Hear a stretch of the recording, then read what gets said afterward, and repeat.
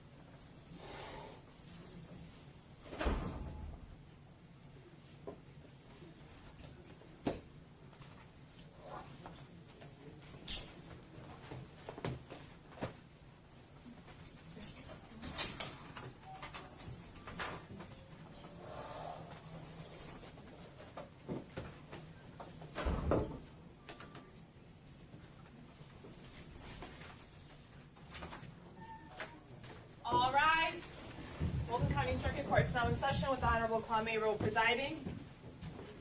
Thank you. Good morning. You may all be seated.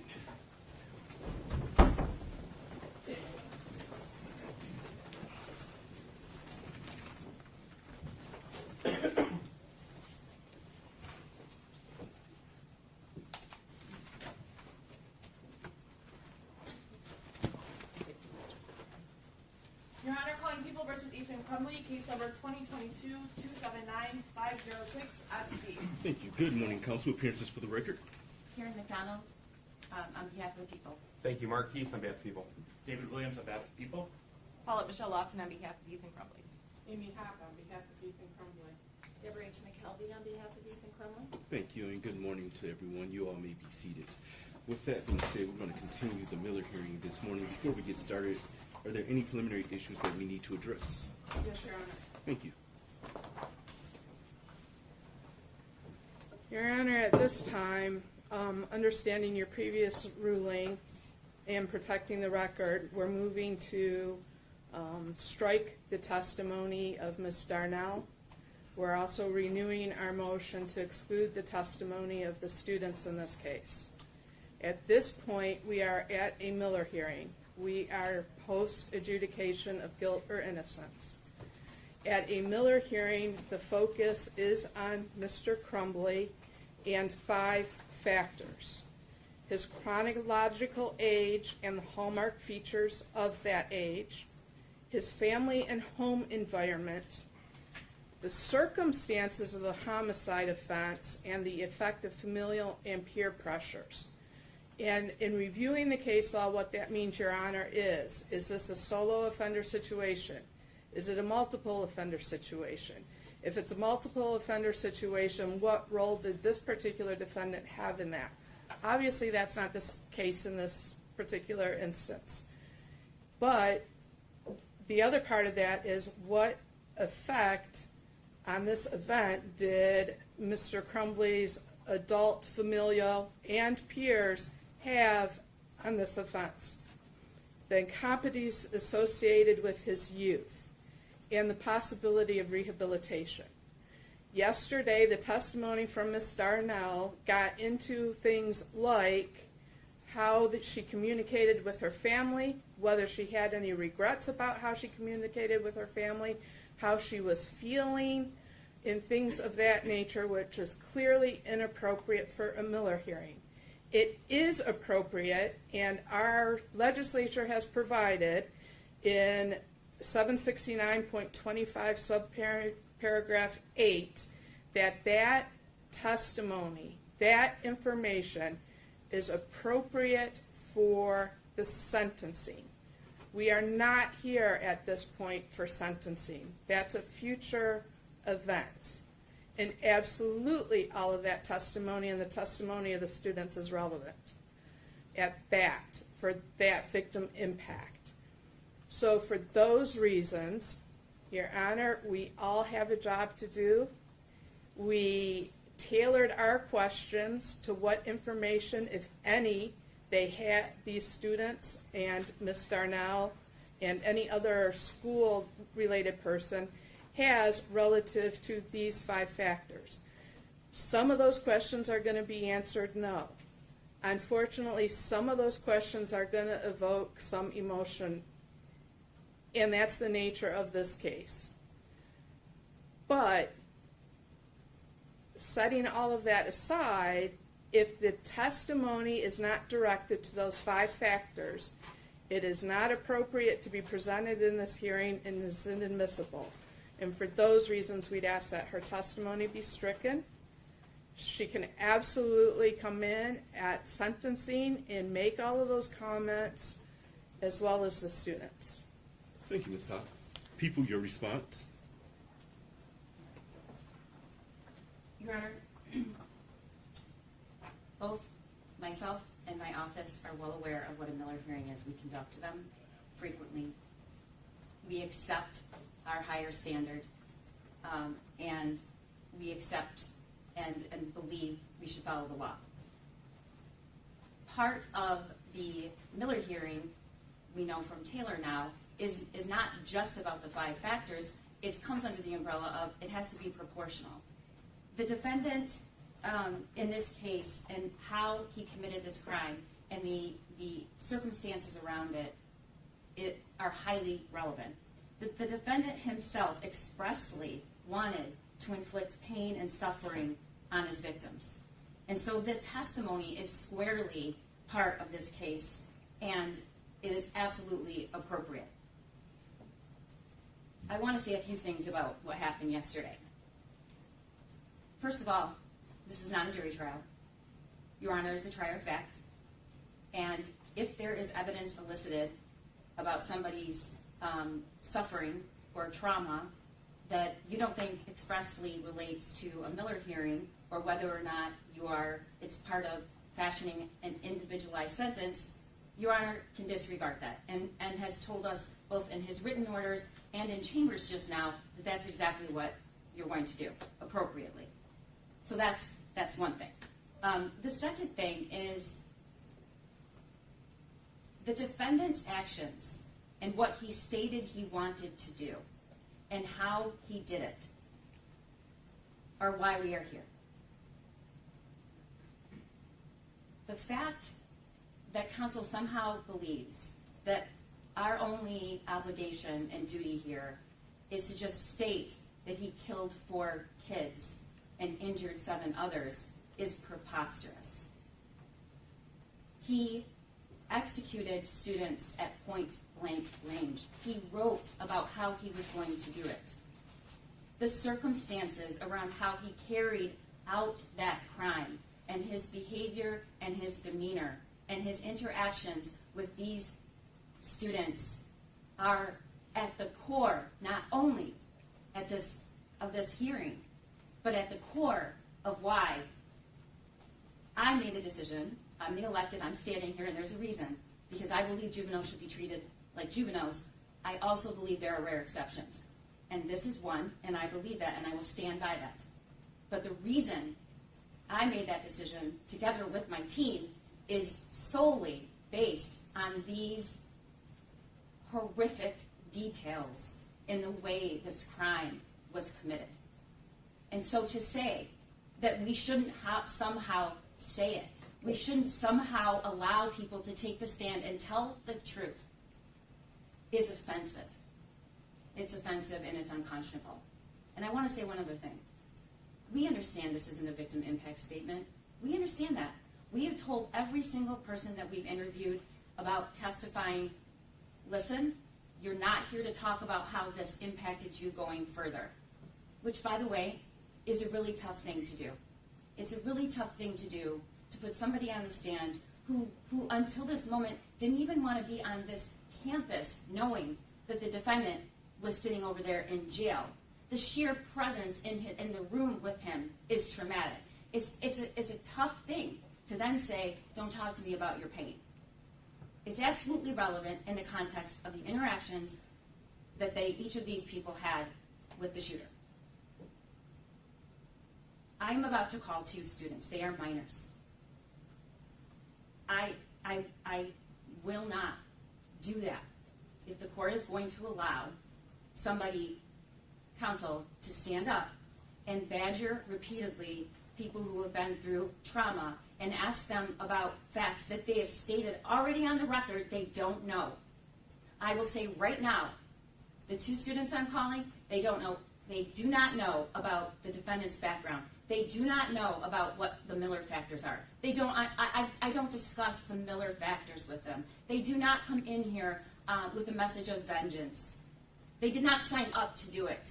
And furthermore, they do not waive their right under the Crime Victim Rights Act to, and I quote, the right to be treated with fairness and respect for their dignity and privacy throughout the criminal justice process.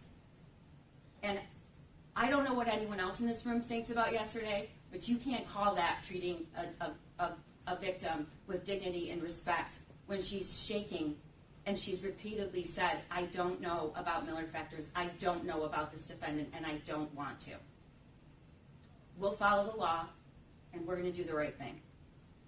But I am not putting students on the stand to be re-traumatized for no reason whatsoever. So I would ask that you instruct counsel to act professionally, and when a question is asked about something and a witness says, and a victim says, I don't know, to not repeatedly ask and argue. It's not appropriate. And I have stood here, and I have sat there, and I have sat there, and that is not how we should conduct ourselves. Thank you. With that being said, I'll start with counsel's last statements. As I indicated yesterday, I did continue to sustain the people's objection as Ms. Hopp continued the line of questioning as related to Ms. Darnell, and so I did sustain that objection, as I indicated to counsel several times to move on from that line of questioning, as that witness had indicated that she had no information as relates personally as it relates to this defendant before the court. She had not met him before. She had not met him in the lunchroom because that line of questioning had come up. And so the court had indicated at that time to counsel, please move on from that line of questioning. And I indicated again that the court is sitting as the trier of fact. This is not a jury trial for both sides. This is a Miller hearing, as both sides have told the court. The court, again, is sitting as the trier of fact. And so I'm able to discern what's relevant to the Miller factors and what's not relevant to the Miller factors. And so I've been listening very closely to the testimony. I've been listening very closely to the arguments of counsel. I've been taking notes, and I've been paying attention to the witnesses on the stand. And so, again, I'm able to sparse out what's relevant to the Miller factors and what's not relevant. So first, as it relates to defendant's motion to strike the testimony of Ms. Darnell, again, I'm denying that request. The court will place the appropriate weight on her testimony as it relates to the Miller factors. And again, the court will take the Miller factors, and then I will take the facts of this and figure out which of the facts from this case supports the Miller factors. And so that's the appropriate thing to do, and I've advised counsel multiple times through a written opinion order, as the people pointed out, also in chambers. And so I believe both sides are aware of what this court expects moving forward, and I don't expect any witness to be put on the stand and badgered by either side. And so I expect for all of us to treat everyone that comes into this court with professionalism and dignity, as everyone should be treated in this court. Next, as it relates to the two minors testifying, again, the court does not know what these minors will testify to, and so I cannot exclude testimony that I don't know what the witnesses will testify to. These witnesses may very well add facts that are relevant to the Miller factors, or they may very well add no facts that are relevant to the Miller factors. I don't know, because I don't know what they're going to say. And again, I'm going to listen to them. I'm going to listen to them very closely, as I've done with other witnesses, and those things that support the Miller factors, I will take into consideration. Those things that don't support the Miller factors, again, I'm the trier of fact, and I will exclude those. With that being said, the motion to strike the two additional witnesses is respectfully denied. Again, let's treat each other with respect. Let's get this hearing done today, hopefully, because, again, as I indicated to counsel, I would like this done today instead of going into next Tuesday. So please, let's use our time wisely. Again, the court has made this ruling, and I've made this record multiple times, and so I don't expect to have to revisit this issue on either side. And so please abide by the rulings of the court so I don't have to make this ruling again. With that being said, anything else we need to address before the people recall their witness that defense did not have an opportunity to cross-examine? Now from people, Judge. Thank you. Nothing from defense, thank you. Thank you. People, you may recall your witness. I'm sorry, I'm looking for his name. It's Detective Edward Rogowski. Thank you, sir. You may approach the witness stand. You may also be seated in the witness box, sir. Yes, sir.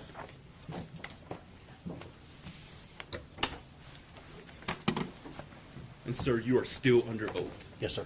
Thank you. Defense, your witness. Thank you very much. Thank you, Judge. Can you state your name again for the record? Edward Wogarowski. All right. I want to go over some of the things that were found first on Ethan's phone, okay? Okay. You were able to look at the internet search history for a few months prior to November 30th, correct? Correct. All right. And if you can look at Exhibit B, Okay. you would agree with me that a website that was visited daily was Live Gore, correct? Or almost daily, I should say. Yes, ma'am. And are you aware the contents of that website are extremely graphic? Yes, ma'am. All right. It's a website that actual footage of crimes, murders, and assaults are posted, correct? Yes, ma'am. I'm going to draw your attention next to Exhibit A, Okay. and I want to talk about some of the Google searches that were done by Mr. Crumbly. I'm looking specifically at page 19,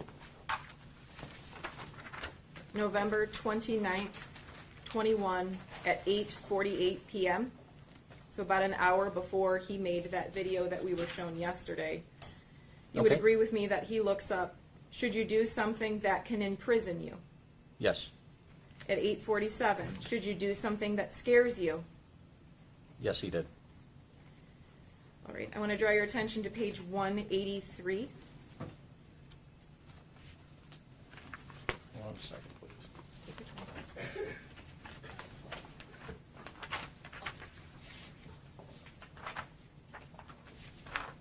Okay. Specifically, November 24th, 2021 at 11:51 p.m. What happens if you have depression and anxiety? Would you agree with me that's what he typed in? Yes, ma'am.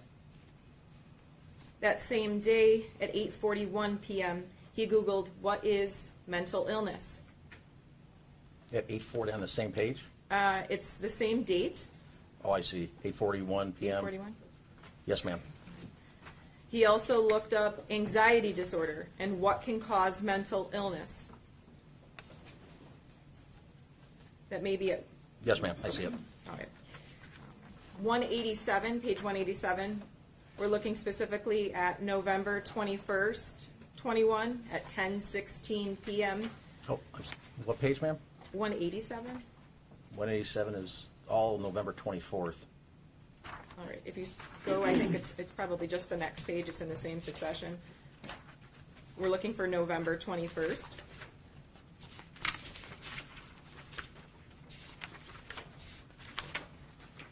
Okay. 10:16 p.m. Yes, ma'am. He's looking up what is the difference between the Army and Army Rangers, correct? Correct. He then goes on to look at what age can you join the Army Rangers, what age can you join the Army? Correct. Yes, ma'am.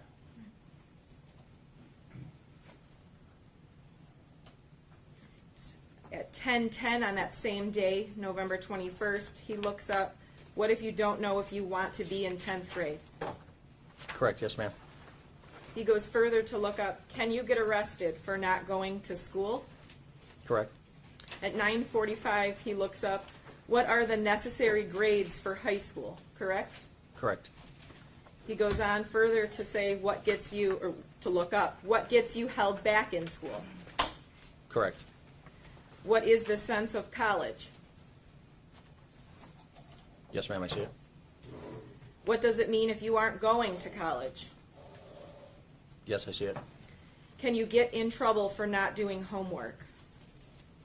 Yes, I see it. Okay. I'm going to draw your attention, I believe it's 1,116. We're looking at November 11th of 21.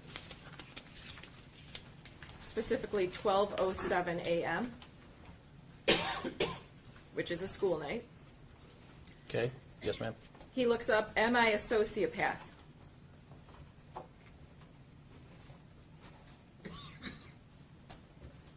Correct. Yes, ma'am. It then appears that he did a test to discover if he was a narcissist.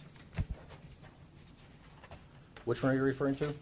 It's in that same succession around 12:07 a.m.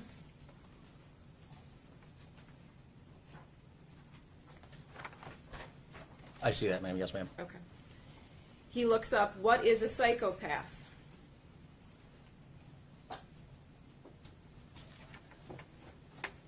On the same day?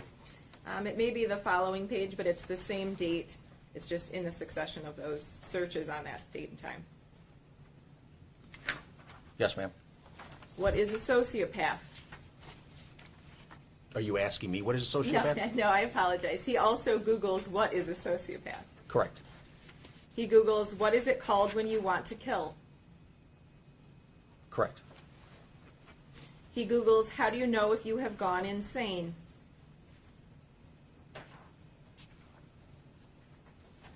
Correct, yes, ma'am. Earlier in that night, I believe we're looking now at 1124. He Googles, what can hormones do? Correct. How to tell your doctor that you have depression. Correct. Can a therapist tell the police about a confession? Correct. He Googles, can a therapist tell your parents? Correct. He looks up, what is OCD? Correct. So now we're looking at November 10th at 11:48 p.m. Again, a school night. He looks up what to do if you have thoughts of hurting people. Correct. How to tell your parents that you have depression. Correct. And it appears in the couple of pages following, he actually took a test to discover if he had depression.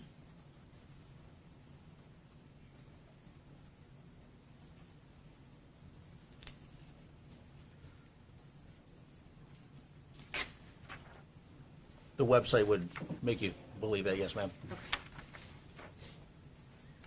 So I want to skip ahead to October 12th. I believe we're looking at 1,975.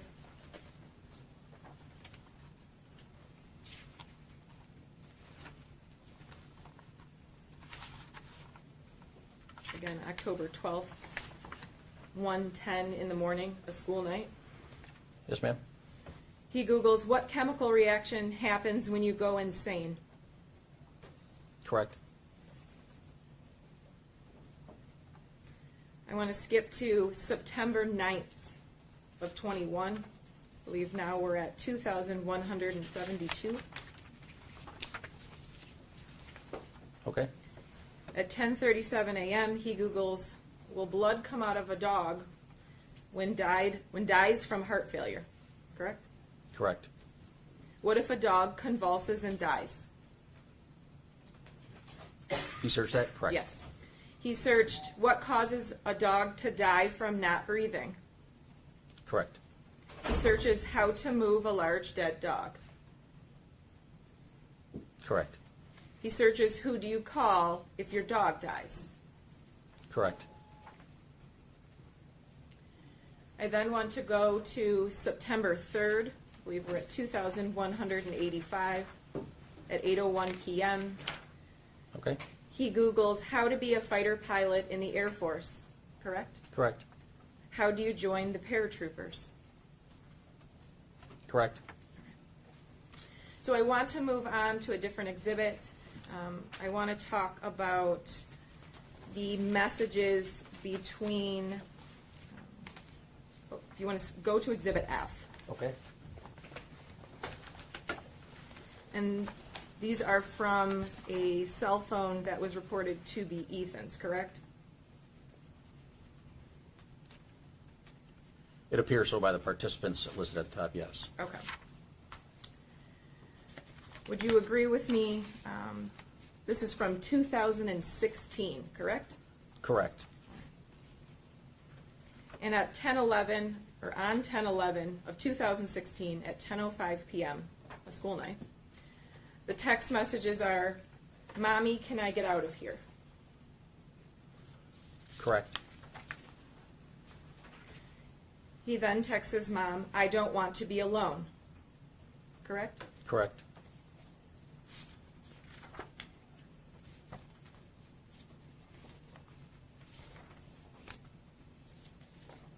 On 10/22 of 2016 at 10:14 p.m., Ethan texts his mom, I don't like being home for too long. Correct? We're looking at page 14. Yes, ma'am. Correct. He then texts, please no. Correct. No 11 o'clock, no later. Correct. Just be here at 11 o'clock.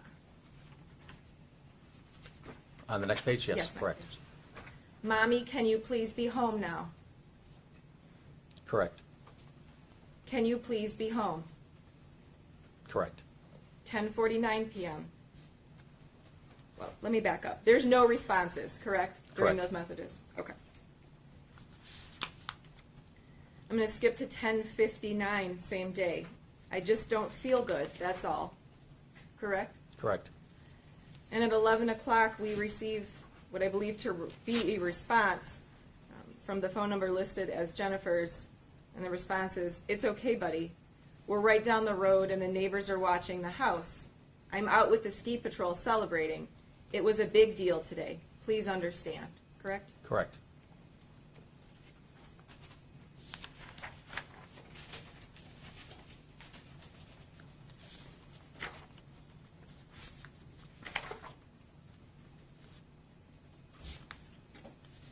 I want to look at those in the same messages from January 24th of 2017.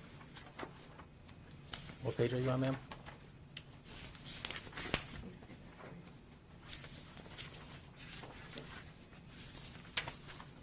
It would be page 41. Okay. Again, we're looking at text messages sent by Ethan. At 1:05 p.m., "Mommy," correct? Correct. No response. At 4:55 p.m., he sends a text saying, "The rest of my tooth is coming out. Please come as quickly as you can." Correct? Correct. No response. Correct.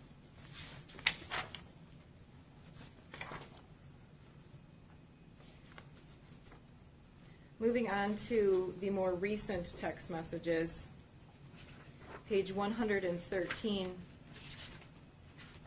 On March 9th of 2021 at 7:50 p.m., Ethan messages, "Can you come home now? There is someone in the house, I think." Correct? Correct.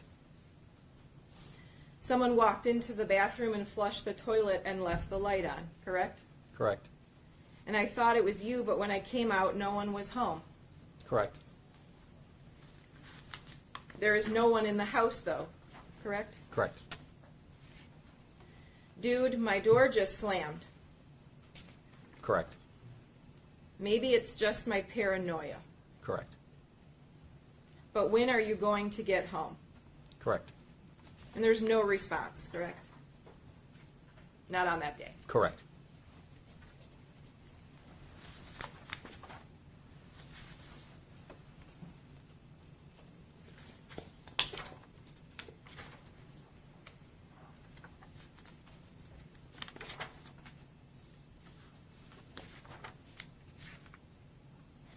All right, now skipping to page 131.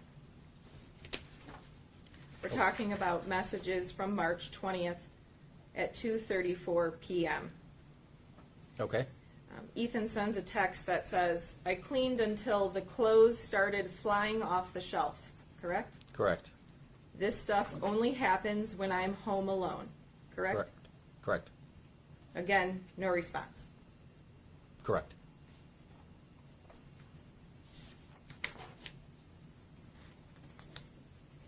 Page 152, there's an incoming text message from Jennifer that says, "Your gun came."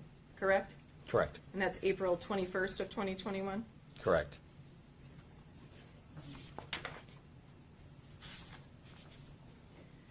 We're going to look at page 202. On 10/11 of 2021, Ethan texts his mom, "Make sure to get the MP40 on Amazon." Correct?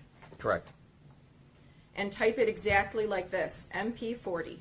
Make sure to add the dash in it. That's how you will find the one for $185. Is that Correct. correct? And Jennifer responds, "Okay."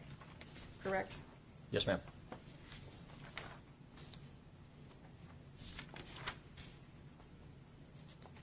We'll move ahead to page 214, the bottom of the page. Jennifer texts Ethan, "Seriously? Question mark. Looking up bullets in school? Question mark. Correct?" Correct. Ethan responds, "What? Oh yeah, I already went to the office for that. It was in first hour. All I did was look up a certain caliber at the end of class because I was curious. It was on my phone. Completely harmless." Correct? Yes, ma'am. Correct. And at some point, at about 12:13, Jennifer responds, let me back up. Ethan texts his mom previous to that, this is not something I should get in trouble about, correct? Correct. And Jennifer's response is, you're not. They left me a voicemail. Correct? Correct.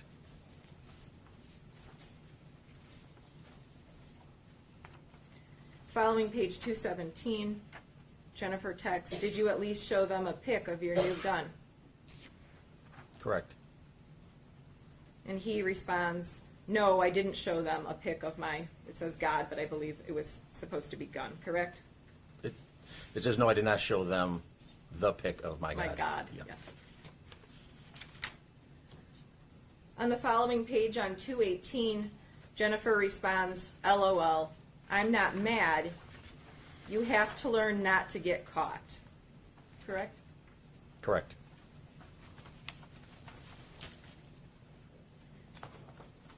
If you could go to Exhibit G. So you said G? G, yes. We're looking at the messages, Facebook messages between James and Jennifer Crumbly. That is something you were able to pull off of the phones, is that correct? This would have come from a search warrant Okay. return. Understood. So you would agree with me if we're looking at the first page there. Unfortunately, they're not numbered. James messages, I just picked up Ethan, rainy, no snow, LOL, correct? Correct. Jennifer responds, is he still being weird and depressed? Correct. And James responds, no, correct? Correct. And these are, the dates on these are 10/27 of 2020, correct? Yes, ma'am. I want to then go just to the next physical page, and we're looking at messages from March 8th of 2021. Jennifer messages James, why isn't he home yet, correct? At the Correct. bottom of the page. Correct. He should be home by now, correct? Correct. She then states, freaking out. Correct. He responds, he does not get home till 3:16, correct? Yes, ma'am. Jennifer responds, I told you to pick him up because he's upset, and I don't want him to do anything stupid, goddammit, correct? Correct. And James' response is, dude, chill, he's fine. I'm just trying to fucking work. Correct. She then says, does he have his phone, correct? Correct. And James responds, yes, but he won't answer while he's walking. I'll let you know the minute he walks in. Correct. And Jennifer's response is, I'm seriously freaking out. Correct.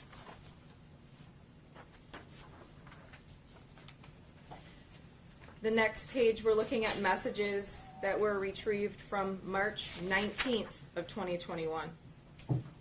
Jennifer texts James, Ethan awake, question mark? Correct. Response, yeah. Yes. Correct. Following page, Jennifer asks, how is he? Correct. James responds, he woke up looking like he had way too much to drink last night, complaining about a headache, correct? Correct. She responds, well, he was really worked up and out of control, so I can see why. Correct.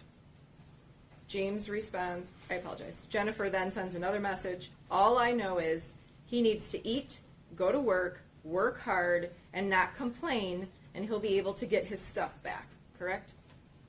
Correct. Later in the conversation, James messages, he said, let me ask you a question. Why am I in your guy's room? LOL. Correct. And Jennifer responds, capital letters, OMG. Correct. James then messages, I totally thought you were giving him a Xanax last night. Correct. Jennifer says, does he seem better? No, melatonin. Correct. Jennifer messages, but he hasn't had one before. Should have only gave him half, correct?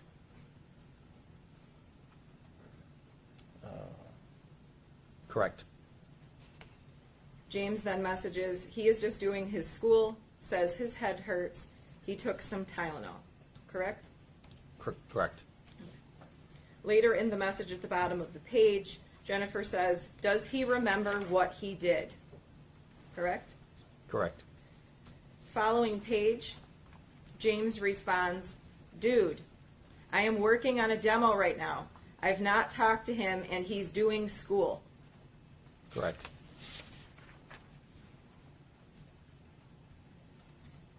At 2:06 p.m., so a little bit later, Jennifer then turns the discussion about the horses.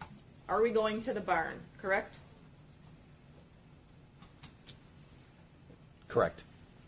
And James responds, was plan on going out after I take Ethan to work, correct? Correct. Jennifer asks, how is he doing, correct? Yes. Following page, James says, he says he's not feeling well and headache, but he's got to suck it up. Correct. Jennifer then says, are you giving him his phone? I don't want him going on not feeling well. Correct. And James responds, I will give him his phone. He has to go to work. Can't call out 1.5 hours before a shift. That's shitty. Correct.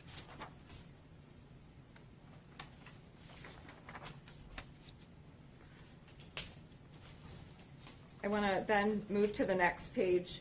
We're talking about March 29th of 21. Okay.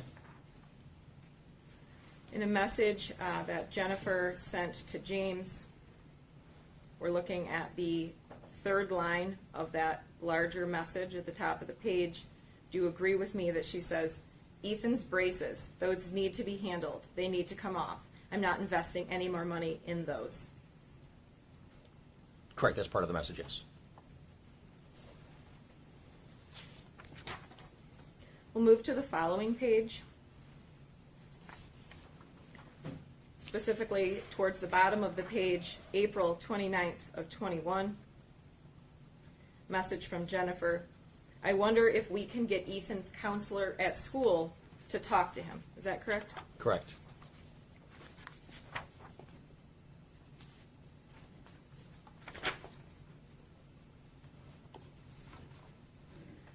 All right, we're going to skip a little bit ahead. We're looking for, and again, unfortunately, these pages are not numbered in the discovery. Looking for a date of April 29th of 21. Okay.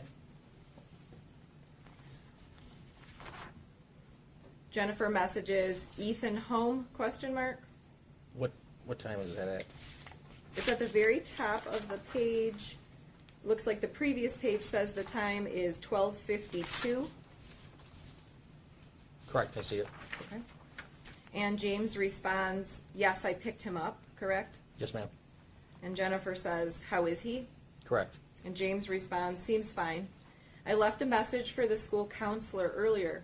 The office person said they were leaving early but would call me back tomorrow, correct? Correct. Now, you also examined messages between Ethan and a juvenile that he was in constant communication with. Is that correct? Yes, ma'am.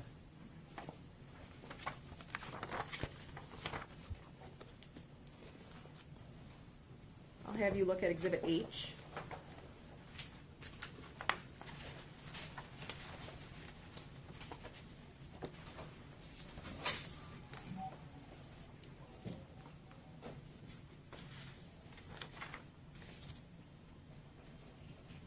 You would agree with me that from these messages you can tell that these two individuals spoke nearly daily and all day long, correct? Correct. Even into the very early morning hours and late evening, correct? Correct. All right. So we'll start on page 1522.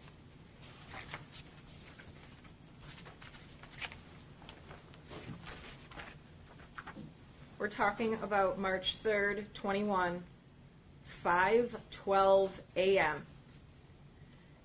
I know they aren't, but I still have extreme paranoia, correct?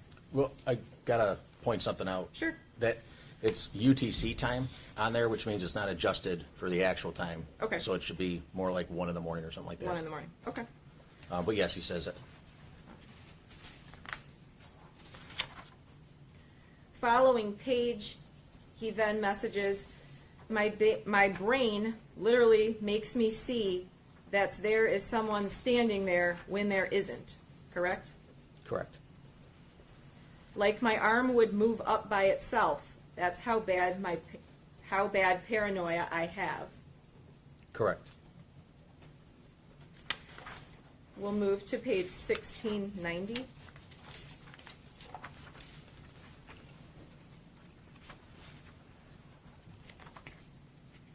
We're looking at messages from March 10th of 2021. Okay. Holy shit, there's actually is no one home. The door opened, the light turned on, and I saw and heard someone walk out, but no one is home, correct? Correct.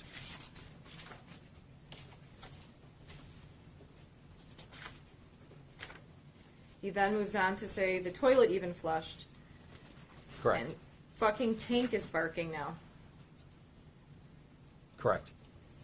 I'm not joking, RN, or right now, correct? Correct. I'm legit scared. Correct.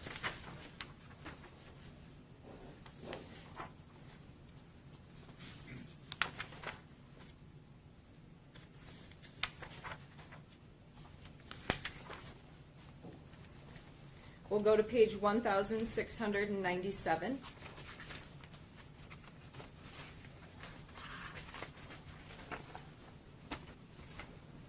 Okay. In the middle of the page, he messages, dude, help. Correct? Correct. Following page, dude, there's a ghost in my house. I'm not fucking joking. Correct.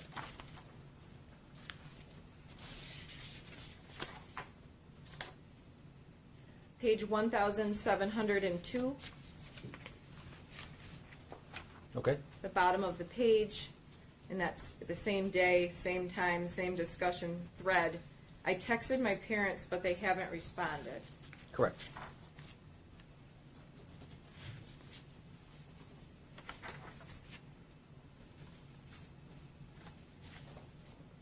All right, let's move to March 17th of 21, which is page 1953.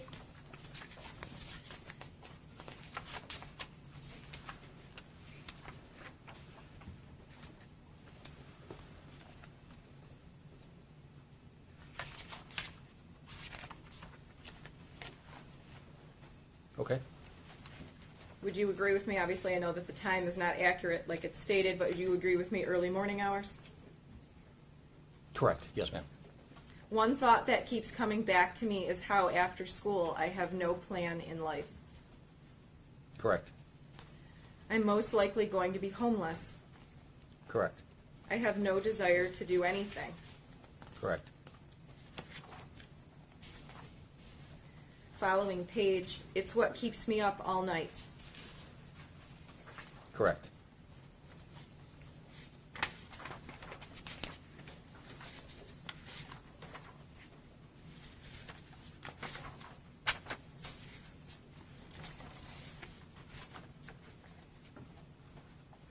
I want to then draw your attention to page 1959. We're still talking about the same day, same thread. Okay.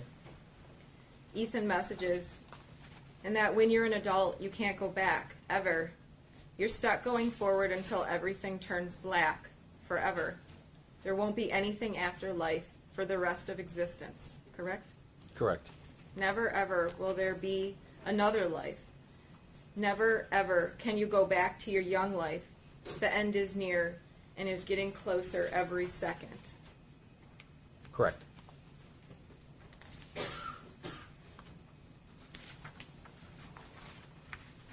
I then want to direct your attention to page 2041.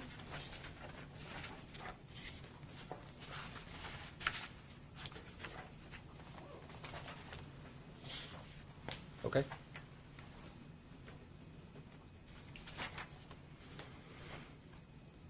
We're looking at messages from March 17th. Dude, I keep hearing footsteps, correct? Yes, ma'am.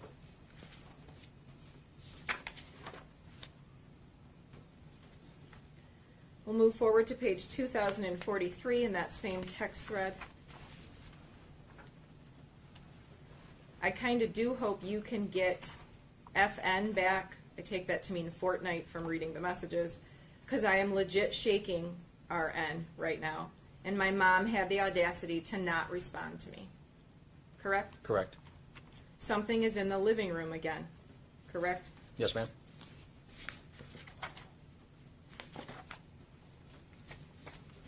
Page 2045, that same text thread. Help me, dude. Oh fuck, I'm having a heart attack. Correct? Correct. Following page. I have to get out of this house. There is shot, I believe it was supposed to be shit, being thrown around. Correct? Correct. And you would agree with me that for the next number of pages, Mr. Crumbly is indicating all of these things that are occurring in the house.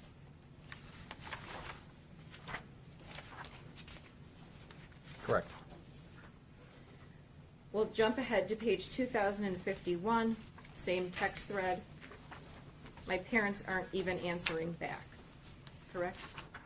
At the top of the page, Yep. 2051. Yep. Correct.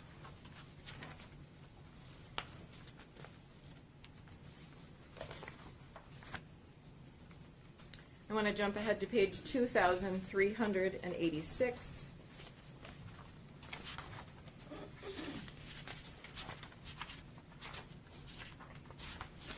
Specifically a message where the time is listed 3:50 a.m. Obviously, I know that that time is not correct, but we're talking early morning hours, late evening, early morning hours. Correct. He sends a message stating, I had a fucking breakdown 2 days ago after work, correct? Correct. Now my mom thinks I take drugs, correct? Correct. Like she thinks that the reason why I'm so mad and sad all the time is because I take drugs and she doesn't worry about my mental health, correct? Correct. Following page. I try to act happy for them because when I'm grumpy then I get my shit taken away and yelled at. And then they make myself look like I'm causing all the misfortune. Correct? Correct. Following page. They make me feel like I'm the problem. I fucking lost it in the shower. I had no memory of that night. Correct? Correct. Following page. From what my mom said is that I went outside on shorts and talked to myself. LOL. I don't know if that's true. Correct? Correct. Following page. Doesn't sound like me, and I don't even remember it. My dad is just mad and sad, and my mom makes everyone feel like a piece of shit. Correct? Correct. We'll go to now 2,393. Same text thread. Now we're looking at, it says 3:55, so even later or earlier in the morning. I'm also hallucinating. Sounds crazy, but I am a little bit. Correct? Correct. Following page, same text thread. Like I hear people talking to me and see someone in the distance.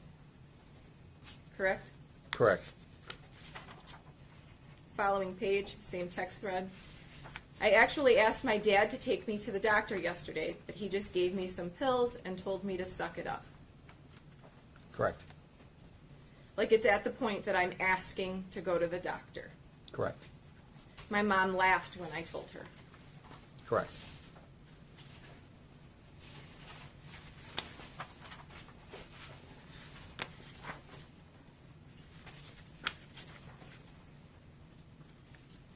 We'll then skip to page 2,411.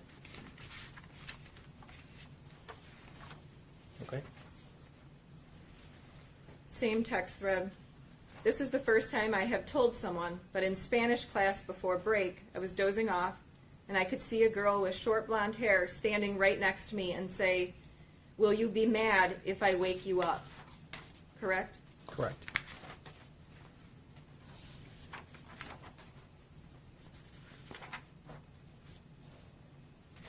We'll then go to page 2415.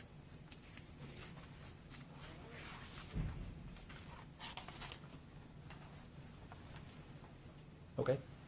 I know you probably don't even believe me, like I'm just doing this for attention. Correct? Correct. I'm not, man. I need help. I was thinking I calling 911 too, so I could go to the hospital. Correct? Correct. Following page, but then my parents would be really pissed. Correct. Following page, sometimes I even tell myself that I am, but then like who? Who am I doing this to get their attention? There's no one. Correct? Correct.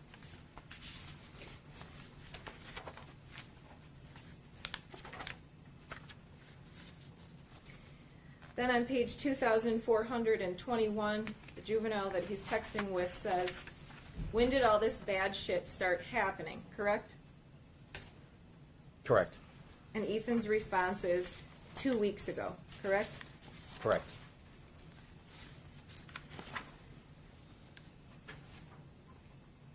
On page 2429, looks like it's the same text thread. I just want things to go back to normal. It's the only thing that has been going through my head for a month. Correct. Following page, I never know when I'm going to hear a voice or see a person standing at the end of the hall in my house. I even see it at work sometimes. Correct? Yes, ma'am.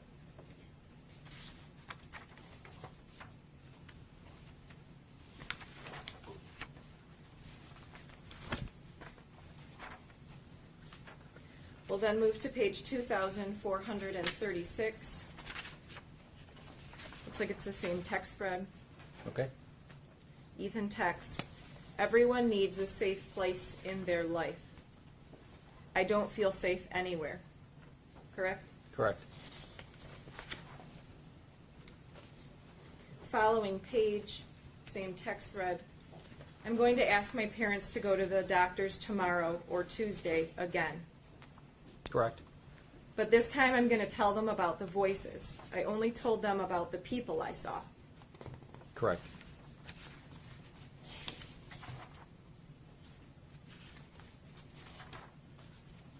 Page 2440, same text thread. Like I'm mentally and physically dying. Correct.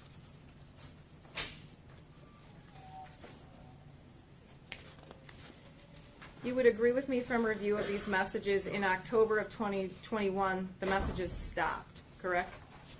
The Correct. responses stopped, I should say. Yes. And in reviewing those messages, you did not find any explanation from the juvenile that he was texting as to why there was no more response, correct? Correct. Thank you very much. I have no other questions. Thank you. Redirect. Thank you. I'll be very brief, Judge. Thank you. Detective, you weren't in the courtroom yesterday when we put on the record, but we stipulated to all these exhibits. It's part of the record. That's what she read to you. That's what the defendant wrote. So I just want you to understand that. Okay. That there's no quarrel there. So you reviewed the entire phone. You reviewed the images, the text messages, the Facebook messages between James and Jennifer Crumbly. And I want to talk to you just a little bit about what else is there. So we hit on a lot. Defense counsel hit on the months of March and April in the springtime of 2021. So while the defendant was also texting these text messages to his friend, he was also writing about certain themes. And as you review the phone, certain themes appeared. Is that right? Correct. These themes were hurting the defenseless, Correct. specifically children. Is that right? Yes, sir. Multiple text messages about the desire to drown children, Yes. a desire to kidnap and rape a fellow student, Yes. a desire to torture kids. Yes, sir. Also, a theme emerged about the need to kill an animal to satisfy an urge. Would that be right? Correct. And so we displayed some text messages yesterday. That went from March of 2021 all the way to late June of 2021. Is that accurate? Yes. Okay. In fact, one of the text messages was, "I need to kill again right now." Does that sound familiar? Yes, sir. Now, according to Exhibit 55, that's the People's Exhibit 55, the search items that you testified to regarding the keyword school, at least according to one search of the defendant's phone, at least if you the attack on Oxford High School. Correct. I have nothing further, Judge. Thank you. With that being said, any reason why this witness should not be excused? None at all. No, Judge. Thank you. Thank you. With that being said, sir, you may step down. You may also leave the courthouse if you wish. Yes, sir. Thank you.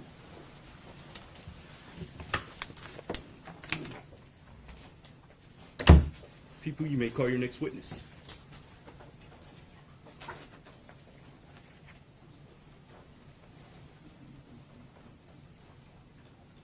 Your Honor, I just want to alert the media that our next witness is a minor. Thank you. With that being said, I am asking members of the media, please do not photograph or video record any minors that will be testifying. Please turn your cameras away from those individuals. You can still record their audio, but please do not capture their faces and broadcast their faces. Yes, if you could face it down or towards someone else, I would greatly appreciate it. Thank you. People call Heidi Allen. Thank you. You're going to stand in the witness box. My clerk is going to give you an oath, and then if you could, please affirm that oath if you're going to tell the truth. That being said, if you could, please administer the oath. Please raise your right hand. Under penalty of perjury, do you swear or affirm the statements you're about to make to this court will be the whole truth? Yes. Thank you, guys. Thank you. And Heidi, how old are you? I'm 17. Thank you. And Heidi, do you understand the difference between telling the truth and a lie? Yes. And obviously, if I said I had on a red robe right now, would that be the truth or a lie? A lie. Thank you. And on this record today, do you promise to tell the truth? Yes. Thank you. If you could, please tell me your full name and then spell your last name for me. My name is Heidi Allen. Allen. Thank you.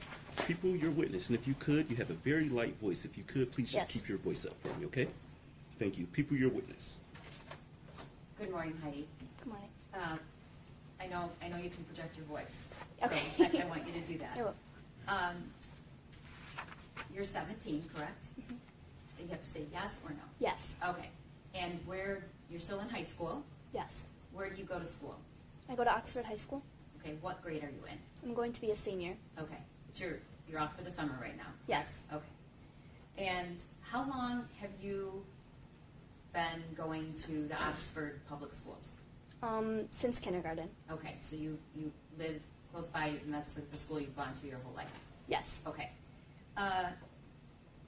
What grade were you in on November 30th, 2021? I was in 10th grade.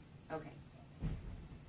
And if you can remember, you were a sophomore, correct? Mm-hmm.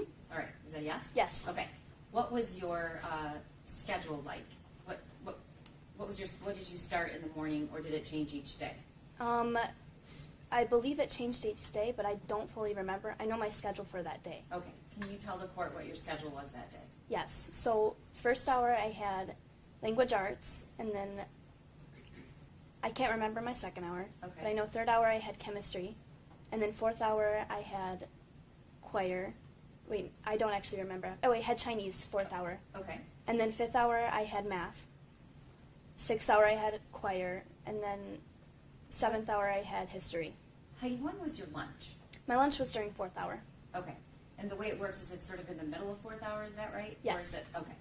I'm going to direct your attention over there Mhm. to that screen. Yes. Can you, Mark is going to put the dot where you tell him, but where were you eating lunch? I was eating lunch in the commons. Okay. And do you remember about what time lunch ended and you headed to your next class? So lunch ended and I went to fourth hour. And then fourth hour, I'm not sure what time it ended. I actually don't remember what time it ended. Okay. Where on the map is your fourth hour? My fourth hour was 5:16 classroom. Right there? Nope. Yes. Okay. So you can see those numbers up there. That's impressive. Yes. Okay. So you ended fourth hour, correct? Yes. All right, and what did you do next after fourth hour? Went out during passing time? Yes. Okay, After passing time, I went down the 400 hallway, okay, and then I went down to all the way unto 241 to drop my stuff off. okay. About right there? Yes. Okay. And you dropped your stuff off. What kind of stuff? Just my backpack and my phone and probably my coat at the time. I'm not sure. Okay, But but it you were was- using lockers at the time because No, of we were COVID, not correct? using lockers. Yes. Okay, so you drop your things off and you still have some time, so what? Yes. okay. So I actually had to use the bathroom in my 4th hour class, but I decided I'll just go before 5th hour. Okay, So then I went down from 241, and I could have gone to, I was debating going to the bathroom across from 233, but I ended up going to the bathroom right after 258. right up there? Yes. Okay, where the red dot is. Yes. All right, and you used the bathroom. I didn't make it to the bathroom. Okay, so you're heading down the 200 hallway. Yes. Have you turned the corner yet when you noticed something was unusual? No, I turned the corner and nothing was unusual at that point. Okay. When did something occur that was? So it was right around the middle of maybe 256 and 258 when I noticed the shooter came out of the bathroom, but I didn't notice anything was wrong at first until when I heard everything, I heard a gunshot and then I saw what was happening at the same time. Okay. The defendant, the shooter, when did you first see him? When he came out of the bathroom. Okay, and did you know him? Yes. Can you describe what he was wearing and what he looked like? Yes, he was wearing all black and a hat and a black mask and just all black pretty Okay. much. How did you know who it was? So we weren't friends or anything. I just knew of him. We had gone to school since middle school and he'd always been a classmate, but I think I'd only talked to him maybe once or twice. Okay. So, how would you describe him in class? He was very quiet. Okay. He didn't answer when people talked to him. It was just quiet. Okay. So you didn't at the time know anything about No. him? You weren't friends? No. Okay. You never socialized with him? No, not I really. mean, doing things outside of school? No, never. Okay. But you did know his name? Yes. All right. And when you looked up and saw him, what did you think? Well, a million things went through my head at that point, but I knew exactly who it was, but I just couldn't. At the same time, I just thought there's no way that could be him. Okay. When did you first notice the gun? The gun? When it first went off. Actually, when he walked out of the bathroom, I noticed, but I didn't really process it until it went off. Okay, and how did you notice? What did you see? He had walked. Can you explain? Was there a gesture or something that? Yes, was, he did a gesture that was up and down with Okay, can the you gun. show the court? Yes, it was like this. Okay, the record should reflect she's raising her right arm level with her eyesight. Thank you, so reflected. And that's when you noticed it was him? Yes. Okay, and you just said, I didn't believe it was him. Yeah. I just What thought do no you way. mean when you say that? Because I just didn't understand how somebody could do something like that. Just anyone, you know? Okay. You saw the gun? Yes. And then what happened? And then, so it fired off, and for me, it felt that there was a pause, but everything kind of slowed down for me from real time. It was all very slow motion. So I had covered my head, and supposedly, what I remember, I dropped down. And I want to stop you for just a moment. Yes. What was the hallway? What was it like? How many kids were in the hallway at that point, and who was in front of you? Oh, yes. Okay. Around? Did you know at the time? Yes, Phoebe was right in front of me. Did you know Phoebe? No, I didn't. No. Okay. Did you know anyone else in the hallway at that time? No, actually. Okay. Not really. So Phoebe was in front of me, her boyfriend was next to her, And then there was a group of girls across from me, and then it was very quiet. There was no screaming, nothing. It was just the gunshots. And how many shots? I don't know. It And was a what lot. did what did it sound like? It sounded like a balloon popping or like a locker slamming. It was very loud. Okay. And you said you dropped down? Yes. Okay. Did you drop down because you were hit? No, I dropped down because that's just what I had. My reaction That was was your to. instinct? Yes. Okay. And what did you do when you dropped down? I just prayed, and I covered my head because I didn't know if those were my last moments. Okay. What happened next? Since it was slow down for me, what I remember is him running or walking past me, and I just closed my eyes because I thought he was coming up to me. How did you know he was walking past you? I don't know. I just could feel it. Okay. And then I just closed my eyes, and then eventually I realized he was gone because I opened them to look around, and he was gone. What did you see, Heidi, when you looked around? I saw two girls across from me, and then down the hall was another girl When you say that you saw them, what were they doing? just laying there. And then I saw a girl in front of me. I'm sorry, but you have to keep your voice up just a little bit, okay? Yes, yeah. Sorry. And then there was a girl in front of me who was the only one who was responsive. So, responsive to what? Yes, so I asked everybody in the hallway from where I was at if anybody had been hit, and nobody had answered me because they couldn't. Okay. And one person did? Yes, Phoebe answered me. Okay. At the time, did you know her name? No, I did not. All right. What did she say? She started to cry. I don't exactly remember her exact words, but she just started to cry. So then I had told her that she was going to be okay, and I helped her up. And then I had to figure out where to go. So, but at that point, there had been an announcement made when I was on the ground. And so I had to figure out where to go because all the classrooms had been shut at that point. Thankfully, there was a classroom that was open, and it was, Can we look up at the yes, map? 258. So that classroom just happened to be wide open, Yes, and no one was in it. yes. Do you know why? I think the teacher had a prep hour. Okay. Heidi, you said you saw the defendant lift his arm. Yes. You saw the gun. Did you see anybody get shot? Yes. Who? I saw Phoebe get shot, and I saw her boyfriend, and then I saw the group of girls, and then I turned away. Okay. Do you know how many shots there were? I have no idea. Okay. So you see the empty classroom. Yes. And then what happens? I helped her get up, and then I took her into that classroom, and immediately put the safety lock in. The night lock? The night lock, yes. Heidi, how did you know how to install the night lock? Yes, so we've had drills we have drills every year since middle school, and we had a drill the month prior, and a teacher had randomly called on me in class to go put the lock in, and How at the many time, people did she call on? just a few, Okay. but first it was me, and then she counted down from 10, and I didn't know how to do it, and I couldn't figure it out, and so she came over and she showed me exactly how to do it.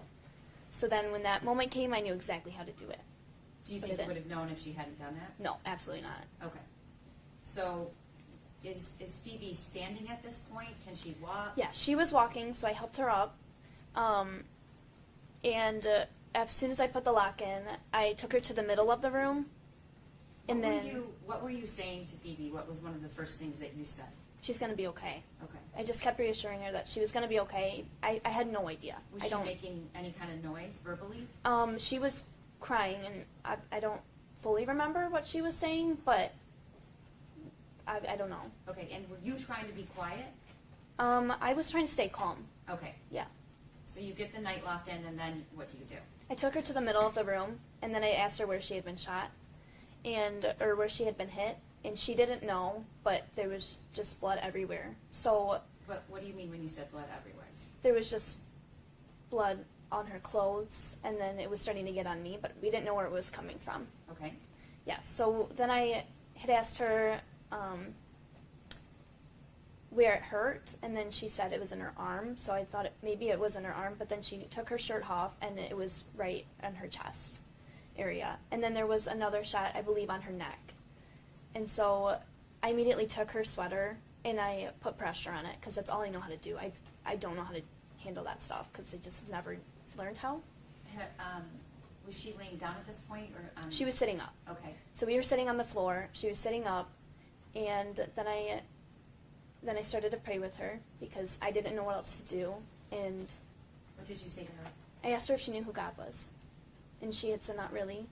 But I said I think I'm supposed to be here right now because there's no other reason that I'm okay. That I'm in this hallway, completely untouched. Heidi, do you know if you were the only person in the hallway that didn't get shot? I don't know. Okay. Everyone around you did? Yes? Yes. Okay. So you're praying with her, Yes. and then what do you do? So after we prayed, I needed to find a phone because mine was still in the classroom. I don't bring my phone with me anywhere. And so then we went all the way to the back where there was a school phone, and she asked to call the police, and I said, I'm sure they're already on their way. I know a million people are already calling them. So then Were you hearing any sounds at this point? there was just some slight gunshots, but at this point, probably not. Okay. So then we took out, she pulls her phone out, and then we went to the farthest point from the door we could. So, and the lights were off, and then we had called her mom. And then we had told her mom what happened. Who was talking to her mom? Me. What were you saying? I said, well, she initially answered the phone, and then she said, Mom, it's me, I've been shot. And then I took the phone and I started talking, like, she's going to be okay. What was her mom's reaction? Had she already heard about the? No, she obviously had a hard time with it. Okay. What does that mean? She was panicking. Okay. And so she was trying to talk with her, and so I was trying to talk with her as well, just to reassure that she's going to be okay, and just to keep her with me. And so then and then she had to go because she had to call her dad. So then when she hung up the phone, I called my dad. I mean, I tried to call my mom twice first, and then it wasn't working. It wasn't a number she knew. No, yeah, exactly. It wasn't a This was number she knew. Phoebe's phone. Right. Okay. And so I called my dad, and my dad answered, like, immediately. And I had explained to him what happened, what was going on. And then I started to get worked up, and then he said, just keep doing what you're doing. You got to stay calm. What were you worked up about? I started to realize what the situation was. What was And the situation? that there was a school shooting. And I started to get worked up about that. Did you have any siblings in this school? I do have a sister that was at the school, but she went to the school, but she had online that hour, so she was not there. Okay. So you hang up with your dad, and then what do you do? After that, I believe she called her mom back, and we just kept talking to her until I heard people in the hallway that I assumed to be police. And do you know, if you can remember, where you saw the bullet holes in her body? Yes, it was about right here. And you're pointing to your My left chest. chest, like right around where your collarbone is? Yes. Okay. And then on her neck, Your left, Lower left neck. side of the neck? yeah. Okay. And then her mask had blood on it, but I'm not sure if she was shot on her face or not. Okay. And what's happening to her physically during this time? Is she continuing to bleed? Is she? Yeah, she was continuing to bleed a lot. So Was she in pain? yes. Well, at first she wasn't. She couldn't feel anything. And then the shock kind of started to wear off, I think. So then she started to cry. And I had taken my sweatshirt off because hers had been soaked. So I took my sweatshirt and I put it on her. And I just kept talking to her to stay with me. Okay. And was she getting, did you feel like she was getting to the point where she was going to be unconscious, or was she alert the whole time? So she had been alert, and then there was times where she would start to zone off, and that's when I really had to just talk with her just to keep her with me. But I don't know. Okay. Are you continuing to put pressure on her? Yes, wounds? the whole Okay. time. And how long were you in that room, if you know? I have no idea. What did it What did it feel like? It felt like a really long time. Okay. And what happened so that you could actually get out of the room and get her help? Yes, so I did end up having to leave her because she was all the way in the back, and at that point she couldn't move anymore. So I had to run back and forth just to see if anybody was coming, and then finally I saw police there. So where were you, how did you tell someone was coming? I could hear voices in the hallway. Just Okay. it sounded. Was there a window on that? There was a window, yes. Okay. So you were looking out? yes, I kept looking out the window, and then I finally saw police officers. Were you worried it might be did you know where the shooter was? Did you know if this was still going on? I knew that it wasn't the shooter. I just knew I just felt that it was one person, and I knew exactly who it was, and he wasn't in that area anymore. Okay. At one point, did you get somebody to come and help you? Yes, so I took out the safety lock, and they were helping other people and still running around. So Hold on a second. Oh. You took it out because they told you to, or you took it out because you determined that it was probably safe? I took it out because I determined it was safe. Okay. And I started yelling in the hallway that I needed help. And someone came in and walked in, but they weren't sure what was going on. And When you say someone, was it someone in law enforcement? Was yes, a it was. I'm not sure. Do you remember what color uniform he was wearing? Was he wearing uniform? Yes, he was wearing uniform. Okay. Yes, and it was. Can I say his name? Or Yes. no. Okay, Sergeant Hubble. Okay. He came in and he didn't fully realize what was going on because he was so focused on making Trying sure to get the everybody sh- right. And so then I finally yelled and I was like, I need help right now. And so he came over and realized my hand slipped from her wound, and so he realized what was going on. What do you mean So- your hand slipped? So when I was helping her, he asked her if she could get up, and she said, no, I can't move. And so my hand slipped, and then he saw that, oh my goodness, she's bleeding, like she's been Because shot. there was blood on your hand, is what you're saying. No, my hand slipped from her wound. Oh, I Yes. see. Oh, I Yeah. see. Okay. And so then he helped me move her to a swivel chair. A swivel chair? Yes. Okay. And then he had left and then came back, and then we had taken her out into the hallway, And Heidi, what did you make sure when she was on that chair when she got in the hallway? that she wasn't faced the way that everything was being handled. You did that? Yes, Why? because I didn't want her to see it. What did that This- hallway look like? It was chaos. There was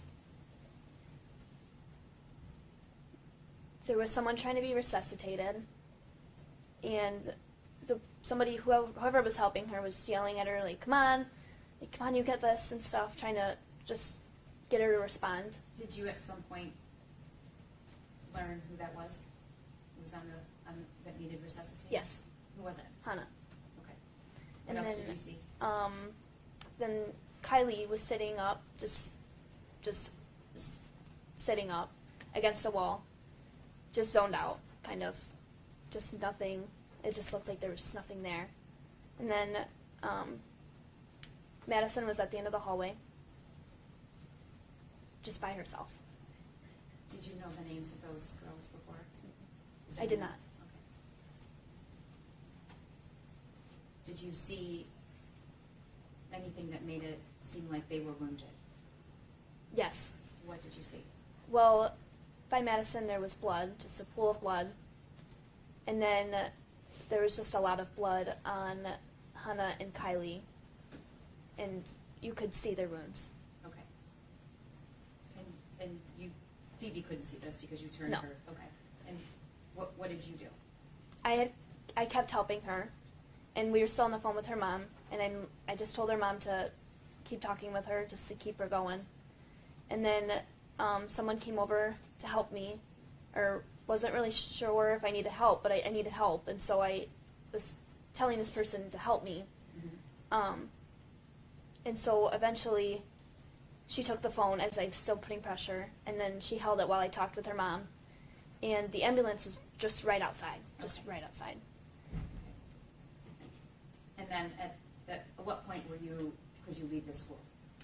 So they took Phoebe away, and I was still left in there. And at one point, an officer told me just to look at the wall, so I did. and I just looked at the wall. All right. And how long were you there before you could leave? Your dad came to get you at some point, right? Yes, I don't know how long it was, but it did feel like a long time. Okay. Heidi, you've seen the video. Yes, Okay. I'm going to show it again yes, so that you can identify it. And this starts in the 200 hallway when you turn the corner. Okay. yes. And I don't think the media is filming Heidi or the image, correct? Okay. And that should continue. You're not to record the video screen when sensitive information is put on the screen. With that being said, again, the court has reviewed this already, and so I will ask counsel to get through it, but you may proceed. Okay. Thank you.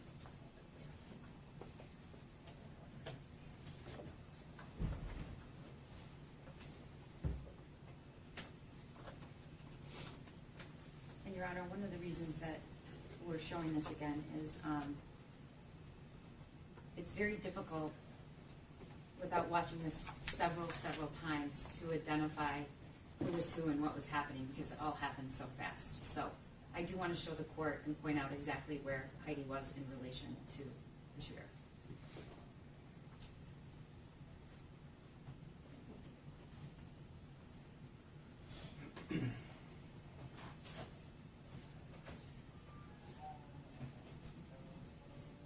And before the video starts, I will note that if there's anyone that does not wish to watch this video, this is the perfect time to step out of the courtroom if you wish. Again, there's a composure room that's outside of the courtroom, and so if you do not wish to watch this, this is the perfect time to step out. Thank you. Okay.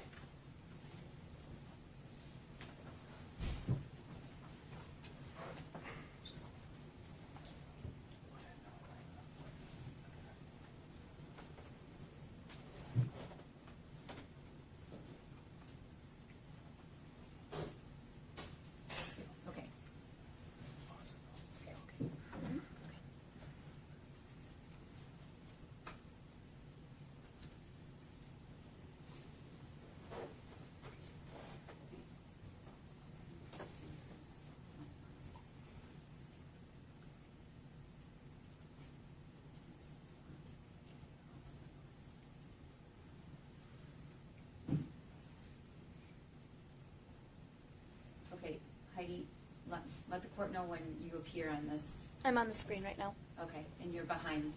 Yes, I'm behind the. That's you right there? Yes. Okay.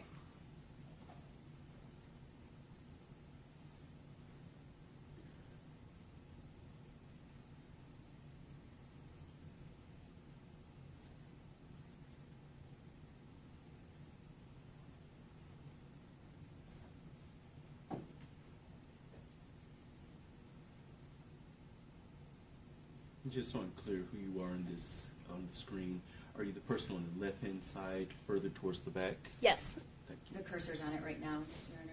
Thank you. Now, you're not moving, but what's happening right now? I'm asking if anybody's been hit, and then Phoebe was the only one that responded.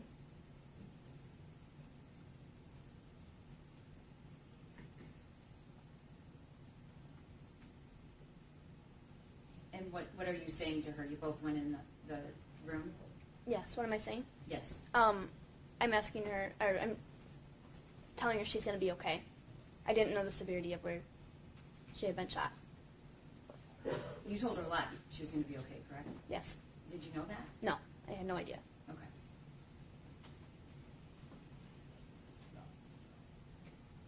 Thank you, Heidi.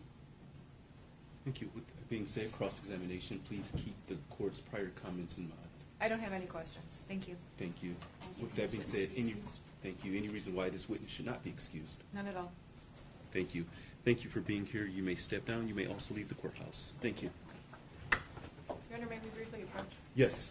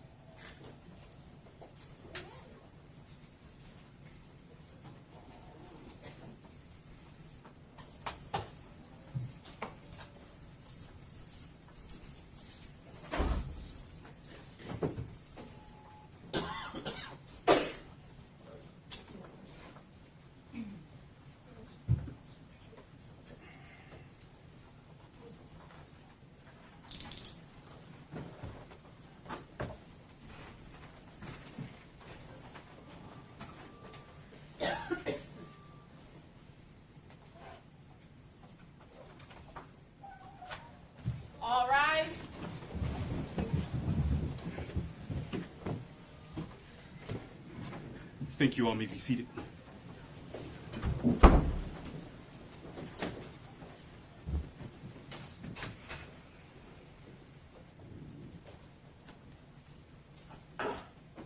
Your Honor, calling People versus Ethan Crumley, case number 2022-279-506-FC. Thank you. Appearances for the record. Karen McDonald on behalf of the people. Thank you, Marquise, on behalf of the people. David Williams on behalf of the people. Hello, Michelle Lawson on behalf of the defendant. Amy Happ on behalf of Ethan Crumley. Deborah H. McKelvey on behalf of Ethan Crumley. Thank you. You may all be seated. That being said, people, you may call your next witness. And for the media that's in the courtroom, it's my understanding that the next witness is a minor. Please do not, again, record or photograph this individual. Thank you. With that being said, please approach the witness stand. Your Honor, the people called Keegan Gregory. Thank you. And Mr. Gregory, you're going to stand in the witness box. You're then going to face my clerk. She's going to swear you in, okay? Okay. Thank you. Please raise your right hand. Under penalty of perjury, do you swear or affirm that the statements you're about to make to this court will be the whole truth? Yes. Thank you. Please have a seat. And Mr. Gregory, how old are you? 16. 16? Do you know the difference between telling the truth and a lie? Yes. If I said that I had on a pink robe right now, would that be a truth or a lie? Lie. Thank you. And you promised to tell the truth on the record this morning? Yes. Thank you. If you could, just keep your, I know this is very sensitive, but if you could, please just keep your voice up for me and try to speak like you're speaking to someone at the very back of the courtroom. You can't do any uh-uhs or uh-huns. Everything has to be verbal, okay? Okay. Thank you. People, your witness. Thank you. Good morning, Keegan. Good morning. Okay. How old are you currently? 16. And where did you end your last school year? Where did you attend? Oxford High School. And how long have you been attending Oxford schools? Since kindergarten. Okay. We're going to have to get your voice up just a little bit, okay? Okay. I know your family's sitting in the courtroom. Pretend like you're talking to them. And were you at Oxford High School on November 30th, 2021? Yes. What grade were you in then? 9th. Ninth? Okay, so you were a freshman, which means you were probably only attending that actual building probably for a few months, correct? Yes. Okay. Do you remember November 30th, 2021? Yes. All right. I want to take you to around 12:30 that day. Do you remember what you were doing? I was walking with my friends back from lunch. You just have to speak up just a little bit. I was walking back from lunch. Okay. And if you see the map up there, where were you having lunch? In the Commons? Okay. Where the red dot is? Yes. All right. Keegan, how many friends were you walking with? I think 2.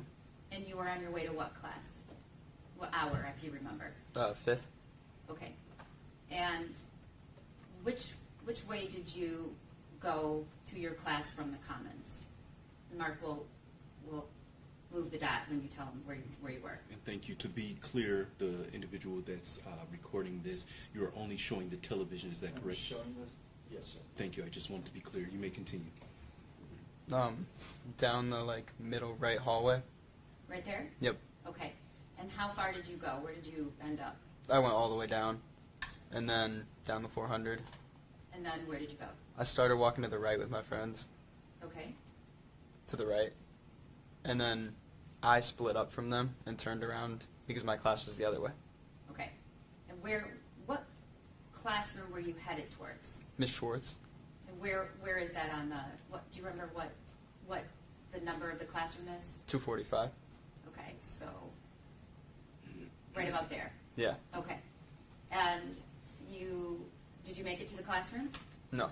What did you do? I first? stopped to use the bathroom. Which bathroom? Right there? That one right there. Near door 6. Yes. Okay. And when you went into the bathroom, was there anything unusual going on in the hallways? No.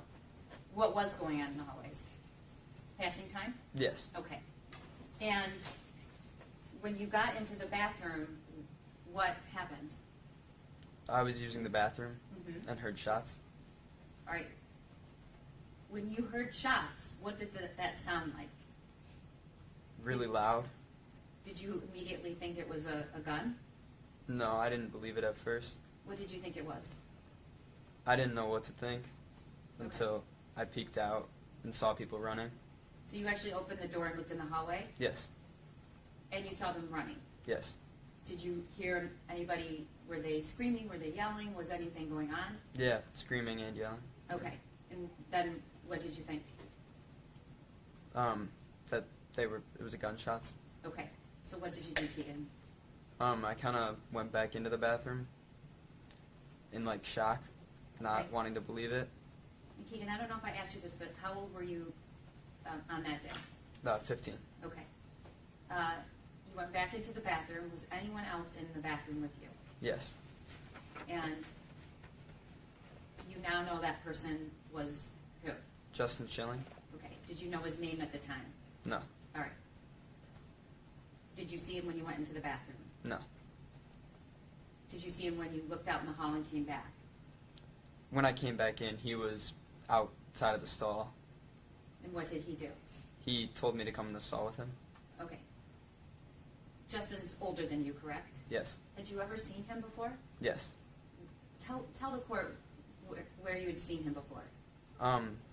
When I was a freshman going into our day where they would show us around the school. So just two Yeah. 3 months before. Yeah. Okay. He was one of the seniors that was showing the incoming freshmen around the school and helping guide them. What do you remember about him?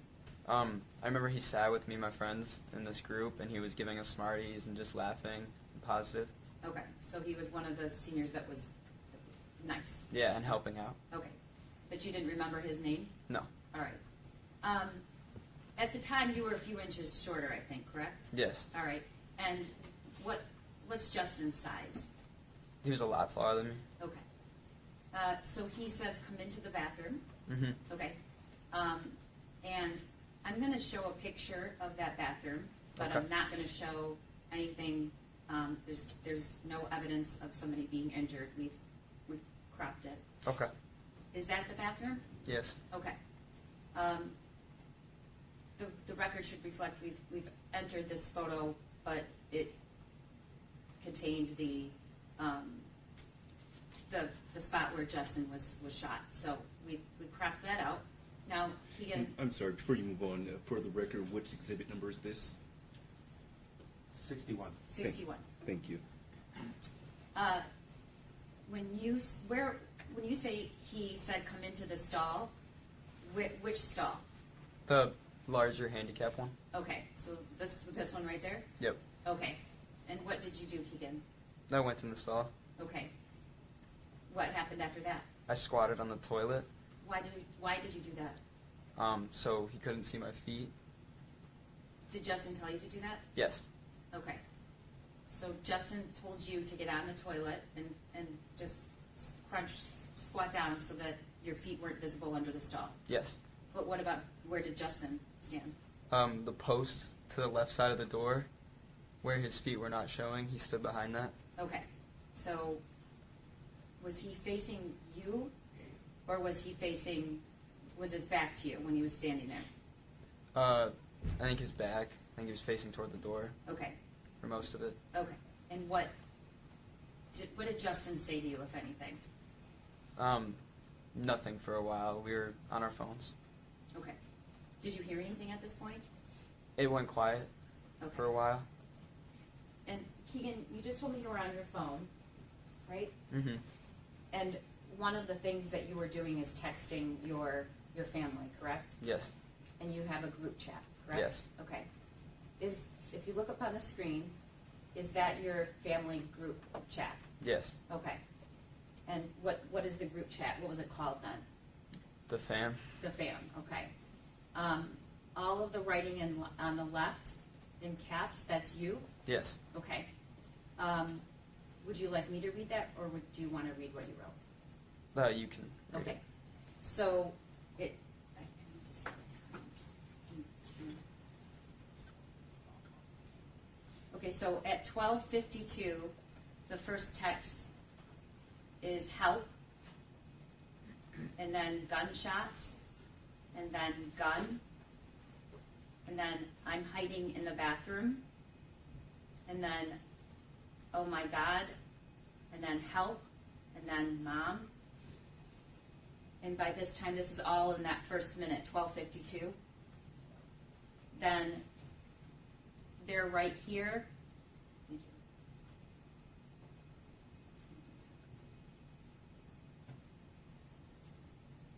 Right outside the bathroom. So that's all in the first minute. What were you trying to do Stay quiet. with the text messages? Oh, I was scared. I was trying to communicate to my family. Okay. And when you said they're right here outside the bathroom, what did you mean? I heard one single shot right outside the bathroom, extremely loud. Okay. And what did you think? I don't know I didn't know what to think of it. I was just Okay. scared. And at some point, your dad responds to you, still in the first minute. What does he say? He says, just stay down. We can't come to you, but just stay down, quiet and calm. This is now 12:53, and you write, I'm terrified. Yeah. At this point, was it just still you and Justin in the bathroom? Yes. Okay.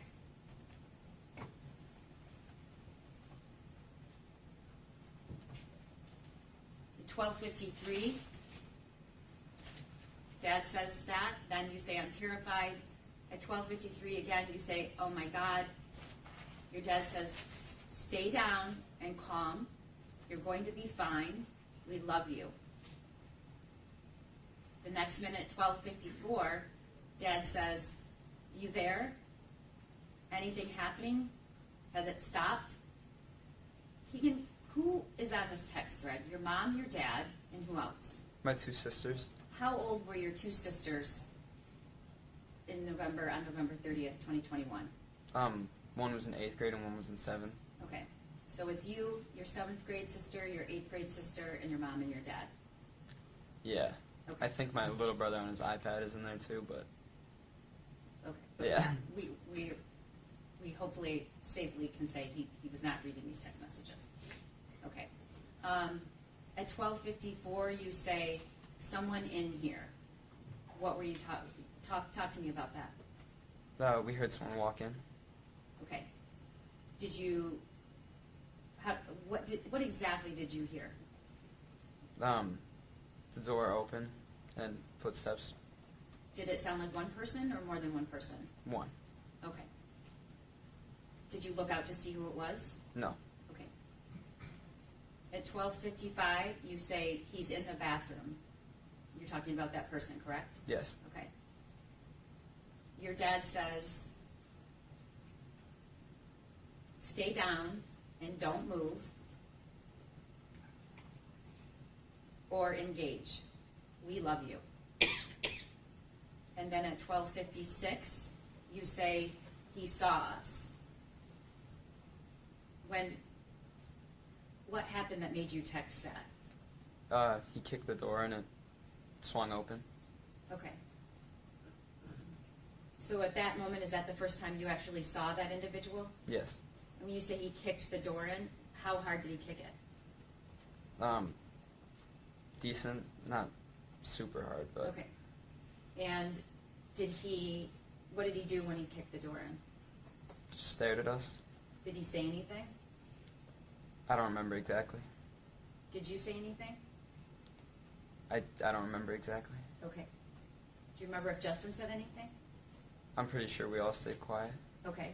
And did he stay there with you, or did he eventually leave the stall? He just stared for a second and then walked out. So that individual that did that, had you ever seen him before? No. You didn't know who he was? No. Okay.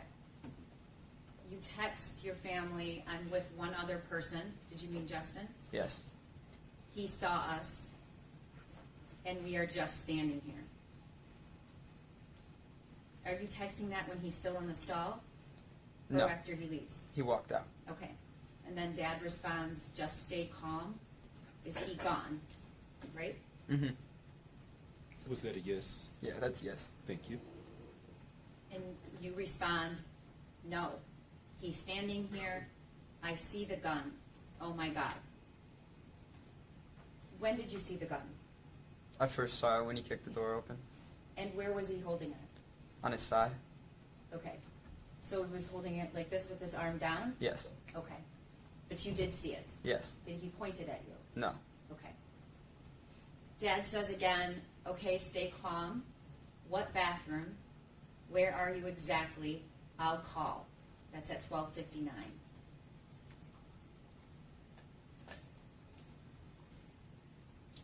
Now, Keegan, the next time you text your family is 1:01. So by that time, by 12:59, we know you will have been in the bathroom for about 7 minutes. Is that right? Yes. Okay. I know this is hard, but can you tell the court what happened from 12:59 to 1:01? He came back in. The and- shooter? Yes. Okay. Told me to stay put and for Justin to come out of the stall with him. Okay. I want to back up a bit. Was there a point where Justin was giving you any other directions? Yes. What was he saying to you? This was before the shooter kicked open the stall.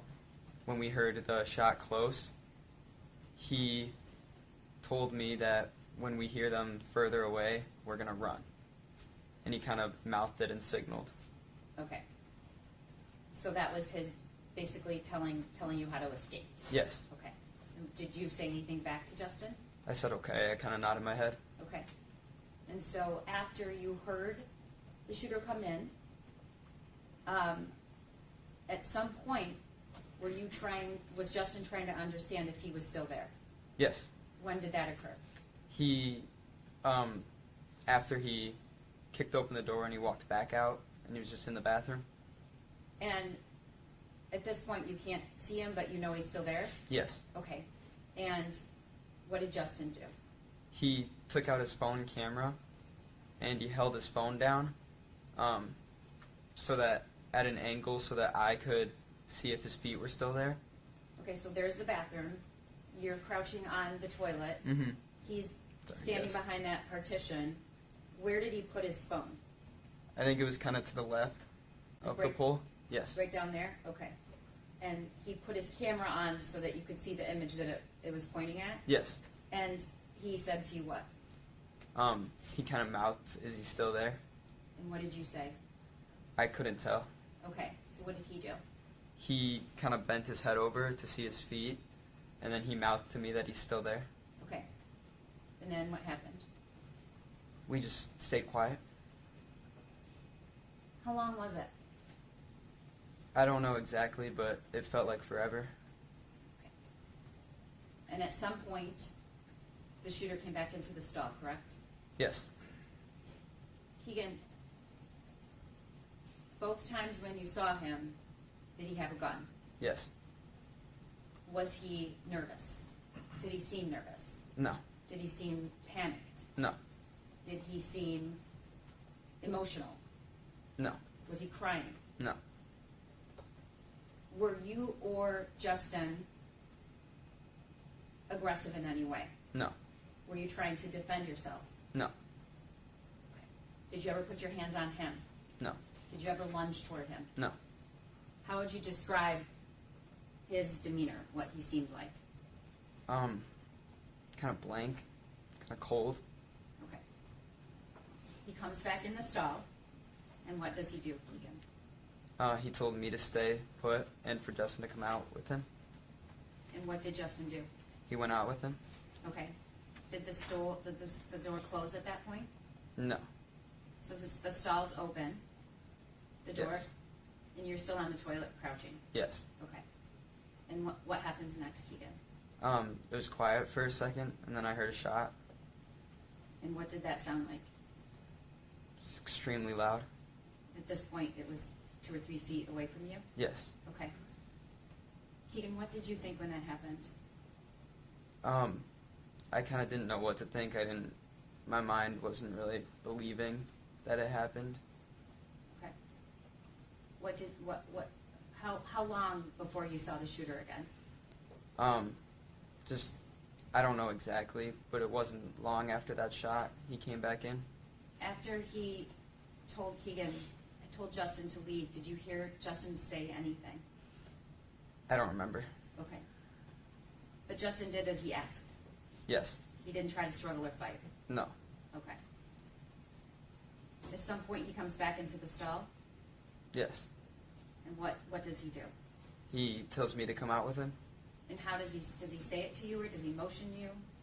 I think he motioned. I don't remember exactly. Keegan, at some point you looked at the shooter and said, please. Yes, I think so. Okay. Do you remember when that was? I think it was when me and Justin were just waiting in there. He came in and you said, please. Yes. What did you mean? I don't know. I was scared. Okay. What did he do when he was in the stall? He motioned you out, and where was the gun? On his side. Okay. He's holding it down on his side? Yes. All right. And Keegan, what did you do after that? I went out with him. Okay. And what did he tell you to do anything? Yeah, I don't remember exactly. But to go over, he kind of signaled me to go over by Justin's body. So let's talk about that. What did you see when you came out of the stall? Justin's body in a pool of blood. Was he laying face up or face down? I don't remember exactly. Okay. Do you remember where that blood was in relation to his body? Around his head. Okay. And the shooter tells you to do what? Kind of signals me to go over by him, by his body. And what did you do? When he moved the gun away from me, his side kind of, I ran behind his back and out the door. Okay. Why did you do that? Because I think when I saw his body, I realized that if I stayed, I was gonna die. Okay. This is all happening between 12:59 and 1:01 when you finally texted your parents, correct? Yes. Okay. What did you do after you ran? What did you see when you got outside? I recall seeing another body with someone bent over it. And where was that on the map, if we can pull that up?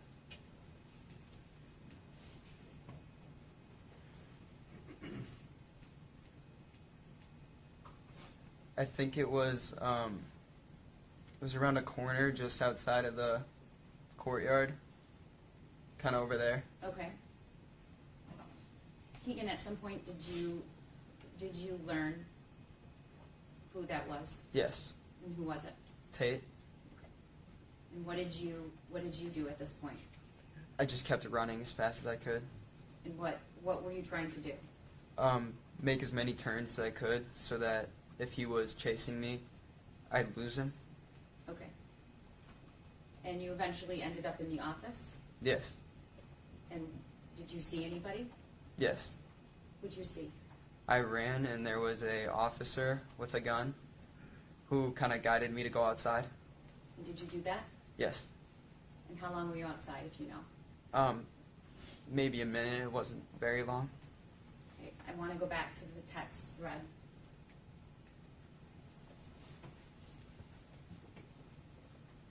So at 1:01 you texted, I just watched him kill someone. He put me up against the wall and I ran. I made it to the office. And that's at 1:03, I'm sorry. Yes. Okay. Above that, is that Mom? Yes. Oh my God, Keegan, stay calm. Love you. Okay. Where were you at 1:03? That was when I made it back to the office. Okay, because somebody came out and got you, correct? Yes. Okay. Okay, Keegan, I'd like to play the video surveillance of you leaving the bathroom and what happened after. Is that okay? Yes. Okay.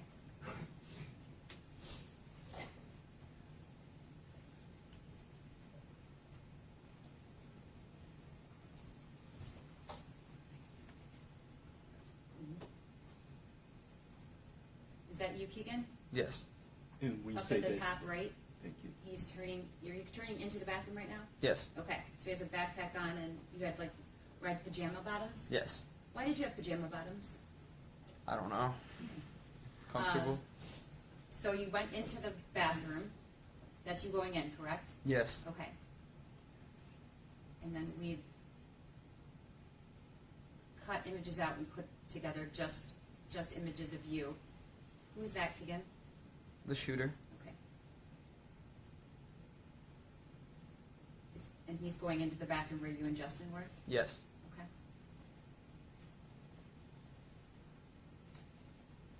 Now this is collapsed the time because we know it was about 8 minutes you were in that bathroom. Yes.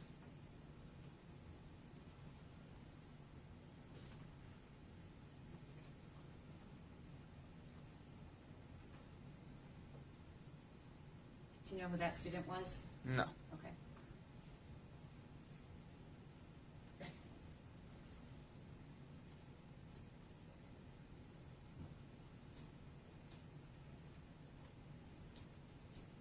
Now this is Kim Potts, who, did you know her at the time? No. Okay, she works for the school. She opened the bathroom door. I want to stop here for a second. The bathroom door, if you open it, you would see a wall, correct? Yes. Okay, and then you have to turn another corner to see the photo that we showed you. Yes. Okay. Does that make sense, Your Honor? Yes. Okay.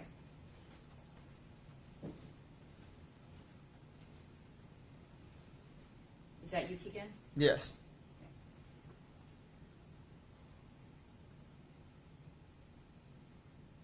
And you're running as fast as you possibly can? Yes.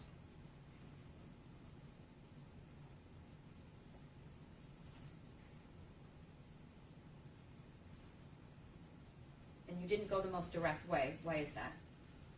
To lose him, hopefully?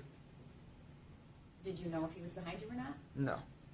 Did you look to see? No. Okay.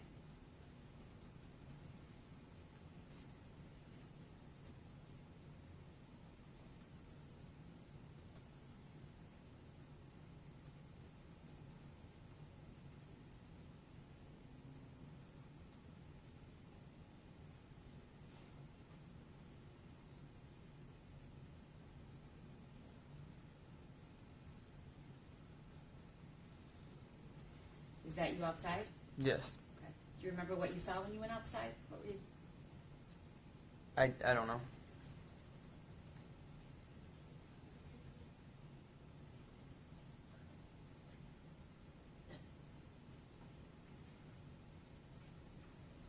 And that's Mr. Ejak? Yes. And he comes and gets to you, right? Yes. Okay. And then you go to the office, Yes. and that's when you text your family. Yes. Okay. How long were you in the office that day? Hours. And how did you get home? The police drove me. So much later they drove you home? Yeah. Okay.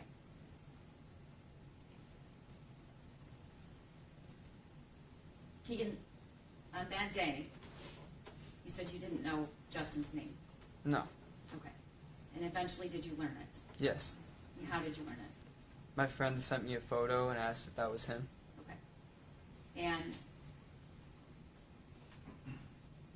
you eventually learned that he was killed. Yes. And do you remember when you learned that? A while later. I think my mom told me. Okay. I've asked you before how you felt during that experience. And you said a lot of different things, but how could you sum up how you were feeling then? When exactly? In the bathroom and trying to escape. Oh, terrified. Kind of blank. I remember I wasn't really able to breathe. I was kind of like hyperventilating, like scared. I'm not going to ask you how you feel now or how long it took before you realized what had happened to you. Okay. Safe to say you were in shock for some time, correct? Yeah, a long time. Okay. And do you remember the first time you sort of broke down? I think it was weeks after I saw a post about Justin, and it kind of clicked. And that day, when did you finally see your parents? After the cops drove me home, My parents were there waiting for me. All right. The last thing I'm going to ask you, Keegan, is you have a tattoo on your arm. Yes. Can you tell the court what it is? It's the date in Roman numerals with 4 hearts for the lives lost, and then a red one with a halo for Justin. And why is the one for Justin red with a halo? Because I kind of thought of it as if he didn't die in there, then I'd be dead right now. Nothing further. Thank you. Cross-examination. Please keep the court's comments in mind. Your Honor, we have no questions for Mr. Gregory and no objection to his being excused at this time.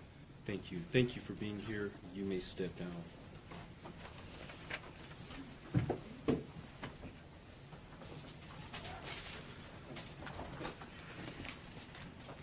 That being said, we're going to take about a 10-minute break. Thank you, Judge. With that being said, if everyone in the courtroom could please remain seated while the deputies take the defendant back downstairs.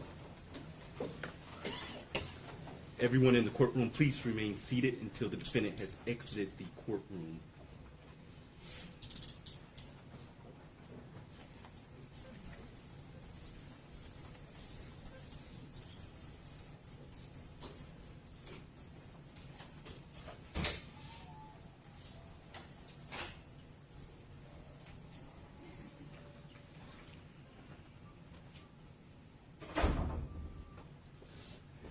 Thank you. We'll take about a 10-minute break. Court stands in recess. All rise.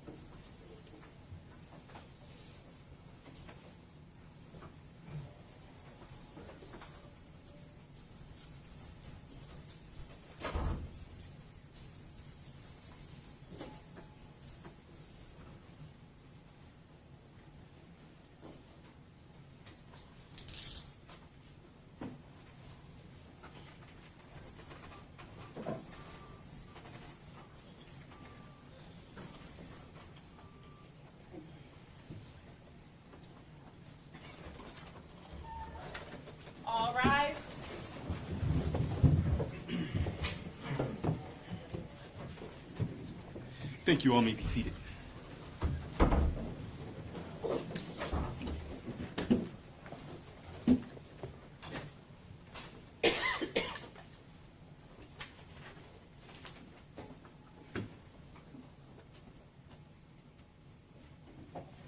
Your Honor, calling People versus Ethan Crumley, case number 2022-279-506 FC. Thank you. Appearances.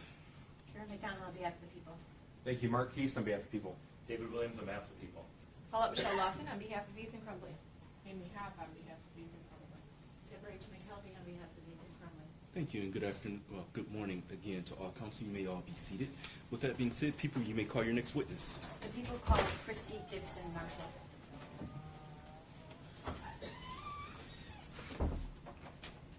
Ma'am, you're going to walk to the witness stand. You're going to stand in the witness box. Face my clerk to be sworn, please.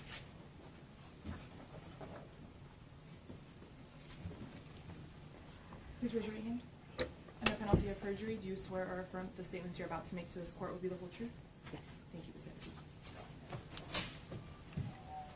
Thank you. And ma'am, if you could, please state your full name for the record and spell your last name.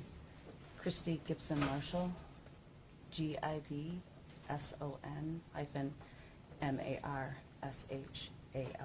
Thank you. And you have a very light voice, so if you could, please keep your voice up for me so we can make sure that you're caught by our video recording system. Okay. With that being said, please speak like you're speaking to someone at the very back of the courtroom, okay?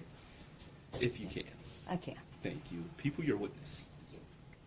I think maybe your assistant principal voice would Ms. Caldwell. I'll pull out my PE voice. Yeah. Could you, is it okay if I call you Christy? Yes, of course. Christy, what do you do for a living? I'm an assistant principal at Oxford High School. Okay, you're gonna have to keep your voice up. Okay. Okay. You're an assistant principal at Oxford High School, correct? Correct, yes. Okay. And how long have you held that position? That position, I just finished my 5th year in that position. Okay. I've been in the district. I start my 29th year on Monday. Okay. And I still can't quite hear you. Okay. Your 29th year? On Monday, I started. Yep. Okay. And how long have you had a position in the high school? 5 years this position, this assistant principal position. Years ago, I was a teacher there. Okay.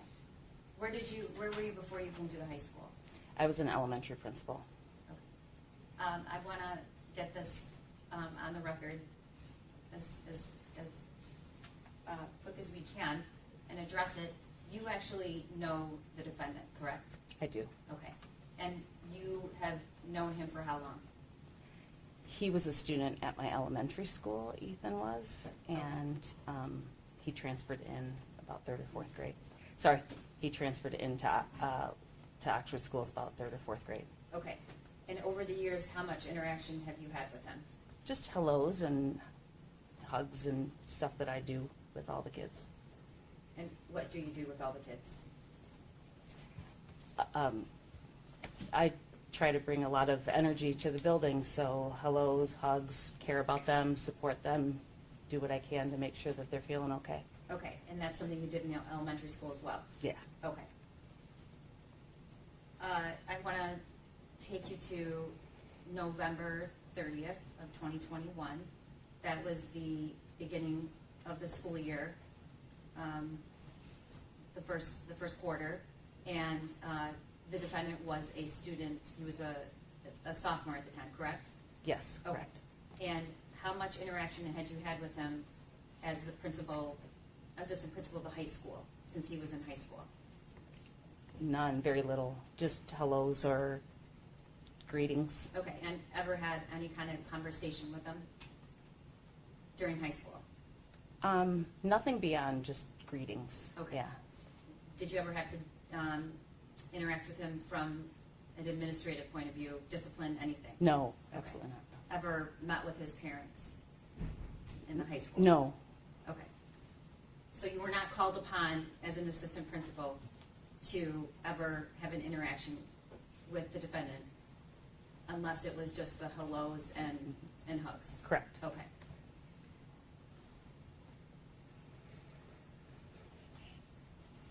Around 12:30 on November 30th, where were you in the building, if you can remember?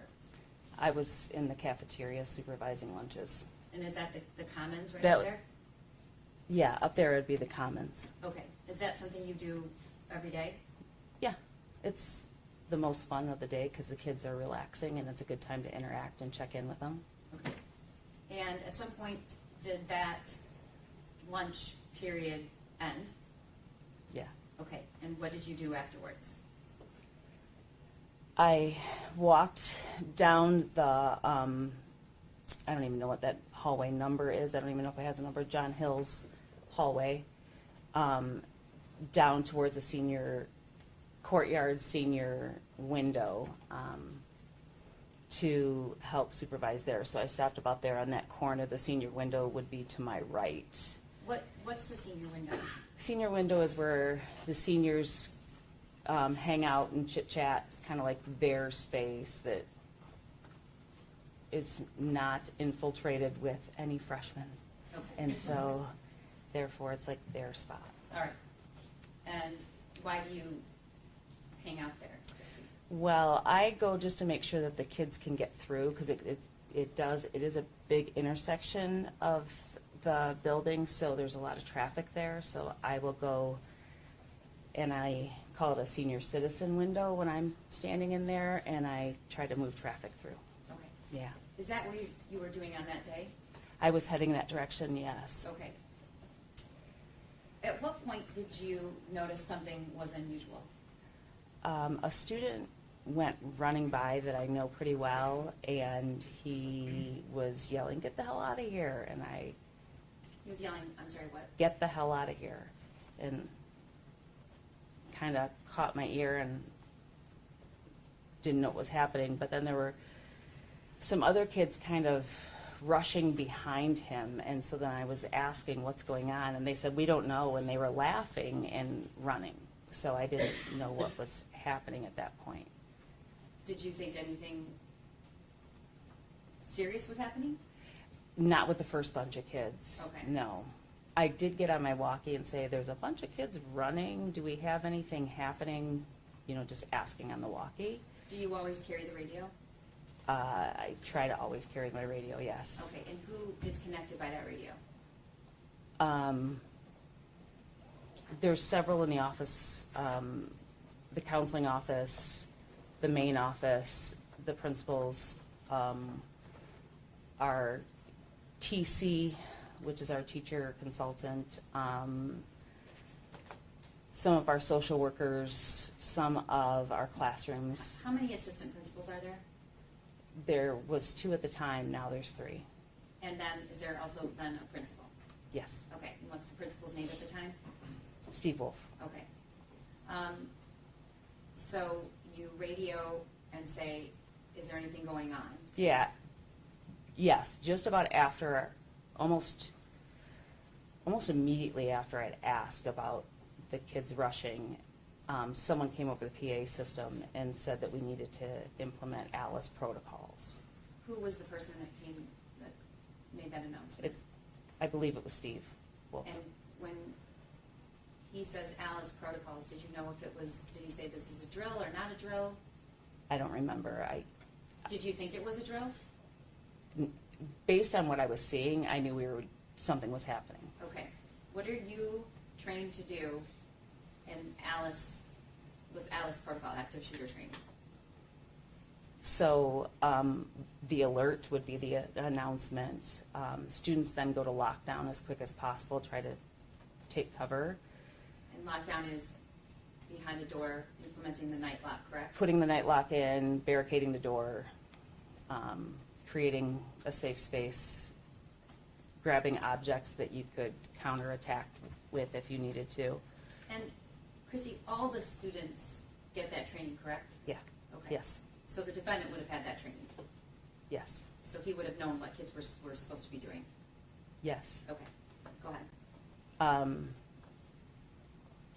So do you want me to carry on with where we walked? Okay, so then. I want you to say what you're we're supposed to what do, you're trained train to do. So And then, by no means do I mean that to say that you did anything wrong, but we will hear in a minute what you did do. But what are you assigned to do in that Alice protocol? So once, in theory, once everybody gets to the rooms, then they would come over the PA system, somebody would come over the PA system and inform us of what is either happening or what the next steps would be. So if they knew that there was, if they had the situation contained, they would announce that and allow people to evacuate. Or if people are aware that their area is safe or they have an external window, they could exit. Where are you supposed to go? Me, I'm supposed to lock down in the, wherever I can lock down. You're supposed to be behind a door with a night lock on it or something similar with a barricade? Yes. Okay. Is that what you did? No. What did you do? I first checked the hallway that I always check.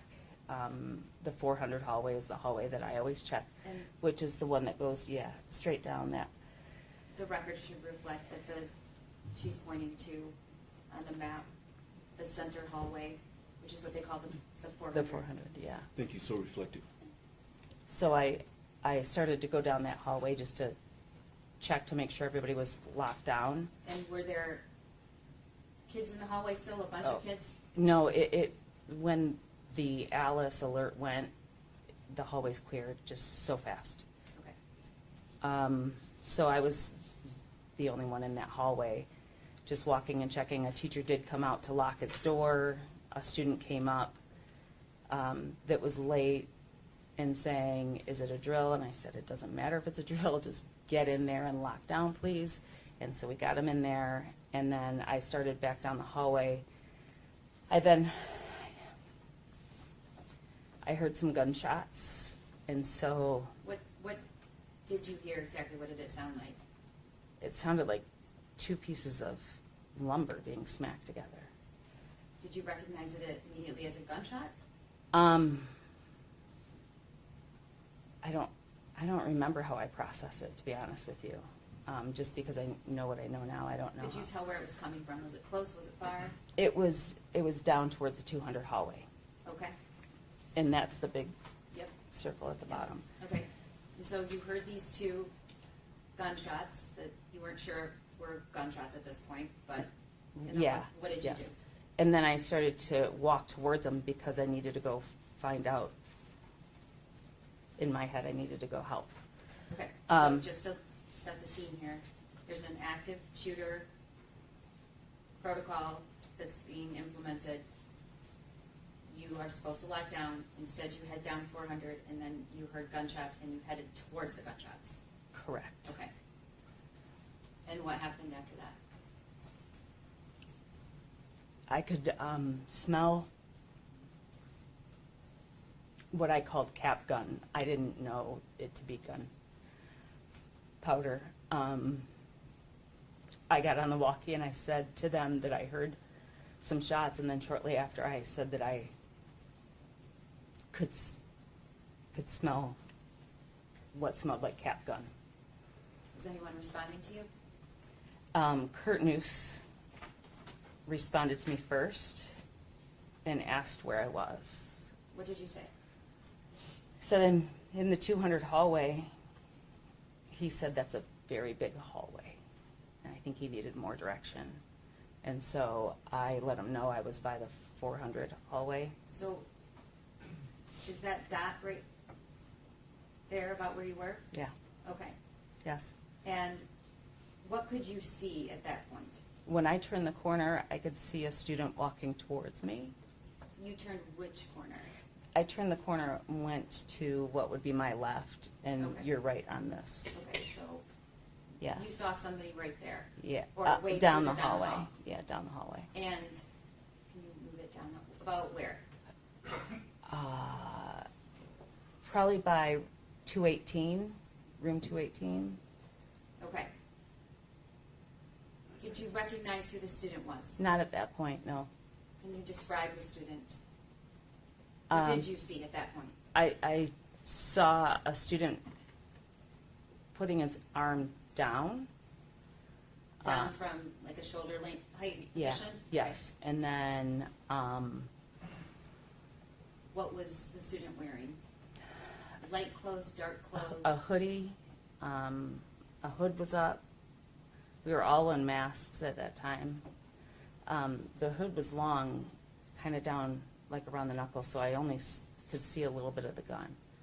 So you could see a gun. Yes. And what did you do? I got on the walkie and said that I have eyes on the shooter. And then, did someone respond to you? I don't know. I don't remember. They probably did. Okay. What did you do? I kept walking towards him. Okay. I have to ask, why did you walk towards the shooter? I needed to help. Okay. And what did you see? There was a student on the ground. Laying on the ground? Okay. And is that red dot about where that student was? Yes. Did you know who the student was? Not at the time, no. So what did you do? So there was a garbage can between me and the student. And I moved the garbage can out of the way. And at this point, where is the person with the gun? Just up ahead a little bit, Was he walking towards you or walking away? walking towards me. At some point, did he pass by you? When he got closer, I realized it was Ethan. And I just thought, it couldn't be Ethan. He wouldn't do that. And so I talked to him. What did you say? I said, "Are you okay? And what's going on?" At this point, were you processing that he had used the gun and shot other people or could have? Initially, I thought there's no way it could be him. So I didn't know if maybe he recovered it. And so that's why I talked to him. I mean, picked it up off the ground? Okay, when he was close enough to see who he was, can you describe what his demeanor was? When I started talking to him, he looked away from me, but kept walking. He just walked past me. Was he walking in a frantic, panicked way? He was very calm. Did he speak to you? He didn't speak to me, and that's when I figured something was really wrong, because I feel like he would have told me what was going on.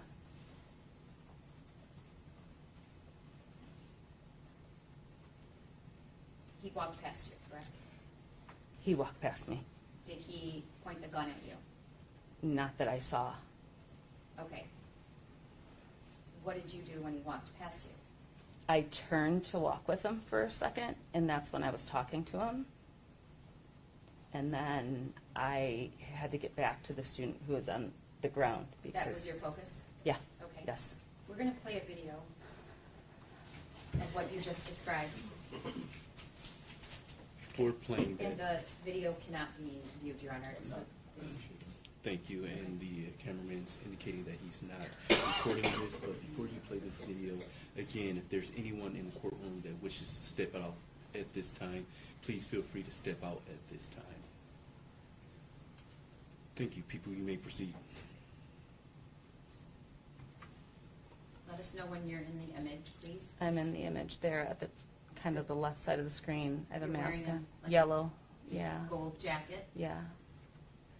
And is this where a student came running by and said, "Get the hell out of here"? Yeah, that's the location I was in when he did. Okay, let us know when you see that person. Okay.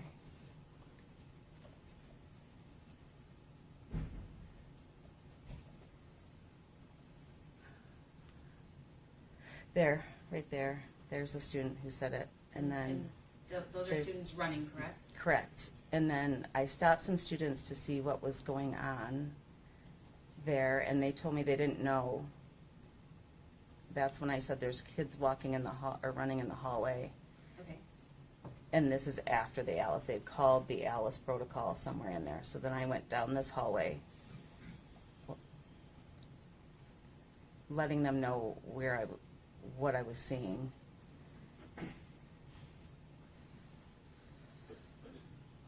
Okay. Okay. So Is that that's the Ethan. defendant? Okay. Yes. And can you see him at this point? Where are you? I was at the top of the hallway. I didn't Is see that him. you? That is me. Okay. But you hadn't seen him at this point? No. Okay.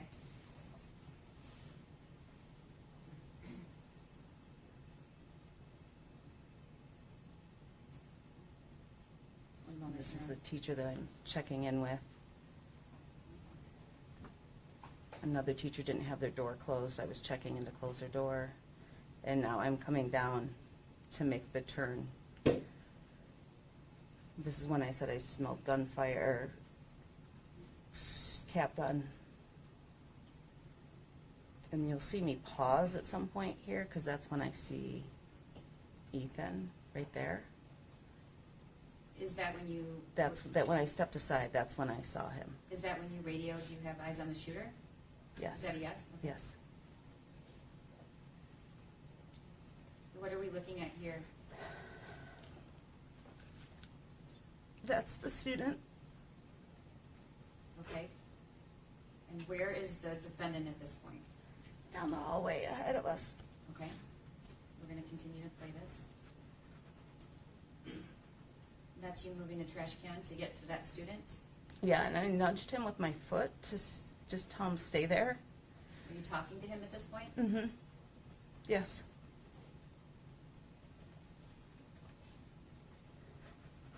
Is that the defendant? That's Ethan, yes.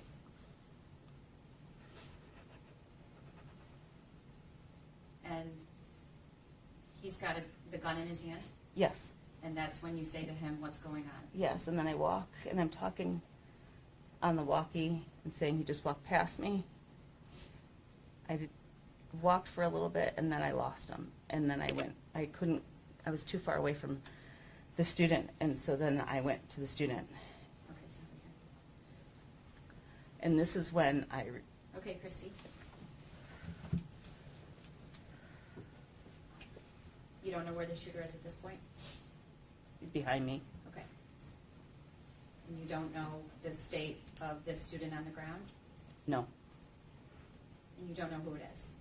no. Quickly, though, you realized who it is. Can you tell the court what happened? I rolled the student over, and it was Tate Muir.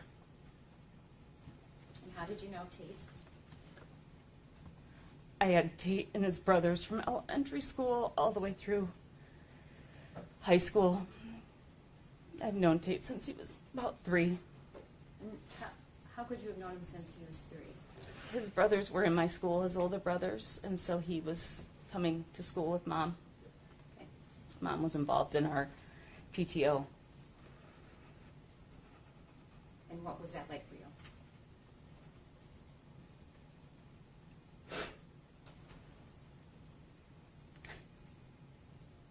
We could take a moment, please. When you're ready, ma'am, please let us know. It was crushing, and I had to help him. So I what- just needed to save him for his mom. Okay.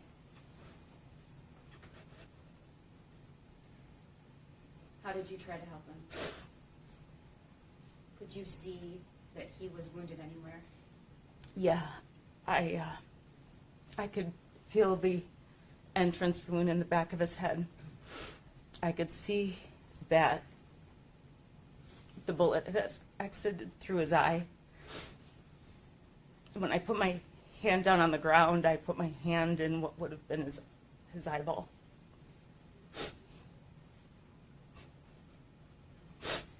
I immediately started to begin to take his pulse and check his vitals as best as I could, and then At some point, you were trying to get his backpack off, correct? I was trying to get his backpack off, but he's a big dude, and I couldn't get it off of him. He's so heavy, and I was unable to move him. He was athletic and Very strong. Yeah. okay. At some point, you did begin giving him life-saving breaths, correct? I did. Okay.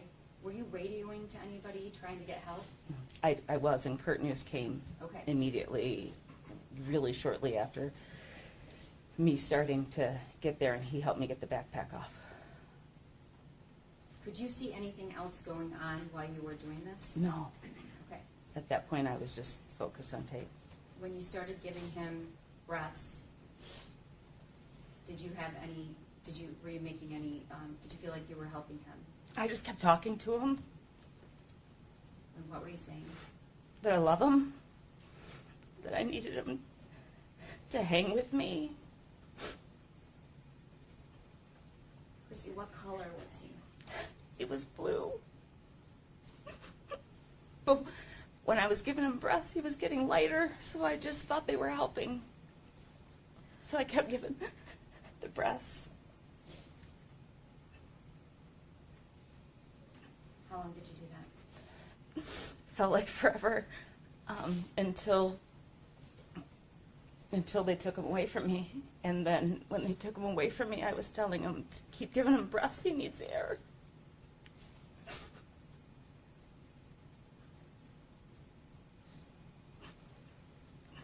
I could taste his blood. There was so much blood. It was all over me. It took me a long time, months, probably almost a year, to get the taste of Tate's blood out of my mouth.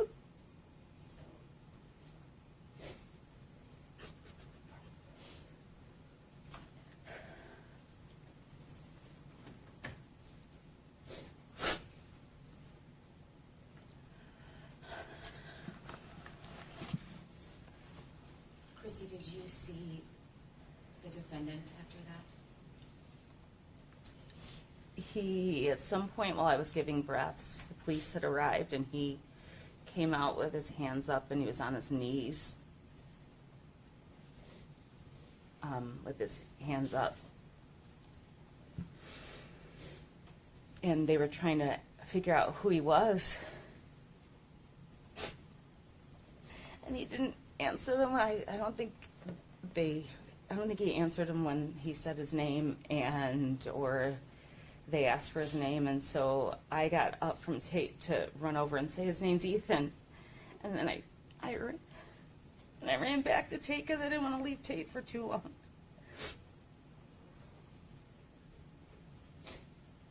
Did Tate, do you think, recognize your voice? Do you have any? I hope so. I don't know. He didn't give me any response. There was no response from him. I called for an AED. They brought me one. He had a pulse, so I just kept giving breaths. And you could get his color to change with each breath? To about a gray.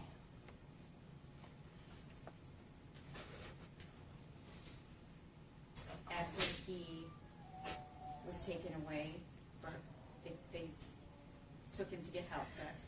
They did. After Ethan was secured, they took Tate in, like, How long were you at that school that day? 10:30 at night. I don't know. I couldn't leave. Nothing further, Your Honor. Thank you. Cross-examination. I have no questions for this witness. Thank you. Thank you. With that being said, ma'am, thank you for being here. You may be excused. You may also leave the courthouse. Thank you.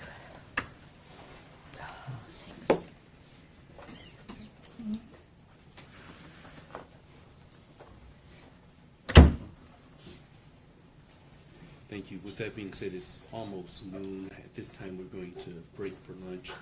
We will return at 12:40 p.m. I do need everyone to be seated so that the deputies can take the defendant out of the courtroom. Your Honor, one final thing. The people rest. Okay, people rest. Thank you. And so when we come back, defense, I will then hear your case in chief. Thank you. Thank you. And again, respectfully, I do need everyone to be seated so the defendant can exit the courtroom.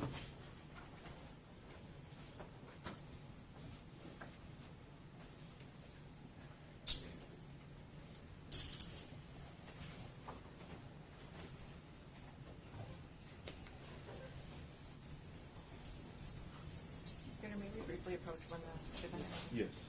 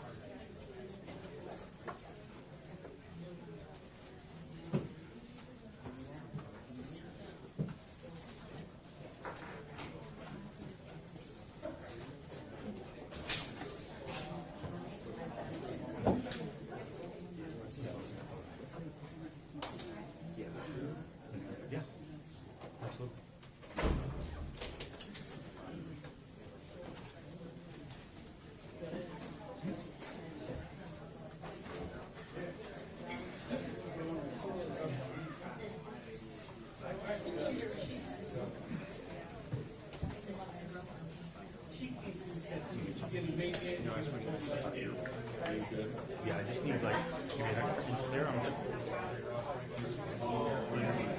I'm good. Now.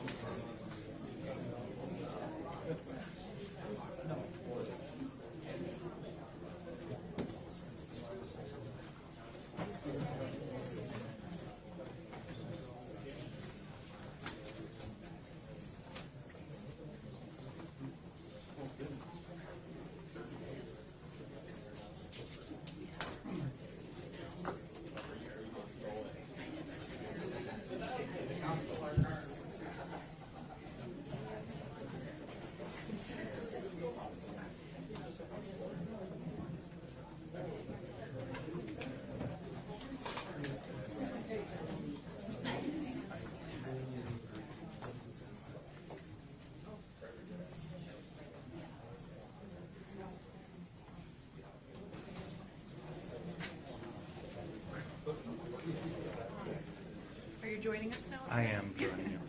Romanowski first.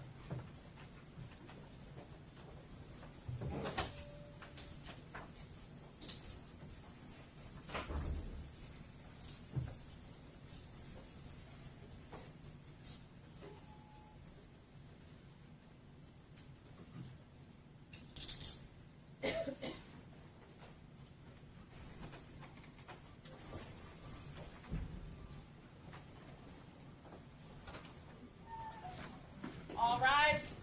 Oakland County Circuit Court is now in session with the Honorable Kwame Rowe presiding. Thank you. Good afternoon. You may all be seated.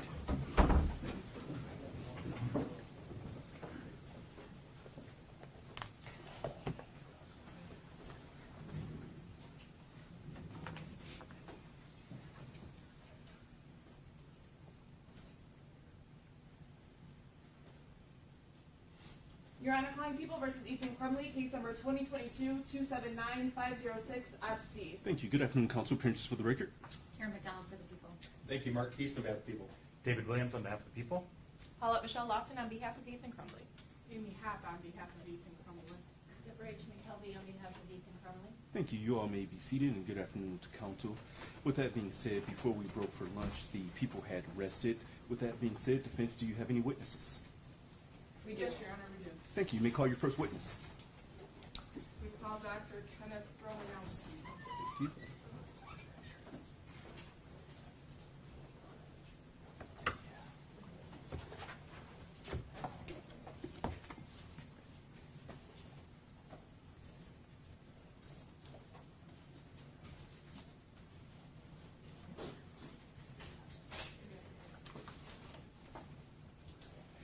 Doctor, you're going to approach the witness stand. You're going to stand in the witness box. Face my clerk to be sworn, sir.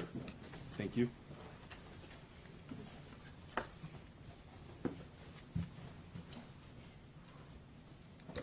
Please raise your right hand. Under penalty of perjury, do you swear or affirm the statements you're about to make to this court will be the whole truth? Yes, I do. Thank you. Please have a seat. You may be seated, sir. Thank you. And sir, if you could, please state your full name for the record and spell your last name. Yes, it's Kenneth Arthur Romanowski, R-O-M-A-N-O-W-S-K-I. Thank you. With that being said, sir, if you could, please keep your voice up for me. I would greatly appreciate it. Very good. Thank you. Defense, your witness. Thank you, Your Honor. Dr. Romanowski, can you tell me a little bit about your formal education, please? Yes, I have a bachelor's, a master's, and a doctorate degree from the University of Michigan. All of them are from University of Michigan? Yes, they are. And what is your bachelor degree in? The bachelor's was in social sciences and history. Did you have a specific major? That was the major. Social science? Yes. What about your master's? The master's was guidance and counseling. And your PhD? Counseling and community agencies. And pursuant to that and your employment, do you have any sort of state licensing? Master social worker, but that needs to be renewed. And are you a member of any professional associations, and if so, which ones? Michigan Correction Organization and the American Corrections Association. Can you tell us a little bit about your employment, please? Yes, I started work in the corrections field as a juvenile care worker in a juvenile facility in 1975. Did that for about a year. Then I worked in a group home for juveniles. This is for juveniles being released from the boys training school, and also for boys that were coming into the system from other avenues. But most of these were troubled youth coming into the facility who had been in some form of detention. In 1979, I began working with the Department of Corrections. I was hired in as an agent in charge at a halfway house for offenders being released from prison. They were actually released on prison status, and they were stayed there for roughly a year or two while they found employment and maintained their family ties, and then they were finally released on the parole. And prior to that, after that, I went to work with the Genesee County Probation Office, where I was a probation officer. And I did that for a few years. And then I went back to the Correction Center as agent in charge, as a supervisor, and then later as a manager of both the halfway house and the parole office in Genesee County. And what positions have you held as a deputy or a warden? Okay. Yes, I began working as a deputy warden at the Hiawatha Correctional Facility up in the Upper Peninsula. And I worked there for roughly 2 years, and I transferred over to the Kinross Correctional Facility. And this was from 93 through just about the year 2000, 2001. And after 8 years in the Upper Peninsula, I transferred back downstate, just a short period of time at Detroit, and then over to the Huron Men's Facility, which was in Ypsilanti. And since that time, I've worked at numerous different facilities throughout the state, probably 8 different correctional facilities. And in your positions as deputy warden or warden, have you been involved in the management of prisoners who are referred to as juvenile lifers? Yes, I have. And do you have any sort of teaching experience? Yes, I did. I taught with Siena Heights College. And what did you teach? I taught corrections, introduction to corrections. And did you also teach with the University of Detroit? Yes, prior to that, I taught corrections also for the University of Detroit. Now, have you ever testified in a courtroom before? Yes. And have you ever been qualified as a witness? Or, Yes. I'm sorry, an expert? Yes, I have. And can you tell us where you've been qualified as an expert? This would have been out of Kent County, Judge Trusock's court. And how many times have you been qualified as an expert? Twice. And the third time I was not necessary, the settlement which we reached. And those 2 times were both in Kent County? Yes. And would those have been both times involving cases where the issue was whether to sentence someone as a juvenile to life in prison without parole? Actually, these were after the fact. These were offenders that had actually been incarcerated for a lengthy period of time as juvenile lifers, and were looking at possible sentence reductions under the JWLOP. Now, is there a certain theory or methodology you use for evaluating cases involving life without parole sentences? Generally, I look at their entire record from the time they come into the system up to the time I'm doing the report. And I look at their misconduct history, what they've done since they were in prison. I look at what programs they're involved in, which of the core programs they completed for the Department of Corrections, what their education was, whether or not they completed their high school education while they're in prison. Looked at their employment. Did they maintain employment while they were in prison? Your Honor, at this time I'd like to qualify Dr. Romanowski as an expert in corrections. No objection, Your Honor. Thank you. This witness will be reflected as an expert in the area of corrections. You may proceed. Now, Dr. Romanowski, this case is a little different, correct? That is correct. And could you describe how it's different? Well, it's different in that the Miller hearing's being held before the person is sentenced, where the other ones I've worked with, and I've done reports, and I have several that are pending, probably about a dozen, have all been with the offender being, having his Miller hearing after he was sentenced instead of prior. And just kind of briefly, that's because Miller brought about a change in the law, correct? Correct. And so people that had been sentenced as juveniles to life without parole then had the opportunity to be released, correct? Correct. And in your work, are you familiar with the Miller factors? Yes, for the most part. In particular, you're familiar with the one involving rehabilitation, would that be true? Yes, potential for rehabilitation and maturity or immaturity of the offender. Have you reviewed any sort of documents regarding Ethan Crumbly? Yes, I have. And what types of documents have you reviewed? For the most part, the documents I reviewed were his jail records. And is it customary for you to consider those types of records in your role as a witness? Generally, when I'm considering those records, it's in addition to the Department of Corrections records. But in this case, all I had were the records from Oakland County Jail. And have you ever met or interviewed Ethan Crumbly? No, I have not. And you don't know information as to some of the factors, for example, his home life or family environment, correct? Only from what I read in the news. Thank you. Now, did you prepare a report in this matter? Yes, I did. Your Honor, it's exhibit number J for the record. And do you have a copy of that report with you? Yes, I do. Now, Ethan is a juvenile placed in the county jail here in Oakland County, correct? Correct. What does that mean for him?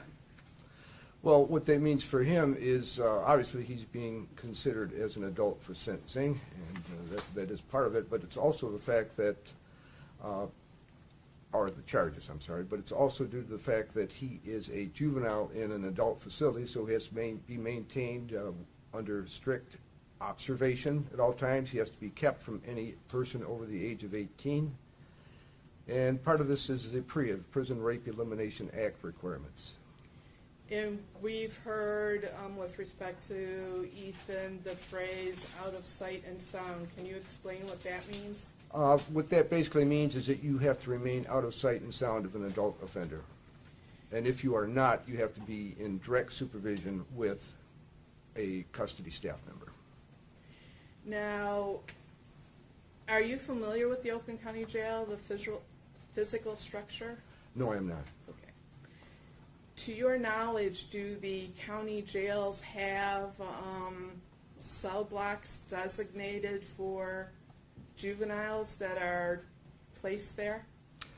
There may be some jails that do, but I'm not familiar if they are. I do know in this case here, he was placed in the clinic area. Okay. Now, are you familiar with the term suicide watch? Yes, I am. And in reviewing the records regarding Ethan, has Ethan ever been on suicide watch? Yes, several times while I was in the Oakland County Jail. And what does suicide watch consist of? It's basically direct observation. They're recorded every 15 minutes, but I believe they also put him on the camera, so he's constantly under view of the staff member. And is that a little bit different from something called active behavior watch? Yes, it is, but the two, in terms of the amount of frequency of checks, are the same. They're every 15 minutes. Is Ethan subject to active behavior watch? He has been. Most of his time he's been in the jail. Matter of fact, all the time if it wasn't suicide. And that means somebody's checking on him, you said, every 15 minutes? That is correct. And they do something to notate what they've checked or what they've observed? Yes, that's on the active suicide watch sheet, and these are recorded every 15 minutes, plus whether or not he was standing, sitting, laying, whatever. Do you know what commissary is? Yes. What is that? Commissary is basically where you can order items for yourself if you have the funds to pay for them, such as snacks. And I think in Ethan's case, he ordered quite a few snacks out of the commissary, and that's why he wasn't eating his meals. And that also involves hygiene items, correct? Yes, it does. You can buy soap, shampoo, deodorant. Clothing such as socks and T-shirts? I believe so. Okay. Now, are you familiar with the term privilege as it's used in the jail or prison environment? Yes, privileges in the jail and prison are going to be a little bit different, but I believe in his case he was under administrative segregation type setting. I mean, he was not released from his cell, so his privileges would have been basically his visits, his phone time, maybe his use of the tablet, which all the offenders have provided use of the tablet, and possibly his movies and his television. Now, you just mentioned administrative segregation. Does Ethan get to go outside? Does he have that opportunity? I'm not sure if the jail has an outside pen or not, but if so, it would be under a caged area. Does he get a recreation time if it's perhaps inside instead of Yes, outside? I believe he does, yes. And do you know about how many times a week or how long? I believe it's 1 hour per day. And did you see any records where Ethan takes advantage or doesn't take advantage of that opportunity? For the most part, he did not take advantage of that. Now, Those records you reviewed, do those also reflect that he was diagnosed with a mental illness? I saw in the records where he was being seen by a psychiatrist, but I did not have any mental health records to review. Okay. The records you reviewed, did they show that he was compliant with taking his medication? Not always, but it looked like for the most part he was. And more frequently than not, he took it? I am guessing, again, this is based upon the suicide watch sheets. They'll note that, and also the observation sheets will note that too. There's a box that they check if the meds are taken. In some cases, it was left blank, so either I assumed he was no longer on meds or they just didn't record it. But I would say about half and half. Now, it doesn't say what the medication is or what it's for, though, correct? No, it does not. Now, you mentioned you noticed from the records he was participating in some sort of counseling? Yes, he was in counseling with a therapist. He was seeing a therapist. Now, what kind of counseling he was in, I couldn't tell you. Did that increase or decrease in frequency? I believe he was seeing the psychiatrist once a week. And he's consistently participated with that therapist, correct? Yes, I don't think he's refused to see the psychiatrist. Now,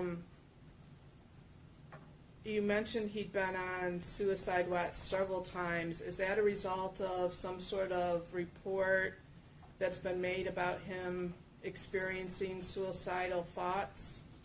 Yes, those reports are found in the IMAX system. I'm not sure what IMAX stands for, but it's generally the find reports from the jail. The find reports are the incident reports that occur. And these are a little bit more detailed in terms of his behavior while he's in the jail. And there were several occasions where he had either done something towards self-harm, such as hitting his head into the wall or ramming his head into the door, or possible suicide behavior. There's one occasion where he was on his bunk with his shirt tied around the speaker and then his shirt tied to that, and it was believed he was trying to hang himself, but it says also that he said he was just trying to muffle the noise, and there was in fact a report maybe a week prior that he was trying to muffle the noise. Now, you mentioned IMAX. Is that something you had access to as well? Yes, I had those were the find results generally. And in those records, did you see that he had been reporting hearing voices and being paranoid? Yes, I did. And what about any sort of indication of delusional behavior or paranoia before the incident? Prior to the murders, he was, in fact, hearing voices, I believe, at his home. His parents had reported that he had some delusional behavior, and he had some fear about staying in the home because of persons coming out of different rooms. Now, you've mentioned misconduct. Between November and December of 2021, were there any instances of misconduct that you found in the records? No, there were not. How about any misconduct in the entire year of 2022? No, none that I noticed. Did you notice any sort of misconduct in the year 2023? Yes, I did. That's all the misconduct that I found was in those years. And what types of misconduct was that? Okay. The misconducts, by the way, all occurred within about a 3-month period from February through May of 23.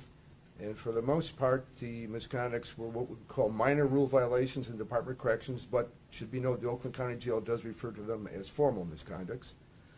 These misconducts would include items, such things as making items out of toilet paper, which were dice, and then making a checkerboard to roll the dice, or a game board to roll the dice on. Another occasion, he in fact had his window that they look in, the deputies look into his cell, blocked with cardboard boxes and also trash bags. They were taken down, but he put them back up, so they just took them out of the room. There was another incident in which his password was given to another inmate, so that inmate could make phone calls to his relatives. He'd obviously either used his or didn't have the credits for the phone calls. Okay, so let me stop you there for a minute. As it relates to phone usage, you have to have some sort of credits does that cost money? I believe it does in the county jail. And you are assigned some sort of a number or password that you then put in the phone as you're making an outgoing call? That is correct. Obviously, you don't receive incoming calls, correct? No, you do not receive incoming calls unless it's maybe from your attorney. Now, have there been any instances where his cell wasn't as clean as the deputies thought it should be? Probably most incidents. Okay. And you mentioned that here in the county jail, they have a different significance than they do in the Department of Corrections, correct? Yes, they're at a different level. These probably would correlate to a major misconduct in the county jail, whereas within the Department of Corrections, they would be minor misconducts or even violation of posted rules, which would be like a summary ticket. Kind of like a speeding ticket instead Yes. of a misdemeanor. Yes, and he did receive 3 misconducts for not having his room clean. Now, when he's received misconducts, what sort of punishment has there been? Loss of privileges. And those would be the ability to use the tablet, watch TV, things like that? Exactly. And would loss of privileges also be the type of discipline he would be subject to in the Department of Corrections? It would be very similar, except for he would probably have more privileges he could end up losing because he would have time out of his cell. There may be different activities or programs he could be attending and he may not be able to attend depending upon whether or not it was recreational or personal program or whether or not it was department required program. Now, when somebody gets transferred from the jail to the Department of Corrections and they're a juvenile, do you expect to see, or has your experience been to see a number of misconducts? Yes. Most offenders, when they come into the system, the Department of Corrections, especially the juveniles, will pick up a good series of tickets to their first several years. In fact, may even be, depending upon what year they come in, but they will pick up tickets all the way till they're about 26, and then it's like somebody flips the switch. Those greatly decline at that point.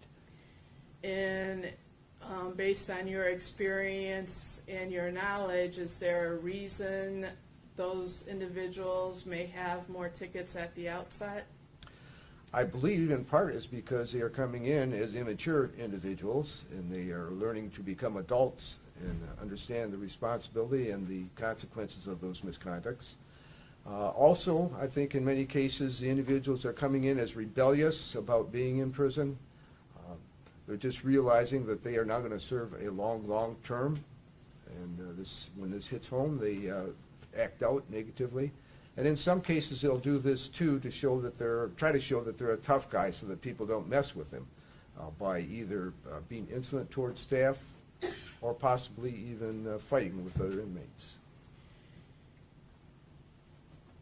And I refer to a ticket. When you get a misconduct, the way you're notified of any sort of discipline is through something called a ticket. Would that be correct? Yes, a ticket, misconduct, basically the same thing.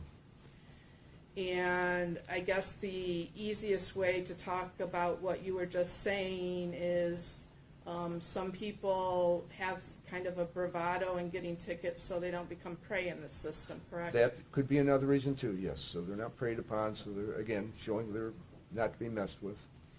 And in the review of the records you completed, were you able to tell whether Ethan has been participating in any sort of education programming? Yes, I believe he was working on his high school education, his GED. He was working on it through the tablet.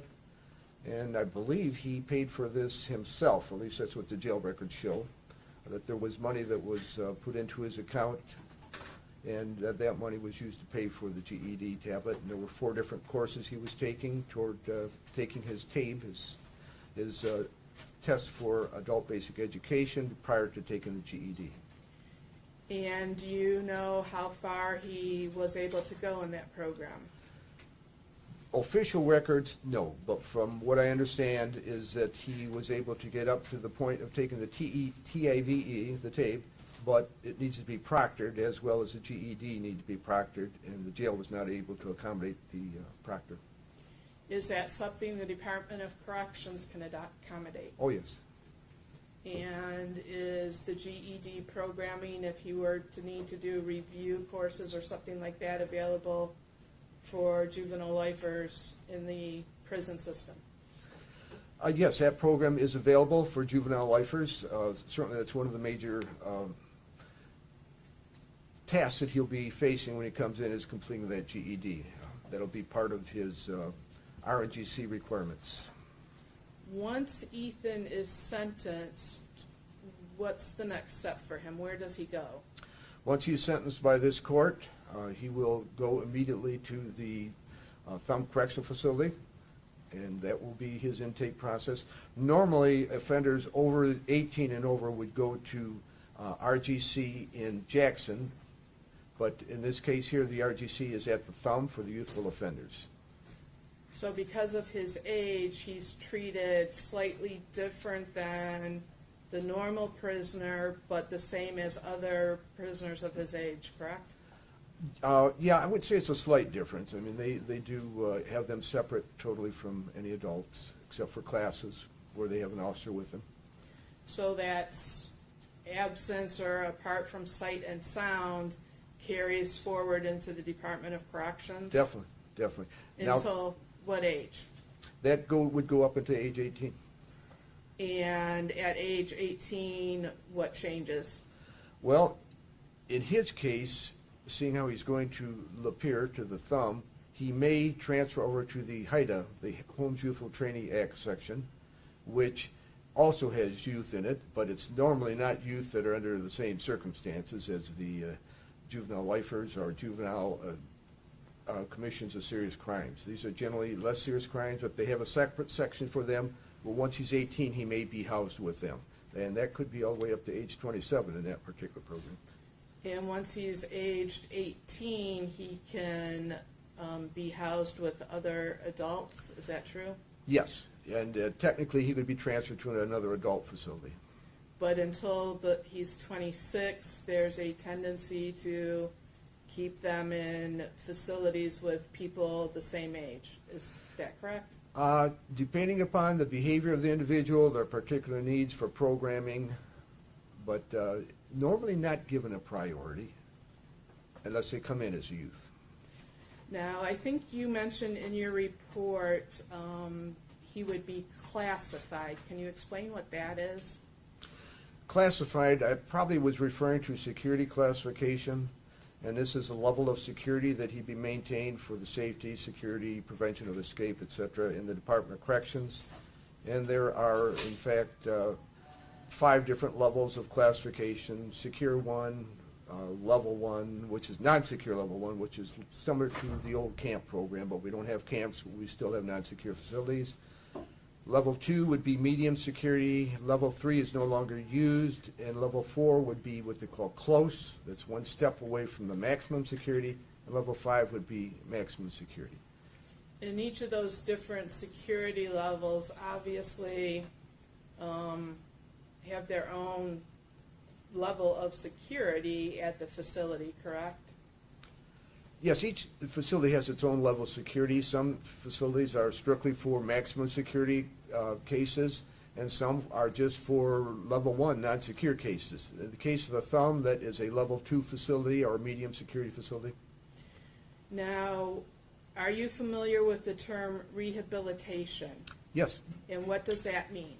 Well, I know it's been bantered around a bit, as there is no such thing as rehabilitation. It starts with habilitation, but essentially it means offenders are changing by their involvement in programs, that their behavior is changing, and that they're becoming a better person.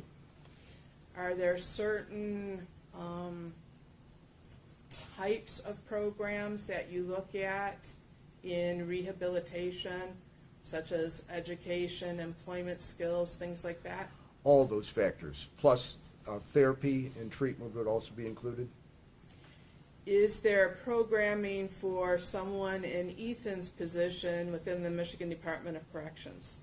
Yes, certainly. Is there mandatory programming versus voluntary programming? As a youth, he's going to be pretty much into a lot of mandatory programming. And we're coming in as a juvenile lifer. If he came in as a juvenile lifer, anyway he comes in as a juvenile, he'll be subject to mandatory therapy. He'll have to go to at least every other week attending mental health treatment. Any other type of programming? There are other programming offered. Yes, he'll have the education programming. He'll either go back to ABE and work on completing his high school diploma or working on the GED, and that's something they'll work out with the principal. He'll be involved in different types of treatment programs, and I'm not talking about therapy here, but treatment programs could include, and will likely include, the assaultive offender program. This is a program that sometimes is difficult for people serving lengthy sentences to get into.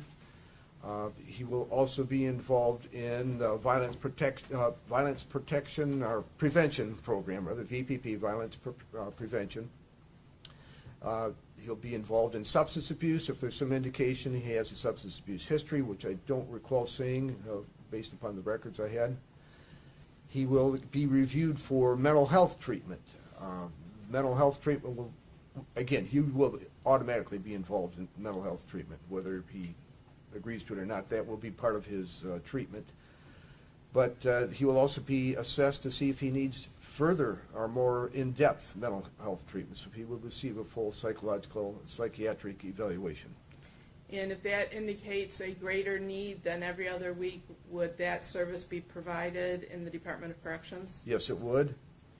And would he be participating in any sort of like anger management or cognitive Yes. behavior programming? Yes, there is anger management, and that is actually a program. They have a couple of different versions of it, but certainly that's something he would be referred to. Cognitive behavioral programs too, they are there, CBT, cognitive behavior therapy, where he's able to examine his behavior and his thoughts, what got him into that behavior to begin with. So yes, these would be programs. Impulse control would be another one he may qualify for.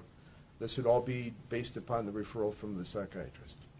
Now, are there sorts of voluntary programs he can participate in? Yes. And what types of programs would those be? Well, there are community-based programs that come in, which include religious services, which many offenders do participate in.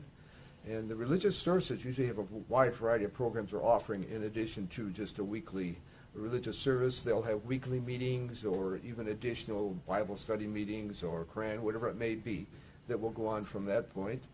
There are groups such as Chance for Life. Chance for Life is a group that works with offenders serving long sentences, especially the younger offenders, and they are mentored by older offenders that have been in the program. And the intent there is to help the person become acclimated to prison and to understand what they need to do while they're in the system. And this program has been very successful. A lot of the youth that have been paroled by the Department of Corrections under the Miller have been involved in the Chance for Life. As mentors or as participants? Well, they had been participants, but by the time they were paroled, I'm sure they were mentors. Now, what sorts of educational opportunities beyond high school are there in the Department of Corrections? Well, until recently, that was basically it. And that was because of the law that indicated that offenders could no longer qualify for Pell Grants. But there are other grants. Generally, these are private grants that have been made available to the offenders so that they can continue their education in college. So he has the opportunity to attend college classes in the Department of Corrections? He will.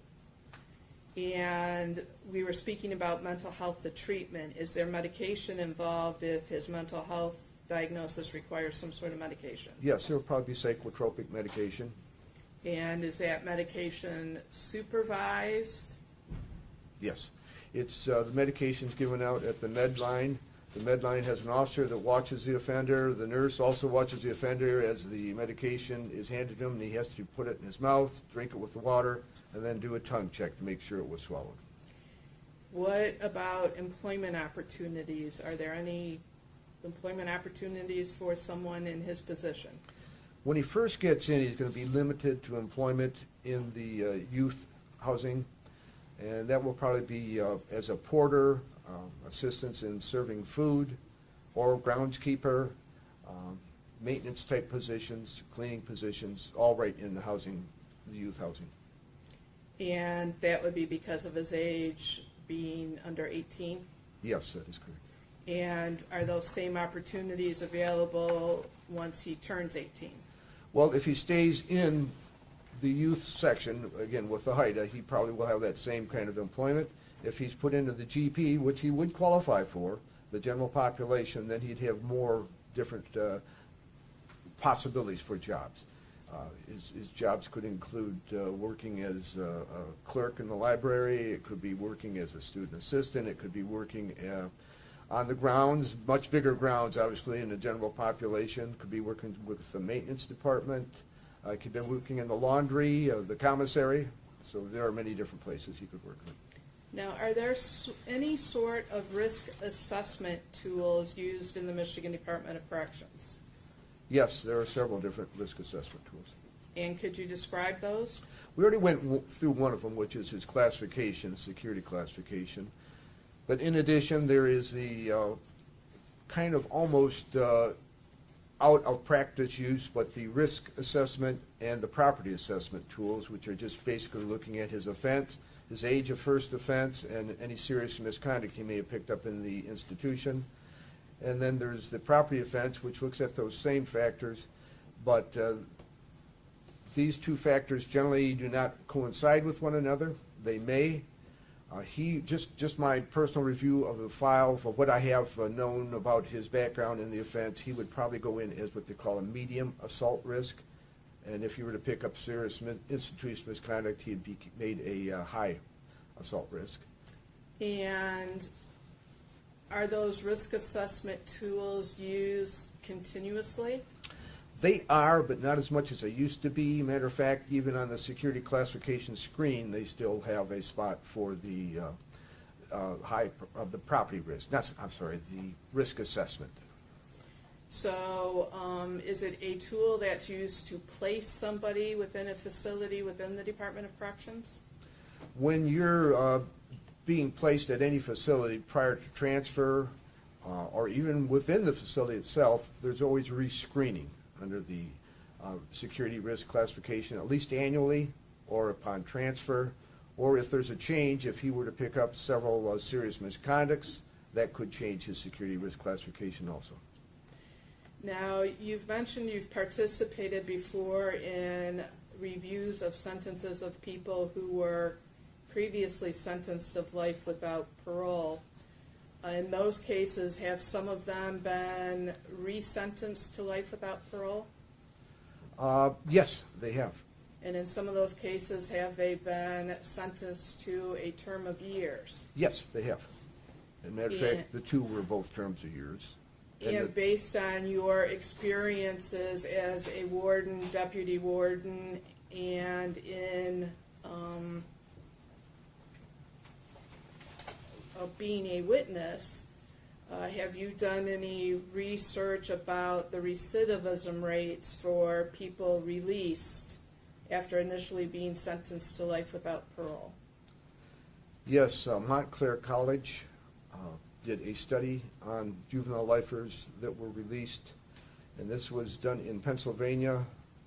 There are 3 states that have the highest amount of juvenile lifer offenders, and that's Michigan, Pennsylvania, and Louisiana. So they did a study looking at the rate of recidivism, and they found that only 4% of the offenders released under the Miller decision were rearrested. Out of that 4%, only 2% had committed a new offense. In Michigan, there are no statistics run per se, but the department does keep record, and up to this point, there's roughly close to 200 different offenders that have been released that were juvenile offenders that have been released onto parole.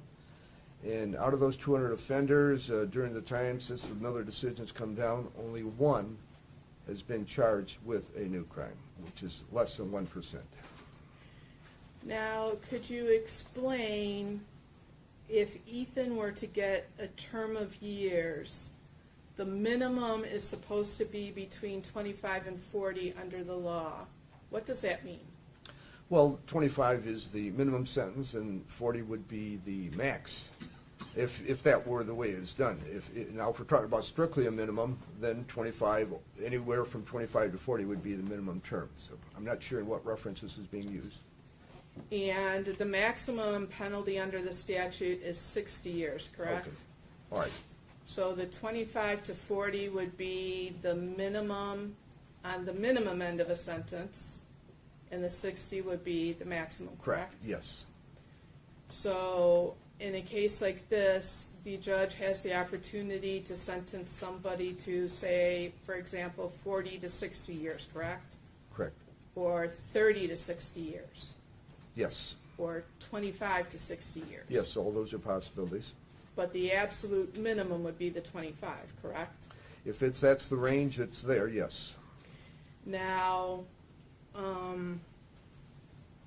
are you familiar with how felony firearm charges are treated? Generally, felony firearms, a flat 2-year term. And that would be in addition to whatever other sentence was imposed for other offenses? I believe it would be a consecutive sentence, but I'm not positive. So consecutive, you would mean like 2 plus something, correct? Correct. Now, as you're calculating time in the Michigan Department of Corrections, is the minimum sentence what we refer to as calendar days? Basically, the minimum term an offender receives is going to be what you see is what you get. If he got a 25-year term or a 40-year term minimum, he's going to serve 40 years on that minimum. There's no longer any good time. The department did away with that back in 1987, and they converted to disciplinary credits, in which the parole board had the authority to grant basically good time, and they did away with that about 15 years after that. So there is no reduction in the sentence. The only reduction would be that of the jail credits that he would receive. And that means jail credits, that he's getting credit on a future sentence for time he's serving now in jail, correct? It would be, yes. In this case, this would be that future sentence. So if he's been in jail 1 year, he would get 1 year credit, correct? Correct. And that would go, if you know, if you're not, let me know, to the felony firearm counts, correct? That I do not know. Okay. Now, if he were to be sentenced to, for example, 30 years to 60 years, when he hits the 30-year mark, what happens?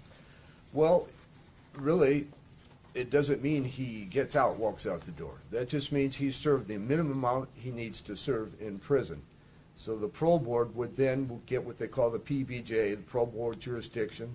They would review his case and determine whether or not they wanted to, in fact, consider him for parole.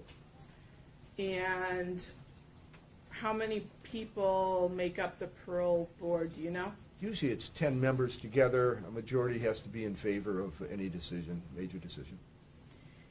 And what sorts of things does the parole board look at in determining whether to grant parole? First and foremost is danger to the community if released, danger and risk to the public. Is there, I guess, sort of a scoring sheet where they figured that risk out? There is. Can I say if I've seen one or know exactly what's in it? No, I can't. But yes, they do use a scoring sheet, and they do look at other factors. When I say risk, they're going to also look at his involvement in prison programs, his misconducts, the crime. All these factors are looked at. Would it be fair to say that someone who doesn't behave themselves or participate in programs is less likely to get out at their minimum sentence? Yes, that is very correct. Now, are you familiar with the term flop? Yes. And what does that mean? Flop means that a person was not given a parole and they'll be considered at some other date. Essentially, they are. In the days when we had good time, it had a different connotation, but it's still the same thing. It means they're going to do additional time. The board may review it in another 5 years, but it's actually at the board's discretion whether or not they actually want to interview them at that time. And before they're paroled, they have to go through the interview process as well as this review of what they've been doing while they've been in the Department of Corrections, correct? Right, a parole eligibility report is prepared, and that looks at his entire adjustment while he's been in prison, including the misconducts. And just as a note on the misconducts, even though you can't take away from that minimum, you can add to that minimum if you get a major misconduct. So any major misconduct, and it's usually on a scale as how many days will be added on to his sentence, but if he gets enough major misconducts, conceivably, he could be up to his minimum term, although that's, I think, pretty rare to see.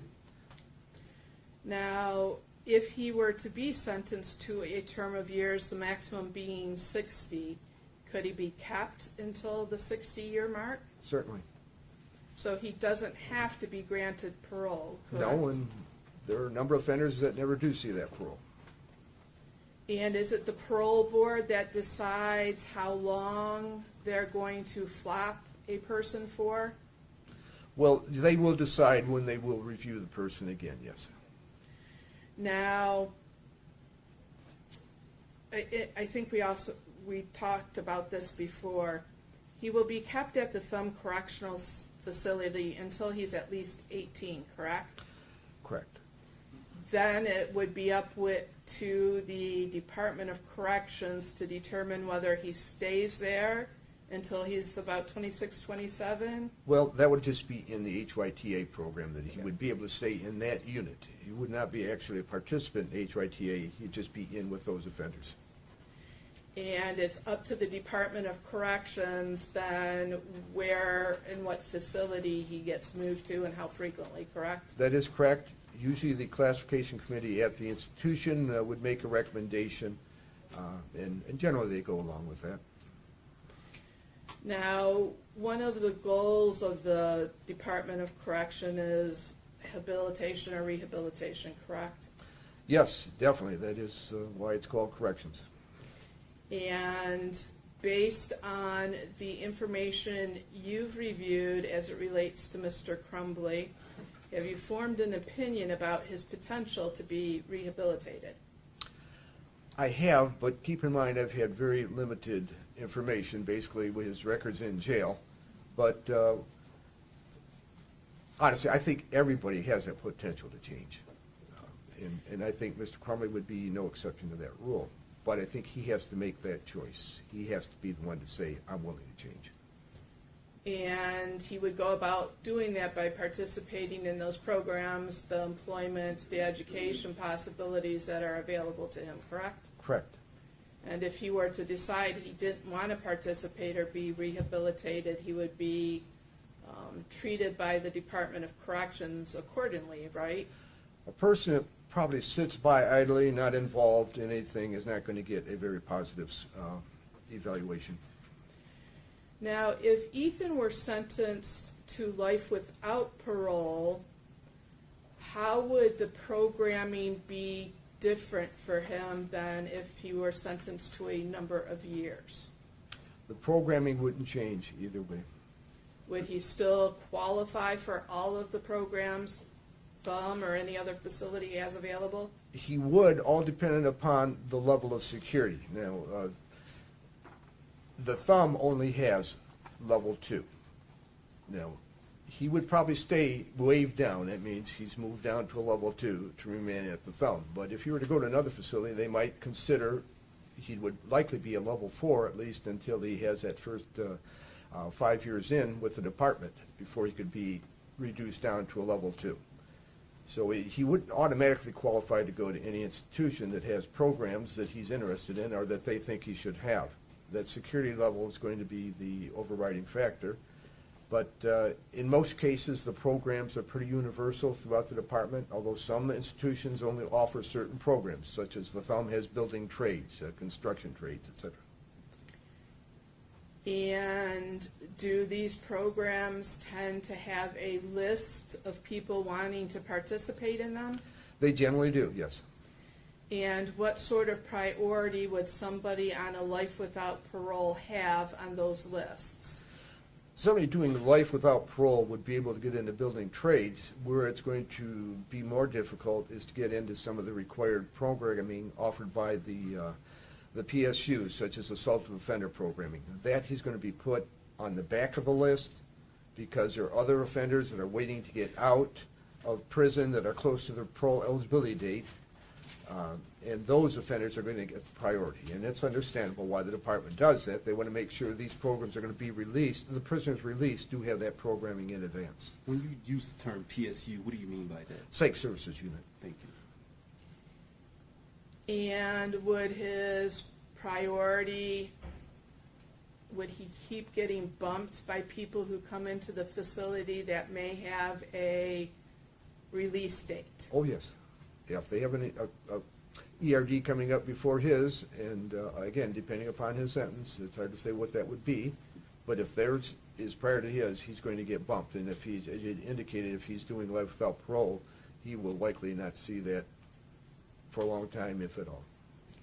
And ERD, which you just referred to, is earliest release date? That is correct. I have no further questions, Your Honor. Thank you. Thank you. People Cross. Yes, Your Honor, thank you. Good afternoon, Dr. Romanowski. Good afternoon. Dr. Romanowski, I think this came out late in your testimony. You believe in rehabilitation, right? Yes, I do. And you really believe in it for everybody? I believe that everybody has that potential. Okay. Have you ever met an inmate or a defendant who, after 2 years of incarceration or a little less, like this defendant, that you would say could never be rehabilitated? No, I've got to admit I have not. Okay. In other words, for anyone in this defendant's position, you would offer the same testimony you offered today about the programs that are available and about the possibility of someone participating in those programs and getting rehabilitated. Yes. Dr. Romanowski, you mentioned previous cases you worked on are Miller cases where someone has already been sentenced. In many cases, they had lengthy prison terms already under their belt, right? Yes, they had served lengthy periods of time. They might have 30 or 40 years. There are some cases where they have had up to that amount of time. Some had less, some had 15, some had 20, some had 25. And you'll see some who are past that age of 26 when you say the... Most of them are past that age. Okay. And so you don't have that in this case? No, we don't. Okay. So you can't say where this defendant's going to be in 20 years? No, and it's where this is a bit different from the other Miller hearings that have come down. Would you agree with me that some defendants are more likely to be rehabilitated than others? I believe that some are going to be a lot harder to rehabilitate. Doctor, you mentioned on page 5 of your report that you reviewed some emails retrieved from the defendant's parents. What are you referring to? Well, I don't think I saw the emails referred from his parents. And actually, the emails that I found in his file were from his grandparents and his aunt. Okay, thank you, Doctor. So those are jail messages, not things relating to prior to the crime. Correct. Okay. One of the things you did mention is the importance of maintaining family ties, correct? Importance of family ties? Yes. Yes, as long as it's a positive family tie. Okay, so that's important in rehabilitation. You agree? I agree that if you have a good family, or if you've got a supportive family, and it's going to be benefit to you to maintain those ties, you should. But if, on the other hand, if the family has not been a good family, I did not think that would be a good recommendation. So, Doctor, are you familiar with this defendant's parents' actions after his arrest? Yes, I am. Okay, and are you familiar with the text message his mother sent to a friend? And I'm going to read it to you, and you can tell me if you're aware of this. The best lawyer in the world isn't going to get the defendant out of prison, so right now we're taking care of ourselves. Yes, I believe I read that, and where I read it, that was actually in the news. Okay, and are you aware that his parents drained his bank account? No, I wasn't aware of that. Okay, and so when you talked about the defendant paying for his GED, you're not indicating that he came up with that money. In fact, he came in with $0 because his parents had taken all his money. Right. I believe his relatives put the money in his account, Okay. other relatives other than his parents. Doctor, did you watch the hearing yesterday? No, I did not. Okay, and did you watch the hearing this morning? Only news clips. Okay, so you didn't hear the victims who were in the school testify? No, I didn't, but I know it's horrific. You've never seen the video of the school shooting? No, I have not. All right. You're not familiar with this defendant's history of obsession with extreme violence, about spending a lot of time on websites they aggregate videos of people being beheaded and cats being boiled alive? No, I'm not aware, I did hear that on the news. You've not reviewed the video of this defendant torturing a baby bird? No, Or about his writings about that and how he enjoyed that? no. About his desire to kill and torture, particularly to kill and torture younger victims, not just baby birds, but as he said, little kids. I have heard about it, but I did not see the video or anything to that regard. Are you aware of the way each of the victims in this case was killed? I know they were shot. Now, I don't think it was execution style. I'm assuming this was random. So, Dr. Romanowski, that's really important. I'm glad you said that. Are you aware the defendant took a gun and strode up to a girl sitting against a locker who had her head covered, put the gun right to her head, and executed her? Were you aware of that? No, I was not. Do you know what happened to Justin Schilling in the bathroom, the last victim who was killed? I do not, but I believe there was testimony given regarding one of the other juveniles that was in the bathroom with him.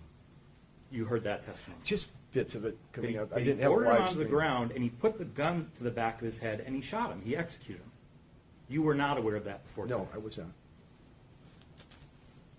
You said there's programming available. That's generally, right? That's not specific to this defendant.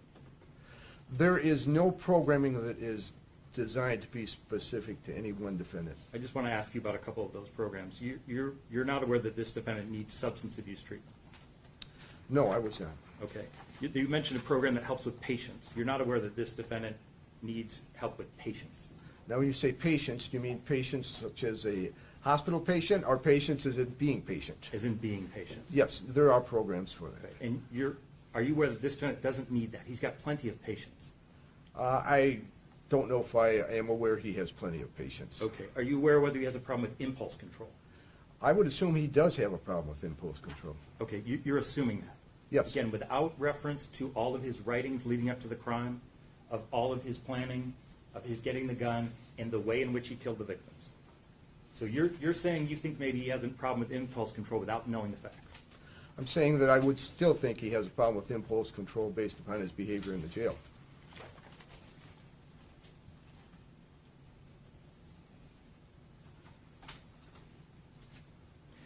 You referenced, Doctor, that right now there's no good time for defendants. You mentioned that?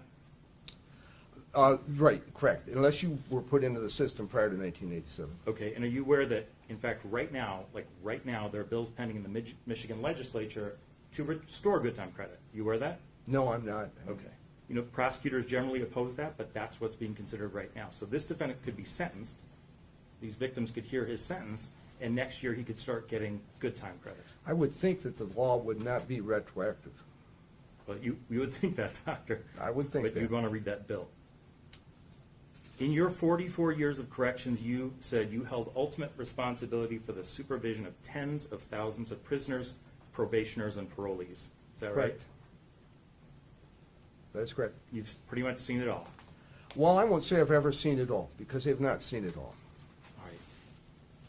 Of those tens of thousands of people, how many had carried out a mass shooting? And by a mass shooting, I mean a defendant who had killed more than 4 people. Well, I've had some that were 3 people. I had one that was a family of 5, so there have been a few, but they're far and few and in between, thankfully. And were any of those terrorists? No, I don't think that any of those were charged with terrorism. And have you ever advocated for the release of a mass shooter from prison? 4 and more, no. Okay. And of the juvenile lifers released that you mentioned in Michigan, you talked about the recidivism rate being maybe less than 1%. Were any of those mass shooters? To my knowledge, they were not, but again, I'm not aware of all the different crimes that were committed. Now, there was one that did receive a reduced sentence, but again, not 4. We're at 3. Okay. Thank you, Doc. I have nothing further, Your Honor. Thank you. Defense redirect. Thank you, Your Honor. Dr. Romanowski, your expertise and your testimony here today as an expert is based on what happens when an inmate walks through the door of the Department of Corrections, correct? Correct. And in this case, you've taken into account the records that you've been provided from the Oakland County Jail, correct? Correct. Now, you're not focused when you are reviewing or when you're working as a warden necessarily with how a person got to your facility, correct? No, I'm not. Now, you mentioned that some people could be harder to rehabilitate, correct? That's correct. But even the hardest person, it's not impossible to rehabilitate them, correct? I believe that is the case. Has there been anybody you've come in contact with where it's been impossible to rehabilitate them? No, but I can't say there's been any magic touch where every person I've seen has been rehabilitated. That's not the case. So there are people, based on your experience, that haven't been rehabilitated, correct? That is correct. Even though they have the potential, correct? Yes. And you've been exposed to inmates that have committed horrific offenses, correct? Correct.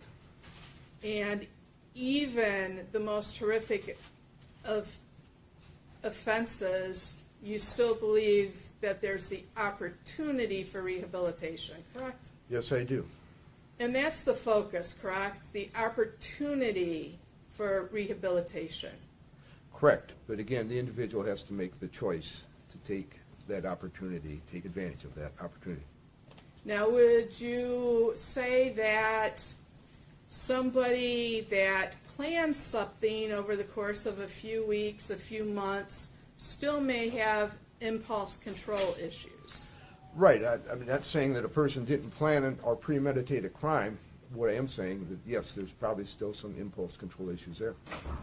And the younger a person is when they commit the crime and become involved in the criminal justice system, does that make it more or less likely that they can be rehabilitated? I would almost think more likely, and I base that upon the fact that the juveniles that have been released have the lowest recidivism rate of anybody. The state does well at 24%, but 1% is fantastic. So I would say that they have a better chance for rehabilitation, and also these are young offenders. Their minds are still subject to change. Does your opinion change about Ethan Crumbley's opportunity to be rehabilitated or likelihood of being rehabilitated based on the facts that the prosecutor just shared with you? Well, I have to say I find those facts to be horribly disturbing. They are, and there's no question. But do I still think he has the opportunity, the possibility to change? Yes. Now, the prosecutor also asked you about bills pending to reinstate good time credits, correct? Yes, I'm not aware of it at all. Are you aware of bills that are currently pending to prevent sentencing juveniles to life without parole? No, I'm not. I'm not familiar with that. No further questions, Your Honor. Thank you. Thank you. With that being said, any reason why this witness should not be excused? No. No, Your Honor. Thank you. With that being said, doctor, you may step down. You may also leave the courthouse. Please don't discuss your testimony with anyone. Thank you, Your Honor. Thank you. Thank you. Defense, any further witnesses? Yes, Your Honor. Thank you. You may call your next witness. Defense would like to call Dr. Fariha Kadir. Thank you. She'll just be retrieved from the hallway, Your Honor.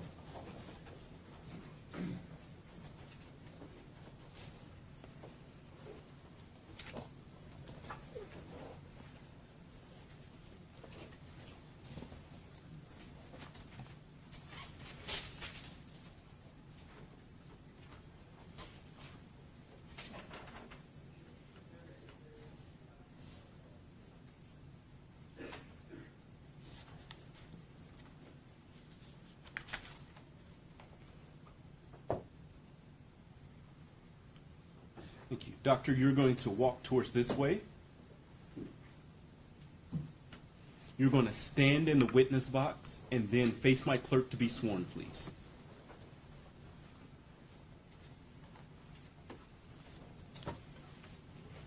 Please raise your hand. Under penalty of perjury, do you swear or affirm that the statements you're about to make to this court will be the whole truth? Yes. Thank you. Please have a seat. Thank you. And doctor, if you could, please keep your voice up for me. Okay. Sound tends to fall in this courtroom, so please keep your voice up. If you could, please state your full name and spell your last name for the record. My full name, Fariha. Last name is Qadir. Thank you. That being said, defense, you're a witness. And again, ma'am, if you could, please keep your voice up for me. Doctor, I know it's not an easy position to be in, but if you could just keep your voice up just so that we can make a perfect record of this, okay? Because Okay. it's being recorded. I will try my best. Can you give us your name one more time? You don't need to spell it, just state it. Fariha Qadir, All right. And where are you currently employed? Easter Seals of Michigan. All right. And what type of establishment is Easter Seals? It is Oakland County, through Oakland County Health Network. It is a non-profit organization. And again, I'm sorry, ma'am, but if you could just raise your voice for me a little bit Okay. more. It's okay to almost yell. And what type of services does Easter Seals provide? It's mental health services in the Oakland County. And to hold the position that you currently do working at Easter Seals, what type of education did you have? I'm a medical doctor and trained as a psychiatrist. And where did you go to school? My basic medical school is from Rawalpindi Medical College, Pakistan, and my residency training is from Wayne State University School of Medicine. And how long have you been employed at Easter Seals? 8.5 years. Prior to Easter Seals, did you work anywhere else? Yes, I was working in a private sector, more like privately employed. Yes, and again, please keep your voice up. I'm sure my staff is having a hard time, and my staff is indicating yes, we are not catching your voice for the recording, and so what happens is if a transcript is made of this later on, it will say inaudible. It will not catch anything that you're saying, so it's very important that you keep your voice up for me, please. May I approach with the water to see if that helps? Absolutely.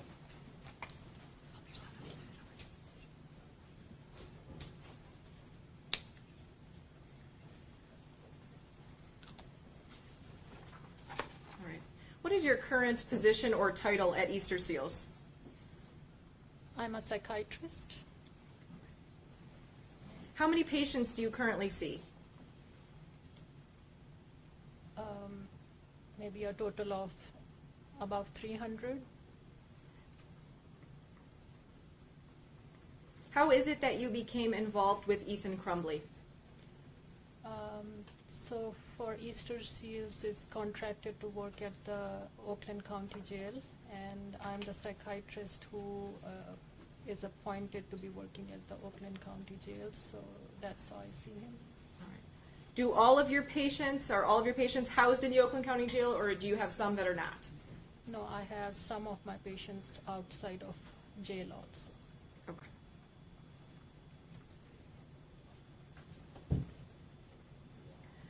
So you stated that obviously there's a contract with the Oakland County Jail through Easter Seals. How are you made aware that there is an inmate that needs your services? So we work with the counseling department of the Sheriff's County, and they have their initial intakes, the counseling department, and based on their intakes, the mental health background, they refer patients to us. Okay. So is that what was done here with Ethan Crumbly? Yes. And if you need to refer to your notes, please pull them out. Do you know the date of your first visit with Mr. Crumbly? That was December 3rd, 21. I'm sorry, what was that, ma'am? December 3rd, 2021. Thank you. The visits that you do with Ethan, are they in person or over Zoom? And they are over Zoom. And when you do these visits, is he in his cell or somewhere else? in his cell. When you initially began seeing Ethan, is it your understanding that he was on something called constant watch or suicide watch? Yes, he was on constant watch. And what does that mean? Basically, somebody who is at high risk to harm himself or others, so that's when they are on the watches, and constant is the highest level. And when someone that you're seeing is on constant watch, does that mean you see that patient more frequently? Yes, we see them every day. So after you first made contact with Ethan, December 3rd of 21, do you know how many days it was that you saw him every single day? I cannot remember exactly, but it was at least 2 weeks, or if not more than that. I can look at my records. Sure, if you want to refer to your records, that would be great. Once you've had a chance to review that, just let me know. And have these been marked in your binder? I am not entering them as an exhibit, Your Honor. Thank you.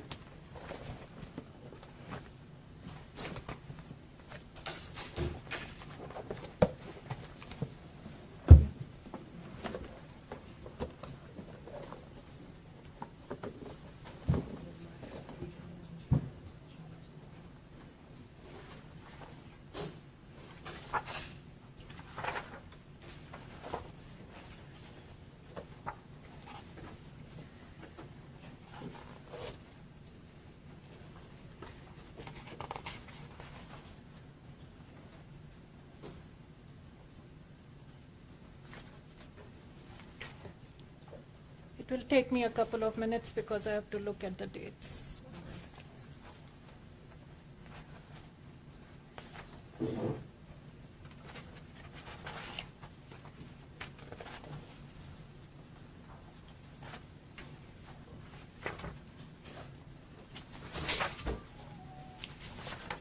While you look, ma'am, after the constant watch, how often did you then begin to see Mr. Crumbly? Once a week. So is your testimony that after the constant watch period in December, you have seen Mr. Crumbly once a week since then? Yes. Yes. Okay. Were you able to locate the date? So far I'm looking at that the whole month of December I Okay. was seeing him as a constant watch. All right. Now, when you have your visits, what do they look like? Is the patient or inmate given a time, and then they're provided the tablet, and you are on the other side of the Zoom, or how does that work? So usually at the jail I have my patients scheduled back to back. For him there is a certain day fixed, but there is no time fixed. So whenever his turn comes, then I will see him. Now, what is your role once you're assigned a patient? What is your duty? So usually the first meeting is to basically evaluate. The first meeting is a little bit more in detail, where you are trying to find out about their past mental problems or the current ones, a little bit of family history, and once after that is done and a diagnosis is established, then you decide if they need any help, any treatment. So that's usually the first visit, and after that the follow-ups are based on just basically management of the current mental health. And you're saying usually, were those the steps that you took with Ethan? Yes. All right. So in that first visit that you stated occurred on December 3rd of 2021, how did that visit go? What do you start with? It was a normal visit. It is mentioned in my records that he was cooperative. He gave me the history, what I was trying to find out. And at that time, I was mainly focused on how is he doing at that time, rather than going too much into the background. And he was generally cooperative. There was some background history as well, and he was generally cooperative, and he provided me the information. Can you explain to us what type of background information you ask? Since, because I'm evaluating for all types of mental health issues that may have happened, so it usually starts with when was the first time you experienced any of the issues, because he mentioned depression, so so that's, I asked that how long he has been feeling depressed, how long ago when it got worse, so those are the questions I asked. Okay. Do you ask about hallucinations? Yes, I do. Okay. And did you ask Ethan about his hallucinations? Yes, I did. And did he give you any information? Yes. What is mentioned in my records from that time is that he talked about having two types of voices. He called them one internal and one external. External, he would refer to as a very fleeting external voice, which does come and go. It is a voice that does not interfere much in his daily life. And the other thoughts he called as my internal thoughts, which are more significant and which I cannot get rid of. And they had gotten worse about 2 weeks before the incident. In that first meeting, are you trying to assess if someone is either suicidal or having suicidal ideations? Yes. And did you ask him questions about that? Yes, I did. And what was his response? So he was, with that first meeting, he was actually on a constant watch, because he was on a suicide watch as well, because he mentioned that he was suicidal.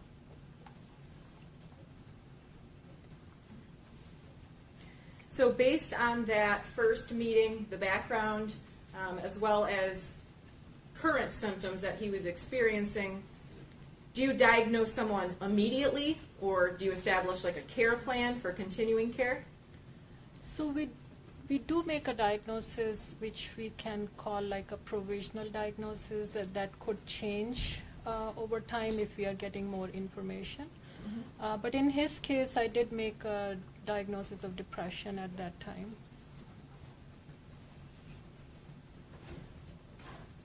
Now, in all of the visits that you described, is it an inmate's choice to participate in these visits, or how does that work?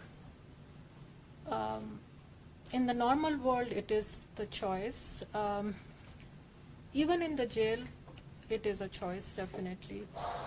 But in his scenario, when he's on a watch, it could be, I would say they have to, but choice is always there.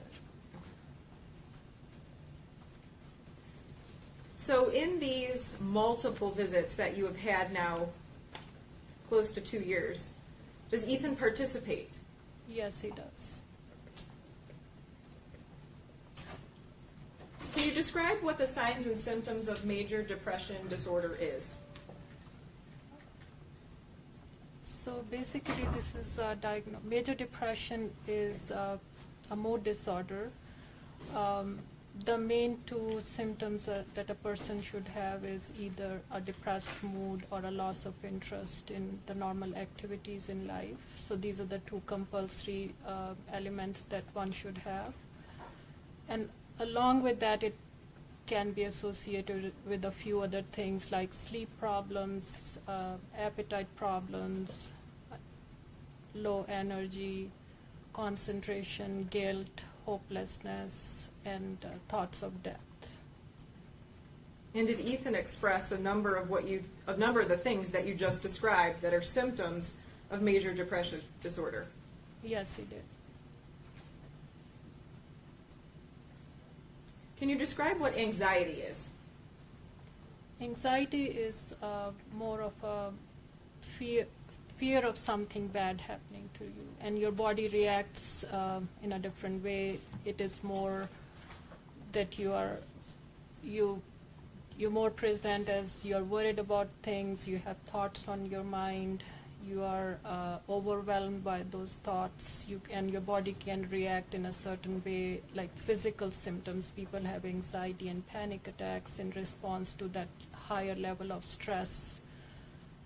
Those anxiety and panic attacks are normally people describe as feeling a chest pressure, chest pain, shortness of breath, a feeling of impending doom, something bad is happening to you. So these are usually called anxiety or panic attacks, and that's a rough description. Okay. And what you just described that encompasses the word anxiety are those things that Ethan has described throughout your meetings? Yes. In looking at your reports, I think in almost every visit there's something called a PHQ-9 score. Can you explain what that is? So this is a standardized testing we usually use as a part of our evaluations. It could be a part of every evaluation. This is a standardized testing sort of where it is scored, and we present them with a certain set of questions which are similar what I described earlier about depression. Similar questions: are you having, how are you sleeping, or your appetite. Those are different questions, and we score it in a certain way. And then the score tells mild, moderate, severe, the level of depression. Okay. So based on the responses to those questions, there's then kind of a rubric to determine where the person falls. Is that correct? Yes. Okay. And is this a test or evaluation that you have consistently performed on Mr. Crumbly? Yes, from time to time. Would you agree with me that when you first performed the test in February of 2022, you scored him in the moderately severe, which then after that says active treatment, psychiatrist, and therapy? It is, I can confirm from my notes, but if this is what is written, then that's what it is. Okay. And what does that score mean, moderately severe? So moderately severe means that the symptoms that are discussed or described, they are present on most of the days. So how this we categorize is that those symptoms are either not present at all, or they are present sometimes every day, or almost some days, or almost every day. So this is how the severity goes up. And isn't it true that after a few months of these weekly visits and therapy, he's now been scored at mild? Yes. And can you describe what that mild range is? It's the same thing, that basically those symptoms have decreased in intensity and severity and the frequency. What is Mr. Crumbly's diagnosis? Right now I have major depressive disorder, severe, and adjustment disorder with anxiety. Can you describe what adjustment disorders with anxiety is? I know you described anxiety, but can you describe the adjustment disorders portion of that? So usually we call adjustment disorder when same symptoms are in response to a certain stressor in your life. So a major depression it can be without a stressor, but adjustment disorder is usually in response to something happen in your life, like a loss in your life or any other trauma in your life. So that's when describe it, and it has to be related to that stressor, and it usually should resolve when the stressor is gone. And were you able to determine what that stressor was? So if I remember correctly, the time I added this diagnosis was when he reported having more anxiety symptoms at a certain time. It was not right in the beginning. It was somewhere in the last year, late last year, I think. Most probably around the time when he had another big court hearing coming up, around that time that his anxiety was getting worse, and that's when we diagnosed. And these diagnoses, again, are in response to the symptoms that Ethan has described and also the symptoms you've been able to observe, correct? Yes. Have you prescribed medication to Ethan? Yes. Do you know his current medications? He is on Prozac, he is on hydroxyzine and trileptal. Okay. Can you describe what each of those medications are responsible for? So Prozac is the main antidepressant that he takes. So basically it is supposed to help with the depression, but it does take care of the anxiety as well. Hydroxyzine we started to use mainly initially to help with sleep.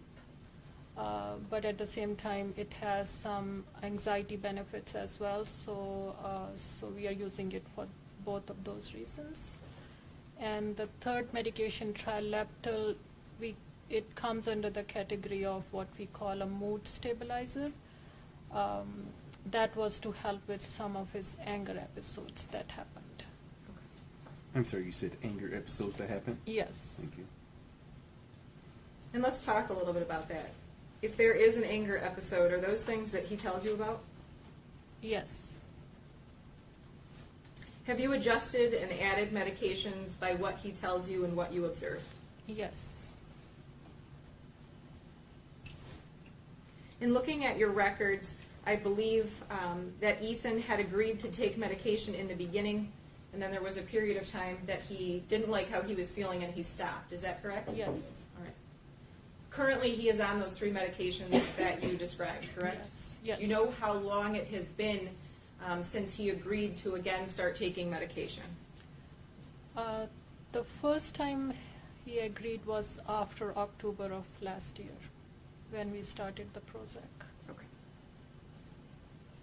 So October of 2022, moving forward. Yes, but that was the Prozac. The one that we tried before was prior to that, so that would be maybe 2 or 3 months before that. Okay. So the initial medication that you gave him was something different than what he's currently on, correct? It is the same class as Prozac, but just a different medication. Different medication.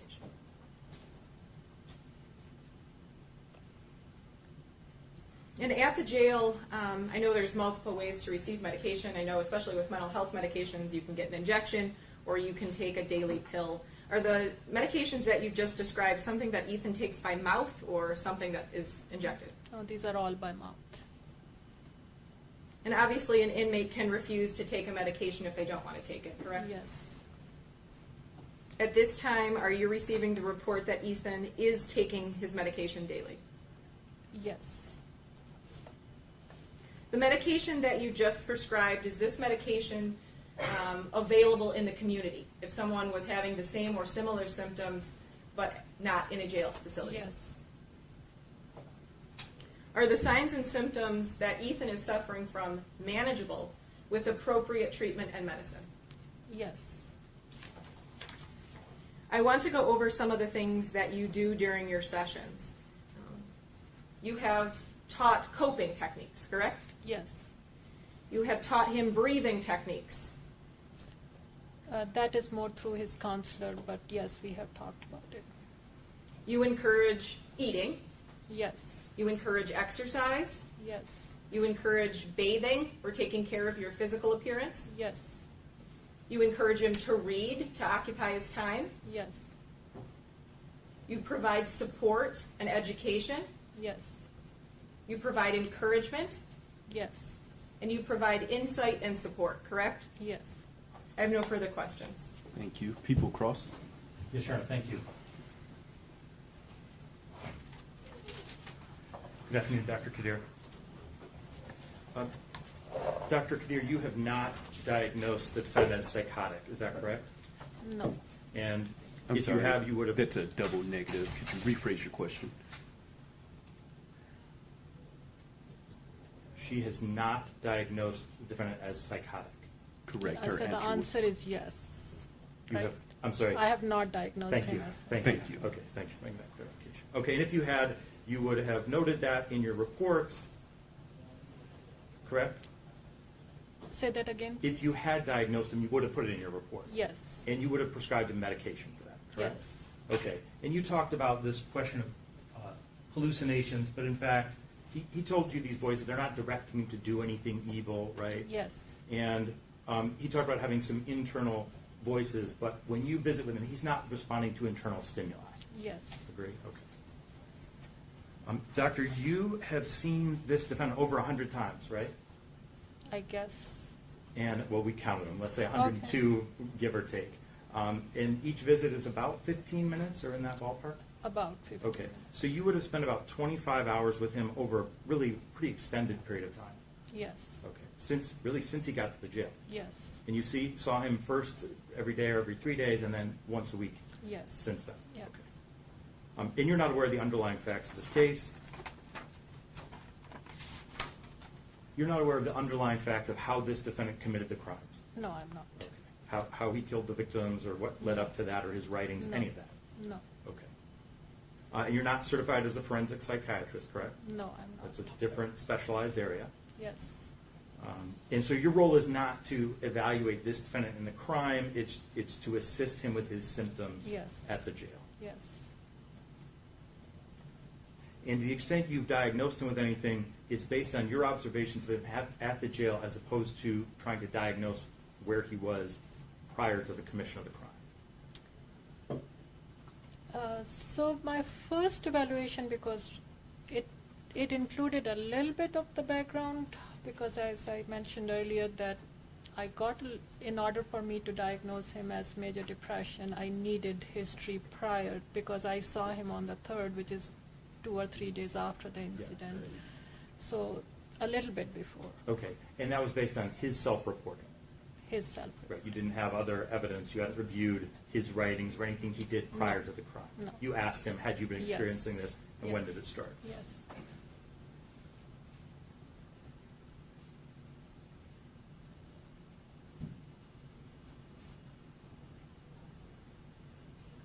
I have nothing further. Thank you. Defense, redirect. Sure. I have no further questions, Your Honor. Thank you. Any reason why this witness should not be excused? No, Your Honor. No, Your Honor. Thank you. With that being said, doctor, thank you for being here. You may step down. Please don't discuss your testimony with anyone. Thank you. Thank you. With that being said, this is a good time to take a break. So we're going to take about a 10-minute break. Again, to those in the courtroom, please be seated until the defendant has exited the courtroom. Deputies, you may take the defendant.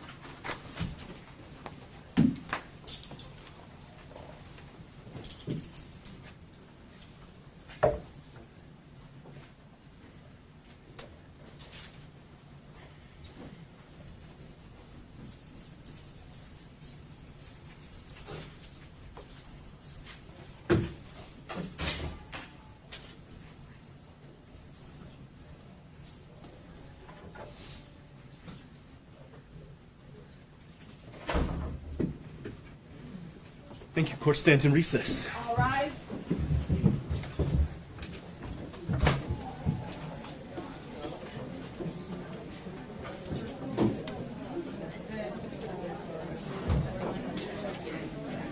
We're good. I can't, but we're right.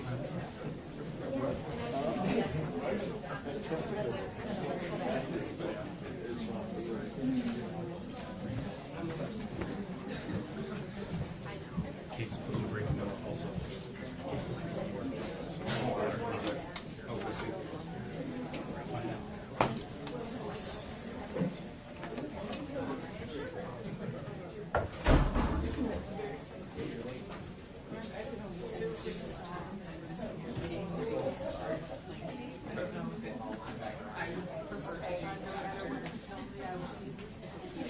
I'm doing Keating now. I would prefer to do Dr. King studying rather than breaking, but I'm sure you would. Yeah, that sounds perfect. For everyone but me.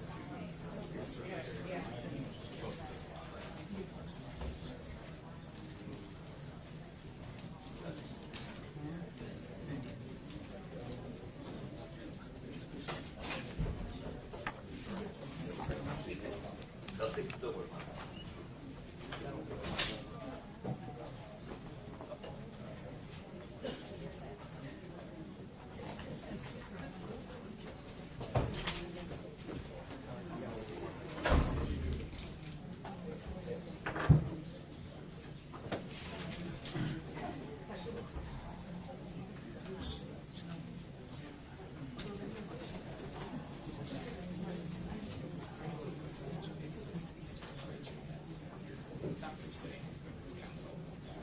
Just bring it up. Okay.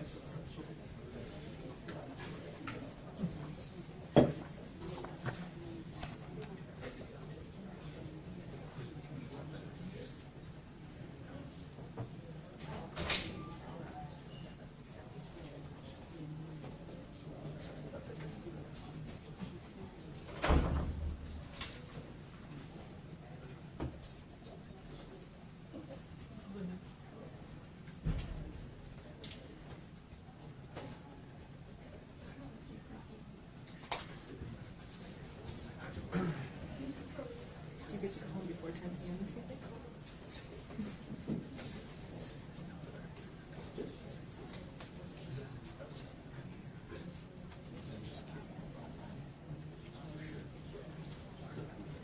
Yeah, like my lunch, really.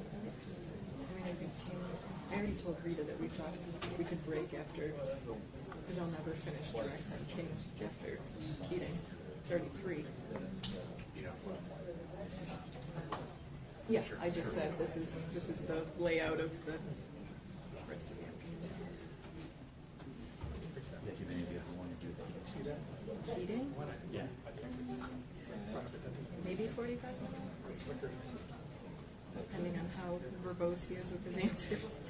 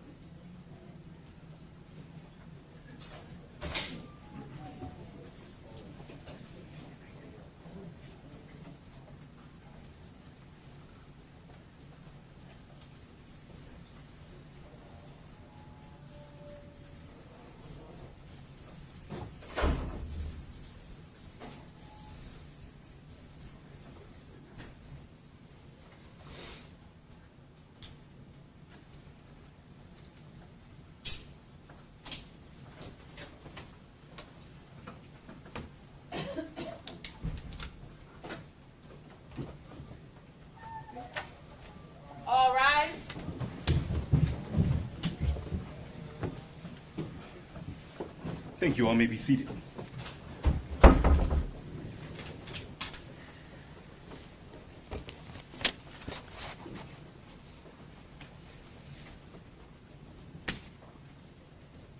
Your Honor, calling People versus Ethan Crumley, case number 2022-279-506 FC. Thank you. Appearance for the record. Karen McDonald on behalf of the people. Thank you, Mark Keast on behalf of the people. David Williams on behalf of the people. Paulette Michelle Lawton on behalf of Ethan Crumley. Amy Happ on behalf of Ethan Crumley. Deborah H. McKelvey on behalf of Ethan Crumley. Thank you, and good afternoon again. You all may be seated. With that being said, defense, prepare for your next witness. Yes, Your Honor, may we briefly approach? Absolutely.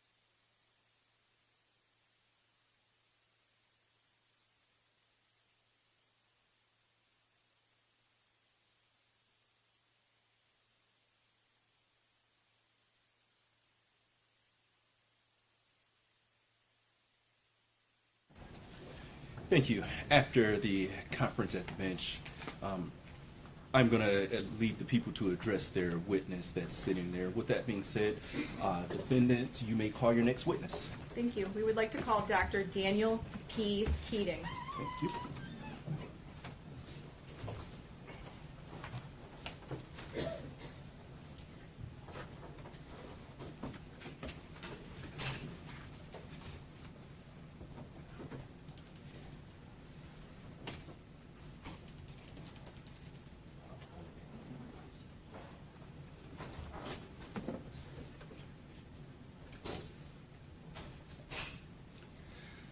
Thank you, Doctor. You're going to approach the witness stand. You're then going to stand in the witness box. Face my clerk to be sworn, please.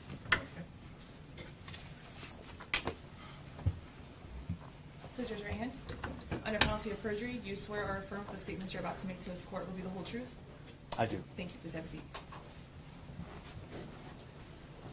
Thank you, and good afternoon, sir. If you could, please state your full name for the record and spell your last name. Daniel Keating, Keating. Thank you, and if you could, just keep your voice up for me. I would greatly appreciate it. Sure. Defense, your witness. Thank you. Thank you. Hello, doctor. Hello. I want to first go over your education. Can you tell the court your educational background, please? I received a bachelor's degree from College of the Holy Cross in Massachusetts and an MA and PhD from the Johns Hopkins University in Baltimore.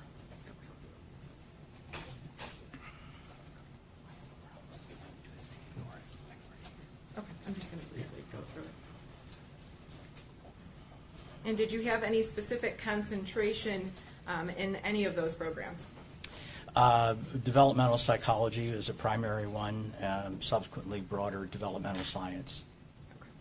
Your Honor, I will direct your attention to Exhibits K for Dr. Keating's CV and L for his report. Thank you. So obviously in looking at your CV, you have had a number of important professional positions. I don't want to go over all of them, but can you briefly describe your past professional positions and then go into what you are currently doing? Yes, I've been on the faculty at a number of universities, including University of Minnesota, University of Maryland, University of Toronto, and currently at the University of Michigan, where I'm a professor of psychology, psychiatry, and pediatrics, and a research professor in the Institute for Social Research. Is research a large part of your job? Yes. And can you describe to the court what type of research you have been involved in? Developmental science broadly. Within that, most recently, specifically, or actually career-long, on adolescent development, and more recently in adolescent brain development and adolescent neurodevelopment. I also have been involved in research looking at early childhood development and effects of early life adversity on the life course. Have you been published a number of times? Yes. Books and in peer-reviewed journals? Yes. A number of books, 9, and peer-reviewed journals, I don't remember the exact number now, 70-ish. Have you received any honors? My most recent book, called Born Anxious, was awarded the Best Book in Developmental Psychology in 2019. I should also mention that I was a fellow of the Canadian Institute for Advanced Research for a number of years. Your Honor, at this time I'm asking that Dr. Daniel Keating be qualified as an expert in adolescent brain development. No objection, Your Honor. Thank you. This witness will be reflected as an expert in adolescent brain development. You may continue. Thank you. Are you familiar with the U.S. Supreme Court case of Miller versus Alabama in regard to juvenile life without parole sentences? I am. Was your work and research part of the science that is discussed in the actual opinion on that case? Some of my work was cited in the amicus brief from the APA with respect to that case. Indirectly, I participated in a number of discussions for MacArthur Foundation Research Network on juvenile justice and adolescent development. Discussions in that group were reflected in a variety of ways in the brief that was put together. Since that case, there have been a number of other cases involving life without parole sentences. Has your work and research been used in any of those most recent cases? I and a number of other folks were signatories to an amicus brief on the Michigan Supreme Court recent decision extending through to age 18 the Miller protections.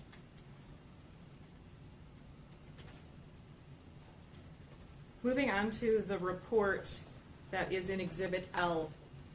I did not ask you to review anything about this case, correct? That is correct. You have never met with Ethan Crumbly, correct? I have not.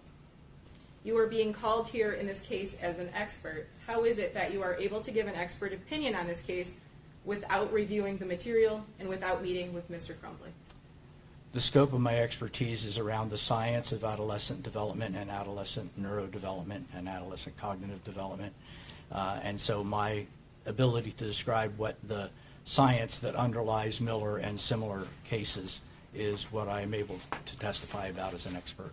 So your testimony and report is based solely on brain science and your research, correct? Correct. And others' research, yes. Of course. Let's talk about your report. It's broken down into 8 sections, correct? Mm-hmm. When you talk about adolescence, what age range are we talking about?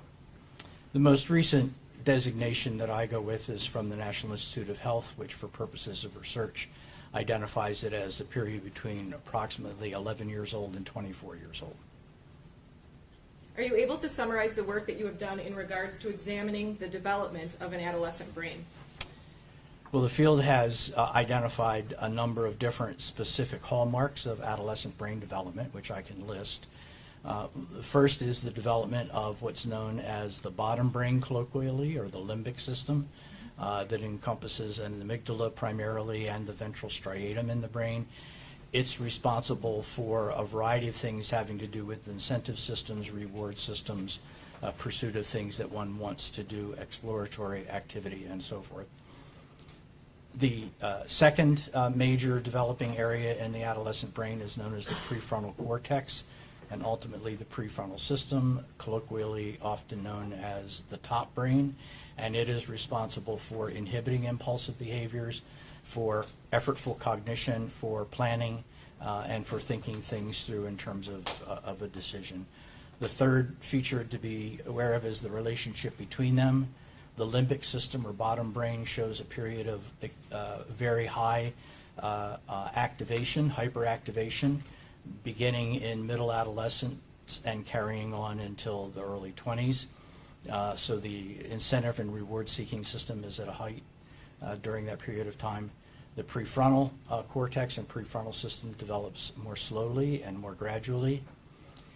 The difference between them is known as a developmental maturity mismatch, so that's the third hallmark, is that you have a hyperactivated limbic or bottom brain and a still gradually developing prefrontal cortex, which is which has to do with, as I say, the ability to inhibit impulsive behaviors and thinking things through in a more planful, logical, and cognitively effortful way. And then the fourth hallmark is that it's a period of extremely high neuroplasticity.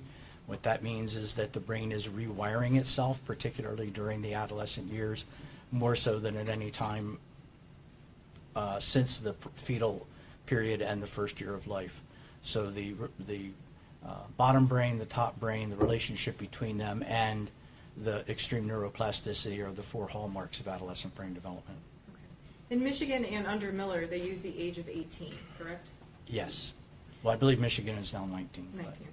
Is that age cutoff consistent with the scientific studies showing when an adolescent brain matures into an adult brain?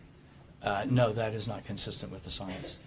Ethan was 15 years old at the time of this offense. That falls into your studies as being an adolescent brain, correct? Yes. I want to discuss the first section of your paper, which is titled Immaturity of the Prefrontal Cortex and Executive Functions. I know we touched on this just a moment ago, but can you explain to the court what is the prefrontal cortex and what is it responsible for? So the prefrontal cortex is the most advanced of our brain areas compared to other species and earlier versions of our species. And that is responsible for what are known as executive functions, which have to do with the ability to think through things in a systematic way, to focus attention and to shift attention appropriately. So in carrying out those executive functions, it includes things like planning. In addition to that, it's a primary way that individuals learn to inhibit impulsive or impetuous behaviors.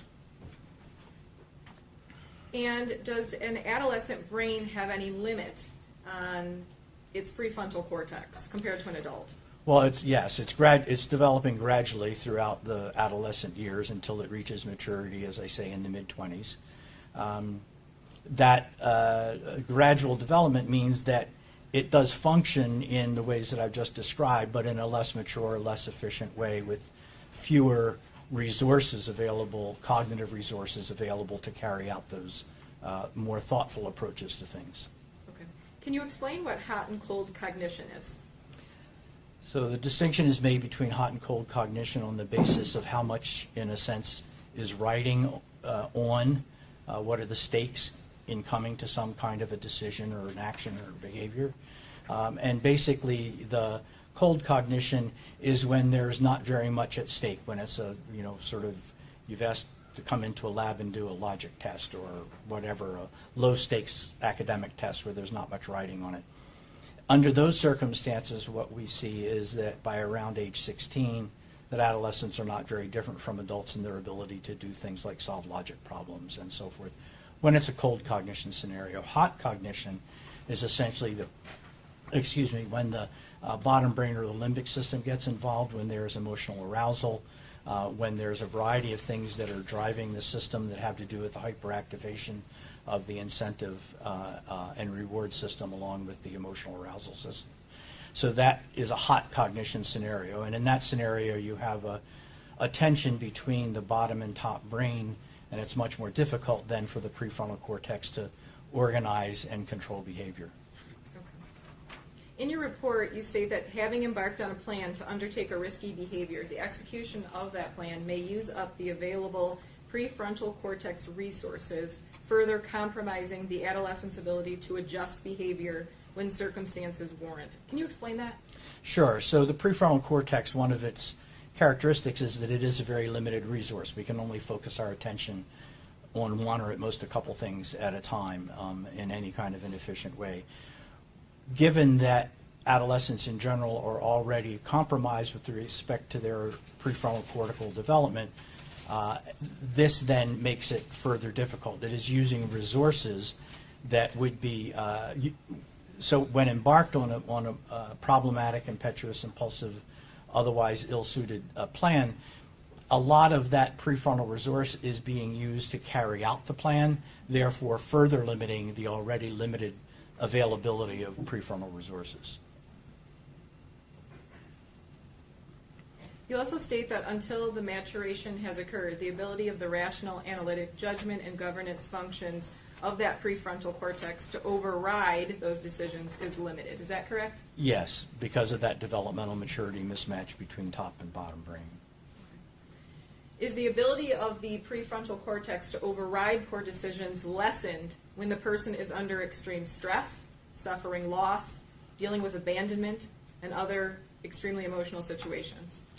When there's a history of emotional problems, child-rearing problems, perhaps nurturing problems, the stress of that can in fact amplify that developmental maturity mismatch. It makes it more difficult to moderate behavior. The activation invokes a stress system which is not well controlled. It's dysregulated for individuals with that kind of a history. So it amplifies the activity of the hyperactivity of the bottom brain.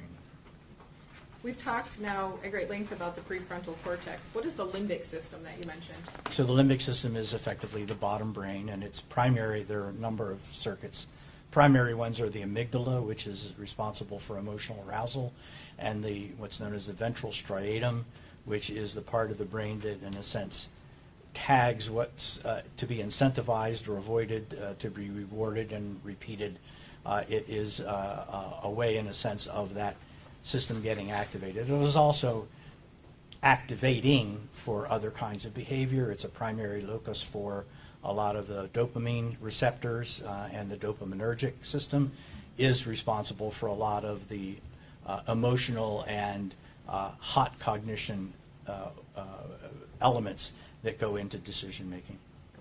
Does decision making for an adolescent depend on the interaction between that prefrontal cortex and the limbic system? Yes, it's captured in that third area I mentioned of a developmental maturity mismatch, where you have a hyperactivated bottom brain limbic system and a more gradually developing top brain or prefrontal cortex. How does the brain of an adolescent function differently compared to an adult? Basically along those same lines, less ability to inhibit and control behavior. Among the various things that get activated or hyperactivated in the limbic system are peer relationships. They are especially salient during adolescence, which is different from how adults react to peer presence or peers on the mind, so to speak. And the prefrontal cortex, in addition to being less developed, one of the other characteristics of adolescent brain development is that it is the prefrontal cortex we really tend to describe now as a prefrontal system because it's a network of the brain, and the systems that are the prefrontal cortex begins to take a more significant role in shaping and deploying to do various kinds of things also happens during the adolescent development. We can see that because of the tracts or neurons between different parts of the brain, and when that happens and they become strong, that's known as white matter because of the nature of the physics of myelin, which is an insulation to speed up messages, compared to gray matter, which is not yet connected or not yet wired up. So that wiring of the prefrontal system to the rest of the brain is also a really very important part of the adolescent development. Okay. I want to move on to the second portion of your report. It's just titled Elevation of Socio-Emotional Arousal, Reward, and Incentive Systems.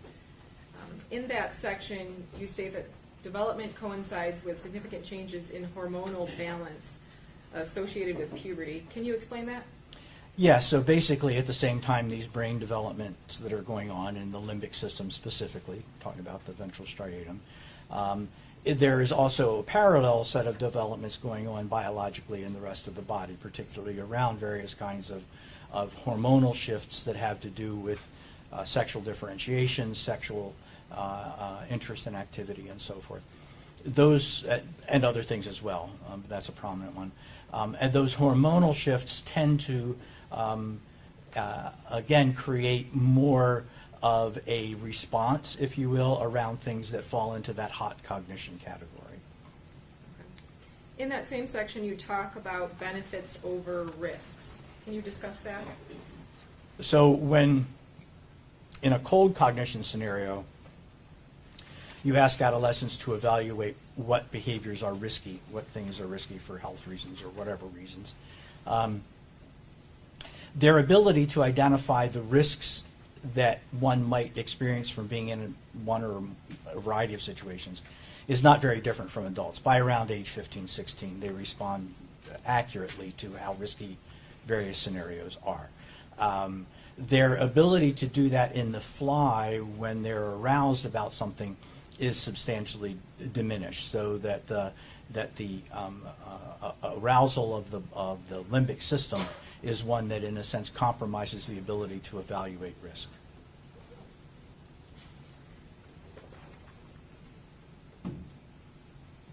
Is it true, as you stated in your report, that adolescents value the potential benefits of the behavior more highly than adults would?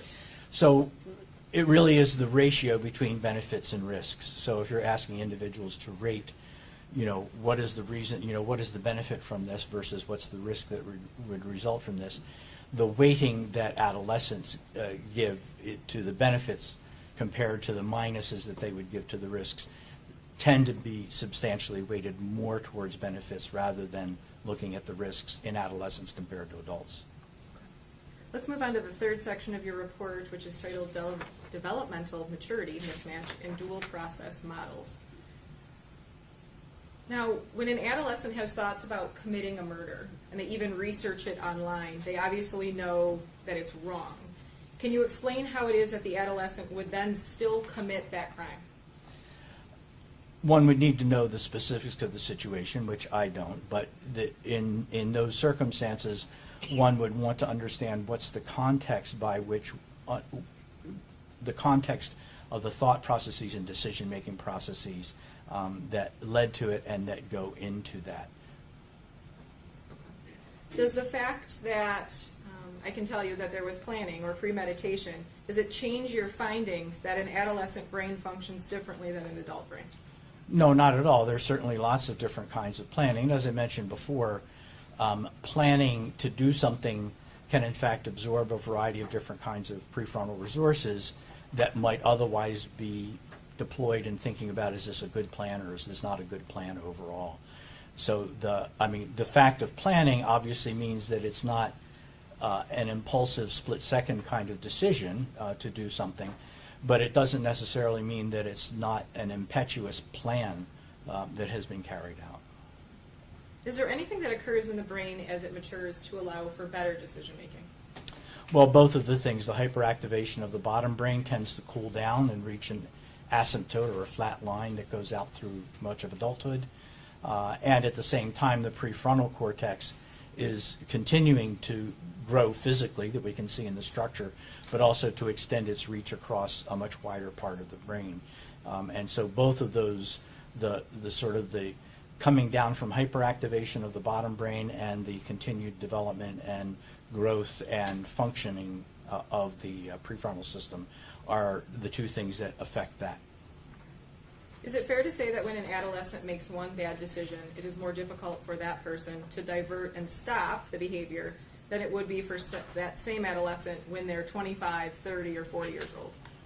Yes, the ability to deviate from a plan that is, one judges at some point might not be a good idea is much less because, as I mentioned, part of the resources going into carrying out the plan, it's the analogy that's often used is sort of at the start getting on a train that's headed in a bad direction. The second is trying to find a way to get off a runaway train. For adolescents, that finding an exit ramp, so to speak, is much harder than it is for adults. Can you explain what happens with an adolescent after they carry out a crime or after they carry out a risky behavior that they plan to commit, or a series of really bad decisions? Are they able to then return to reasoning and judgment, or are they forever on that runaway train? Well, no, I mean, the sort of how that will affect their future thinking, behavior, activity, and so forth is not determined at that moment. It's a process that goes on for years afterwards. So, so yes, the possibility for rehabilitation exists at that point going forward. How is it that an adolescent can conform their behavior after a string of horrible decisions? I'm sorry, I didn't understand the question. Absolutely. How is it that an adolescent can conform their behavior after a string of horrible decisions? You mean reform their behavior? Or? Correct. Yeah. Well, basically, it's a process of often a longer-term process of rehabilitation and resilience. And there are a variety of things that we know about the nature of resilience that play into how that might go forward. So it's obviously it's not a guarantee, it's a possibility for individuals in that situation. In Miller, the court talks about one of the factors being immaturity, impetuosity, impulsiveness. Mm-hmm. Does what you already explained to us today help to clarify what the court was looking at when it came up with those factors? Yes, I think rather precisely, because the developmental maturity mismatch that I described was in fact part of the brief in the Miller case. That specific issue of the hyperactivation of limbic and the more gradual development of the prefrontal cortex was part of what the court relied on. Let's move now to section 4, which is the rehabilitative prospects. You talk about very substantial evidence for neuroplasticity. Can you explain that to the court? Sure. So neuroplasticity essentially means that the brain is in a situation where it is in the process of doing a variety of kinds of rewiring of different kinds of things. And that process is one that can go in a variety of different directions. Plastic meaning it can go in a variety of different directions. The source of this, the biological source of this, is what's known as synaptogenesis. And synaptogenesis essentially just means giving birth to a whole bunch of brain cells, neuronal cells, which then in the brain can be used to do a variety of this rewiring that could be going on during that period of time. In addition, we also know that how it gets rewired is dependent upon the environment and experiences that the individual is exposed to during that particular period of development. So it's plastic in the sense that it can be shaped by experiences and events that occur in that during that period of time. And we see that rewiring happening when we're doing brain imaging in what I've talked about as the white matter circuits getting hooked up. And the basic rule there is cells that fire together wire together. So the things that are happening that are going in a particular direction, the more that gets ingrained into the brain, more likely it is to carry it out. And so in a rehabilitative context or resilience context is aiming to try to get rewiring in a more pro-social direction. In your studies and your work on Miller, I'm sure you have had an opportunity to discuss and research the phrase that they use, irreparable corruption, correct? Mm-hmm. Can you talk about that? Sure. So that was my understanding of how in the Miller hearing at least, the court interpreted the research was to identify three things. One is impetuosity and impulsivity as a mitigating factor. The second is differential response to peer presence, peer influence as a second mitigating factor. And then a third factor is this neuroplasticity or the capacity for rehabilitation. That is a function of this neuroplasticity that we've just been talking about. Irreparable corruption would essentially say that we can identify, in the case of an adolescent, yes, would identify our ability to indicate which individuals, all of whom have committed serious violent offenses, sometimes horrific violent offenses, to what extent can we predict that would be a lifelong characteristic of that person? The answer to that question is essentially that scientifically we cannot answer that question. We cannot make an accurate prediction for decades hence from the point of adolescence in terms of whether or not there has been sufficiently observed resilience and rehabilitation to make a different decision on sentencing. Now let's move on to the sixth section, impact of developmental adversity, toxic stress, trauma on adolescent functioning. Many juveniles who have received or are the subject of receiving life without parole have experienced a history of trauma or significant adversity earlier in development. Is that correct? Yes, it's common. Can you describe what trauma is? So we normally think about this as a dimension from serious enough to make changes to the brain at one end, and then going up from there, making very significant changes to the brain. So we don't have a dose relationship in terms of how much stress or what particular kinds of stress, but basically at the end where we can discover or have discovered significant biological changes to the brain would be things like growing up in a situation where there's lack of material necessities, homes, shelter, food, whatever. And that kind of adverse childhood experiences are observed to make changes to the brain. And then we go up from there through a variety of different levels. The most serious ends of trauma are things that have to do with direct physical abuse, sexual abuse.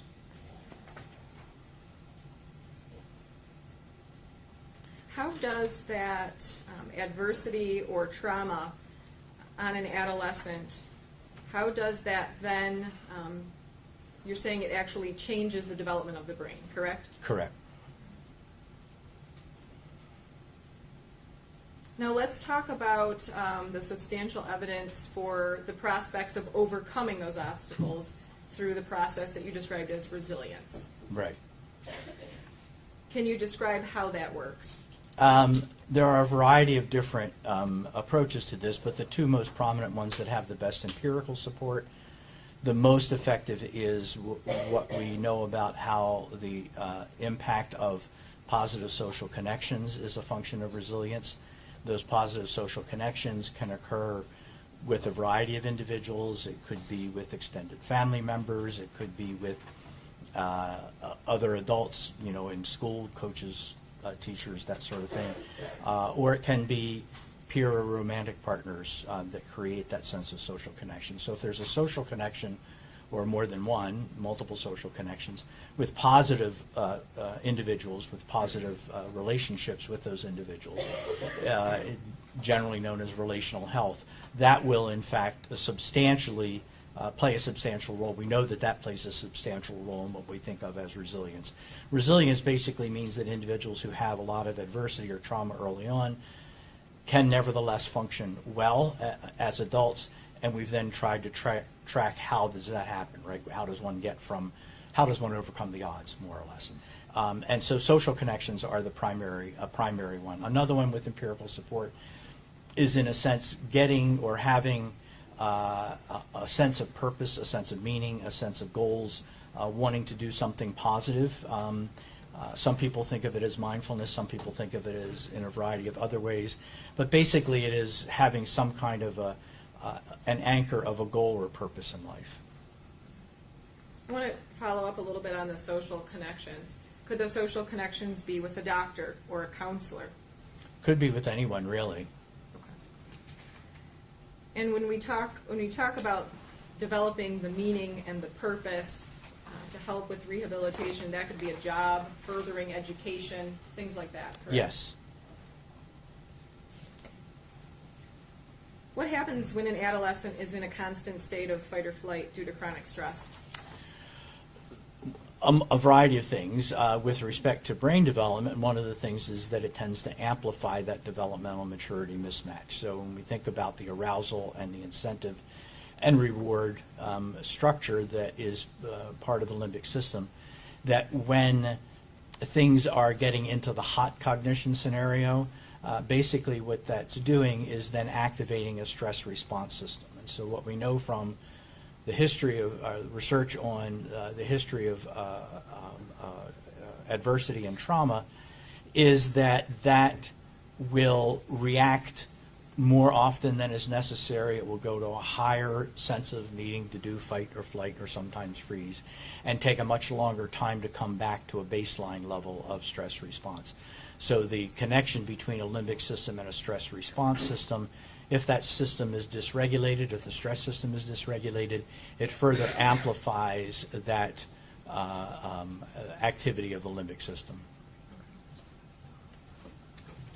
When you're discussing the extreme stress in your report, you say that there are lifelong consequences. Effects begin to show up as early as adolescence, however, especially in physical symptomology, in sleep disruptions and other things. Can you talk about that?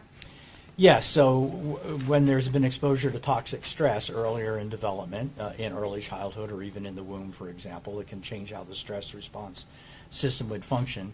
When the stress system is dysregulated, among the consequences that are the most meaningful is that there's an overproduction of cortisol, which is the fight or flight hormone that we just talked about.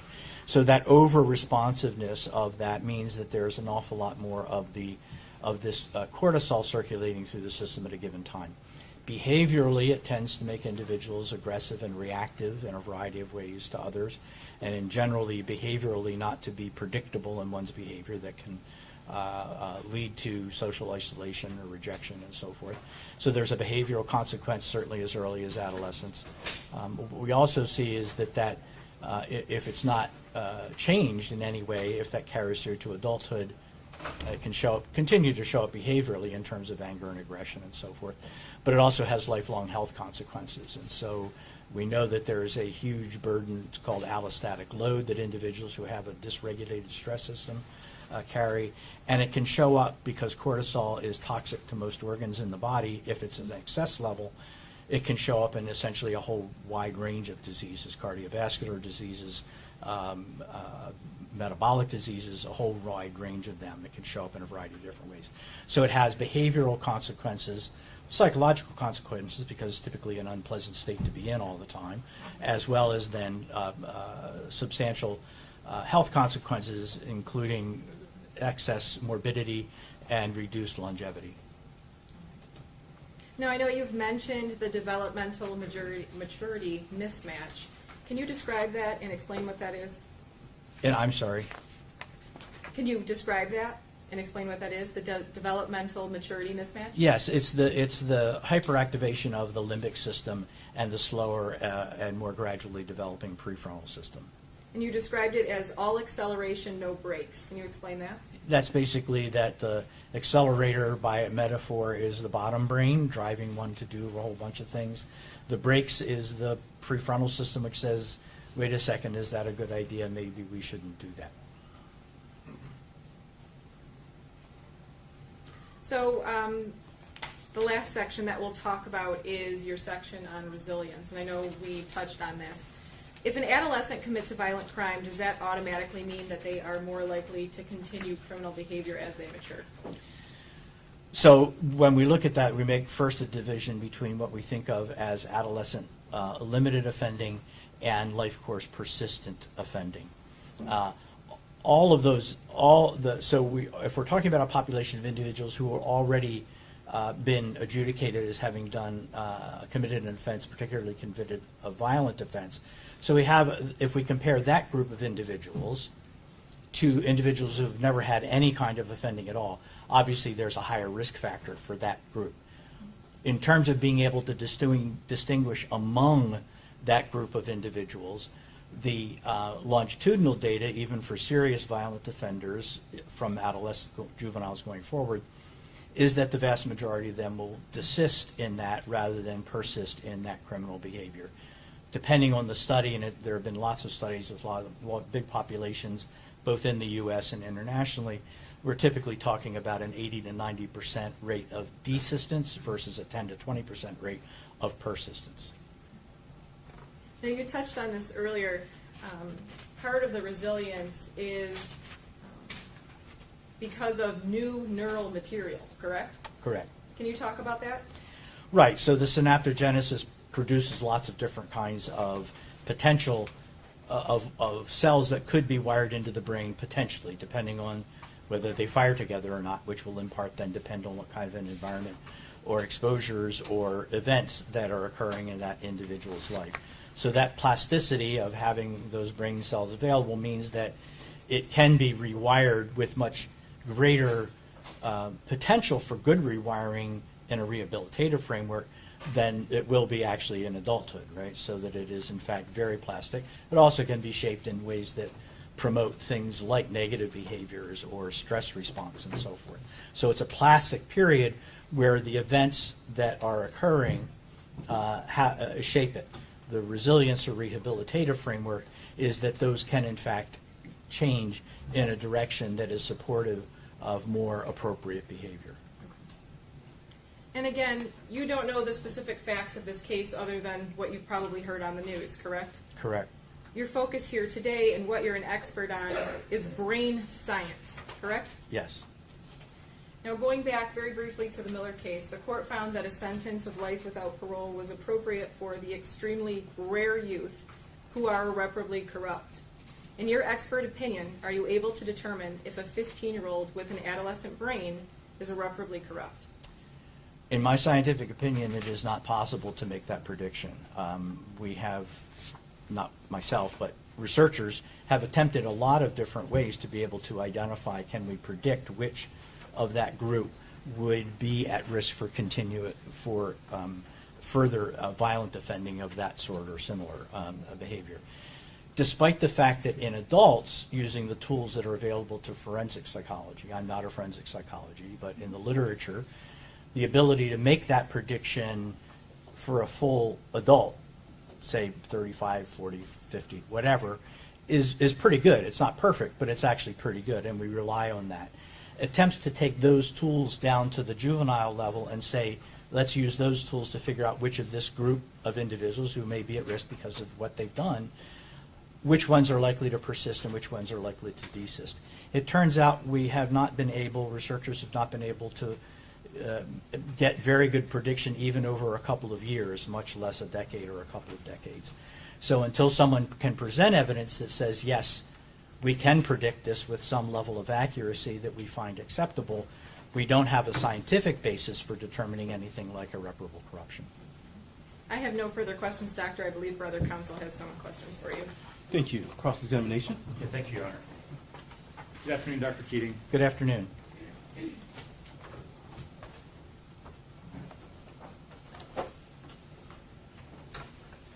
So, Dr. Keating, I think you've been very clear. You don't know this defendant. You've not interviewed the defendant. You've not reviewed the videos, the journals, any of the background of this case. I don't know the details of the case, other than general news coverage from some time ago. Okay. And so, first of all, you are not offering any opinion specific to whether this defendant's crimes are the result of an undeveloped brain or whether there's something else, right? Not specific to this particular case, other than the fact of the individual's age, of course I know, and they're within the range of what we consider to be normative brain development. So you know roughly maybe where his brain is, but you don't know if his planning and commission of this crime is related to the problem of part of his brain not being able to put a brake on another part of his brain. In the specific case, that would require a whole host of clinical data, and I'm not a clinical psychologist. Well, and you need facts, right? Excuse me? You'd need facts. You said I need the context. Well, I would need the context, as I wouldn't trust myself to make such a judgment. That's not my area of expertise. You said there are different kinds of plans, right? Yeah. You said one of the things is the prefrontal cortex deals with planning. It's Yep. not fully developed. Counsel said, well, just the fact that someone plans to kill someone doesn't mean it's not related to brain development.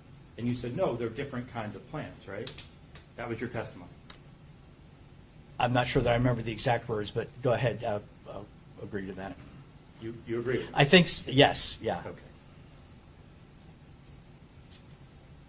Okay. You talked about the effect Just of... to clarify, if I recall the line of discussion, and I'd have to hear it again to be sure, what I would say, or at least what I would say at this point, is that that the making of a plan, even a detailed plan, is not necessarily not the result of impetuosity or impulsivity. Right, you could have a plan that's impetuous or impulsive. You could. Correct.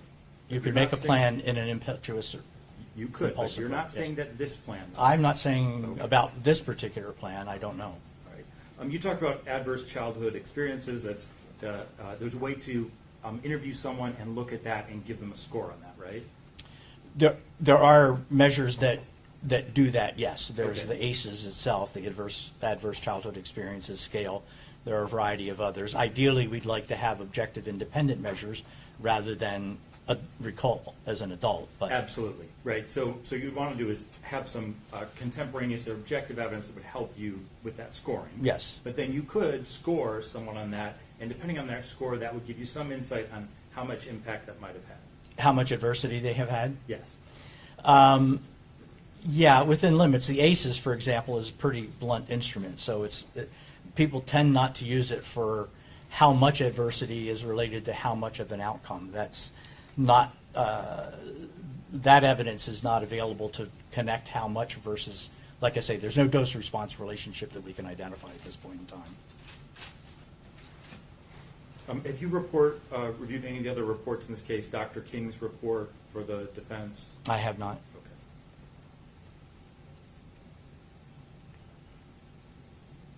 Okay. You talk about hot cognition circumstances, right? Yes. And you've ever heard the phrase cold-blooded killing, something done in cold blood. You talk about cold cognition.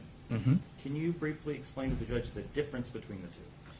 Between cold cognition and cold-blooded No, between hot cognition and cold cognition. Oh, basically, at the simplest level, it's that hot cognition is when the bottom brain is activated at a substantial level. Cold cognition is when it is not. Okay. Does the train example work in that realm, where you talk about hot cognition, the train is going down the tracks, and because of that hot cognition, the juvenile is less likely to stop the train. Right. Or get off the train. Or get off the train. Yeah. If it's not a runaway train, in fact, the train's going down the tracks and then it stops, and there's a decision-making point, and someone goes to bed or goes to school or writes in their journal or talks to their friend, now you have a chance to reevaluate, right? Is We're that back a yes? Yes. Thank you. So we're back to cold cognition. Is that right? No, I wouldn't necessarily say it takes you back to cold cognition, because as you reconsider or reimagine that plan, it can reactivate the impulsivity or impetuosity that led to that. Presumably there were reasons that may have been limbic-based for wanting to carry out such a plan. The fact that there's a time interval doesn't necessarily mean the next time you come back to think about it that it is then in a cold state. It may very well just reactivate the limbic system. If there is an incentive or reward or desire for whatever reason to do it, it doesn't necessarily go away just because of the intervention of time.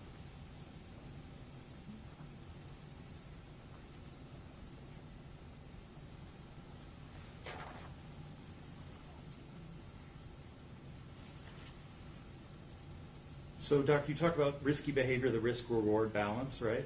Yes. And you talk about age, risk, behavior profiles, the prevalence of not just crimes, but also accidental injuries, and you use the example of serious driving mishaps. True?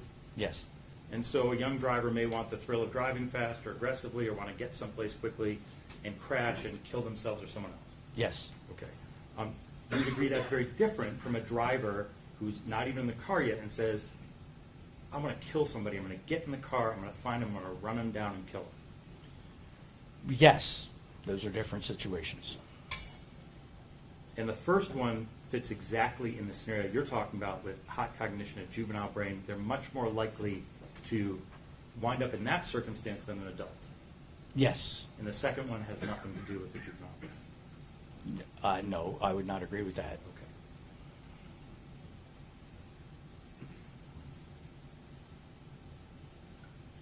In evaluating the risk of harm, the assumption is that the harm is something to be avoided, right?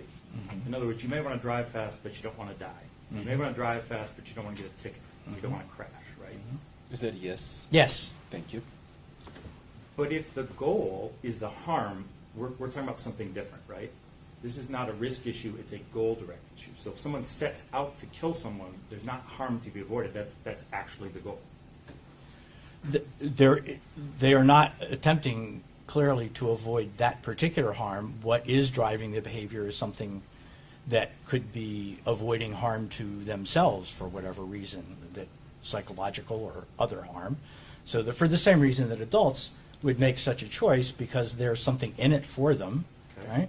That would then activate whatever that is that's in it for them, could well activate those same parts of the brain. So one is like self-defense, someone being physically threatened. Being physically threatened, being socially threatened, having a fear of low status amongst one's peers, having something that you want, the same range of motivations, obviously, that affect adults and adolescents of why one would be motivated to do such a thing is variable. So I want to just step outside the realm of crime or murder for a minute and see if we can agree on some behavior that's not a result of a less than fully developed brain. You aware of what an Eagle Scout is? Yeah. Okay, and you know, an Eagle Scout is a young person. You have to complete it before you're age 18. You put in like a couple of 100 hours of work. You have to do a proposal, come up with a plan, gather the materials, and execute the plan, right? Yes. And so if a person does that by the age of 18, we don't say they were only able to do that because they were a juvenile, right? No, I'm not sure I follow the question, but no, we don't say that because they're... In other words, we wouldn't say that, we would actually say that someone doing that as a juvenile has overcome the limitations of the juvenile brain and actually accomplished something that really a lot of adults would have trouble with, right? It is true that lots of adults would have difficulty completing that course. I would not necessarily say that if one, not that I'm an expert in it, but I have some experience, that one completes that typically with a fair bit of mentoring and support and scaffolding from adults in order to achieve it. Right. So someone who managed to achieve that kind of goal with that Right. kind of planning and resources and materials without adult mentoring, that's really kind of a feat, isn't it? I mean, the Eagle Scout has all that support. So if someone were to achieve the same, make the same achievements as an Eagle Scout without any support externally, I'm not sure how that would happen, but sure, I'll grant that if one did that, that would be a rather remarkable achievement.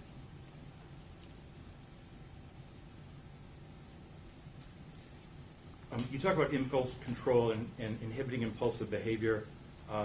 You talk about the experience of trauma, but that's variable, isn't it? So The sometimes experience you of trauma? Yeah, no, the impact of that. So you might see individuals have good impulse control at a younger age, adults who have poor impulse control. It's not perfectly correlated with age, that's correct. The effect of trauma is to compromise both sides of that developmental maturity mismatch. But it's a range, and you'll still see people with trauma who have good impulse control and people without it who have bad impulse control. Sure.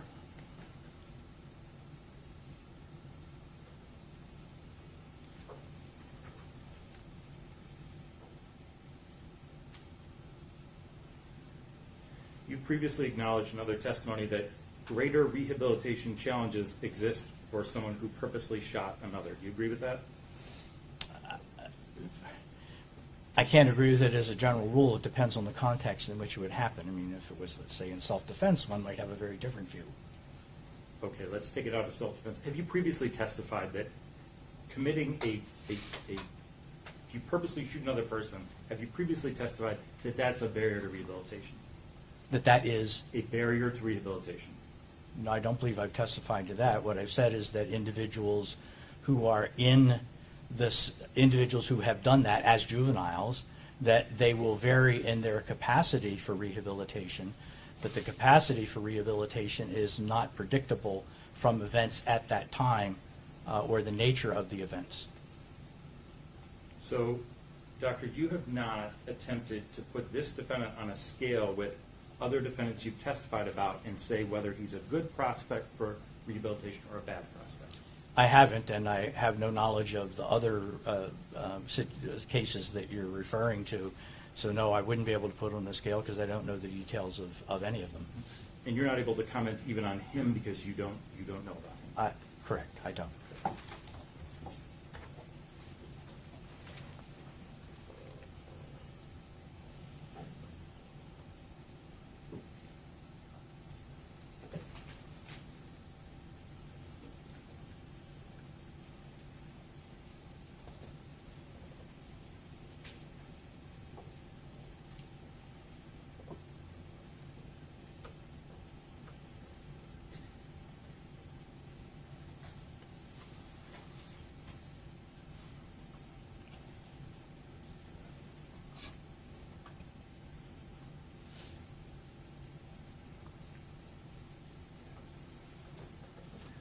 So, Doctor, on direct examination, you talked about, and I think you talked in your report about irreparable corruption, right? Yes, And no one can say that someone is irreparably corrupt. not a juvenile, perhaps older. And are you aware, in fact, that the standard under Miller at this point is not that the prosecution has to prove that someone is irreparably corrupt? I'm sorry, that the legal requirement is not to prove irreparable corruption? Yes. I don't know the law, but I'll take your word for it. Okay. And in fact, the touchstone of the whole evaluation is proportionality, whether the sentence is proportionate to the offender and the offense, including the Miller factors. Including the Miller factors, yes. Right. And you've agreed you don't know anything about this defendant's crime, the way he killed his victims, the amount of time over which he planned them, or whether it was a product of hot cognition or cold cognition. True, I don't know the details. Thank you.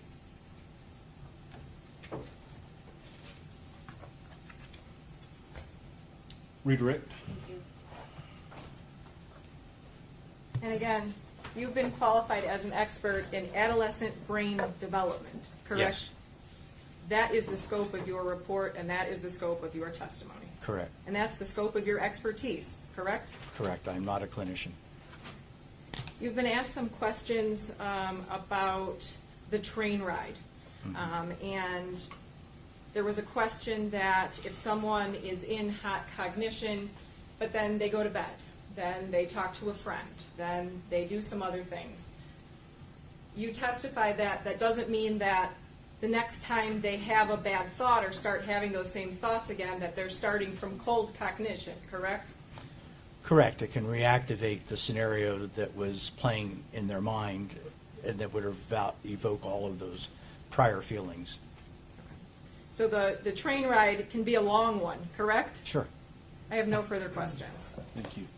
With that being said, any reason why this witness should not be excused? Not at all.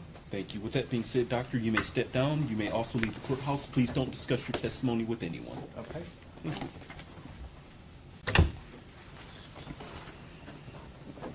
That being said, the time is approximately 4:05. I understand that the defense next witness, we will not be able to finish before 4:30. With that being said, as counsel is aware, I have my criminal call on Monday, and so I cannot pick up this case on Monday because I have other matters that the court must attend to. With that being said, I will see you all on Tuesday morning at 8:30 a.m. With that being said, is there anything else we need to address for the record? No, Your Honor. None, Your Honor. Thank you. Deputies, you may take the defendant. If everyone in the courtroom could please be seated until the defendant has exited.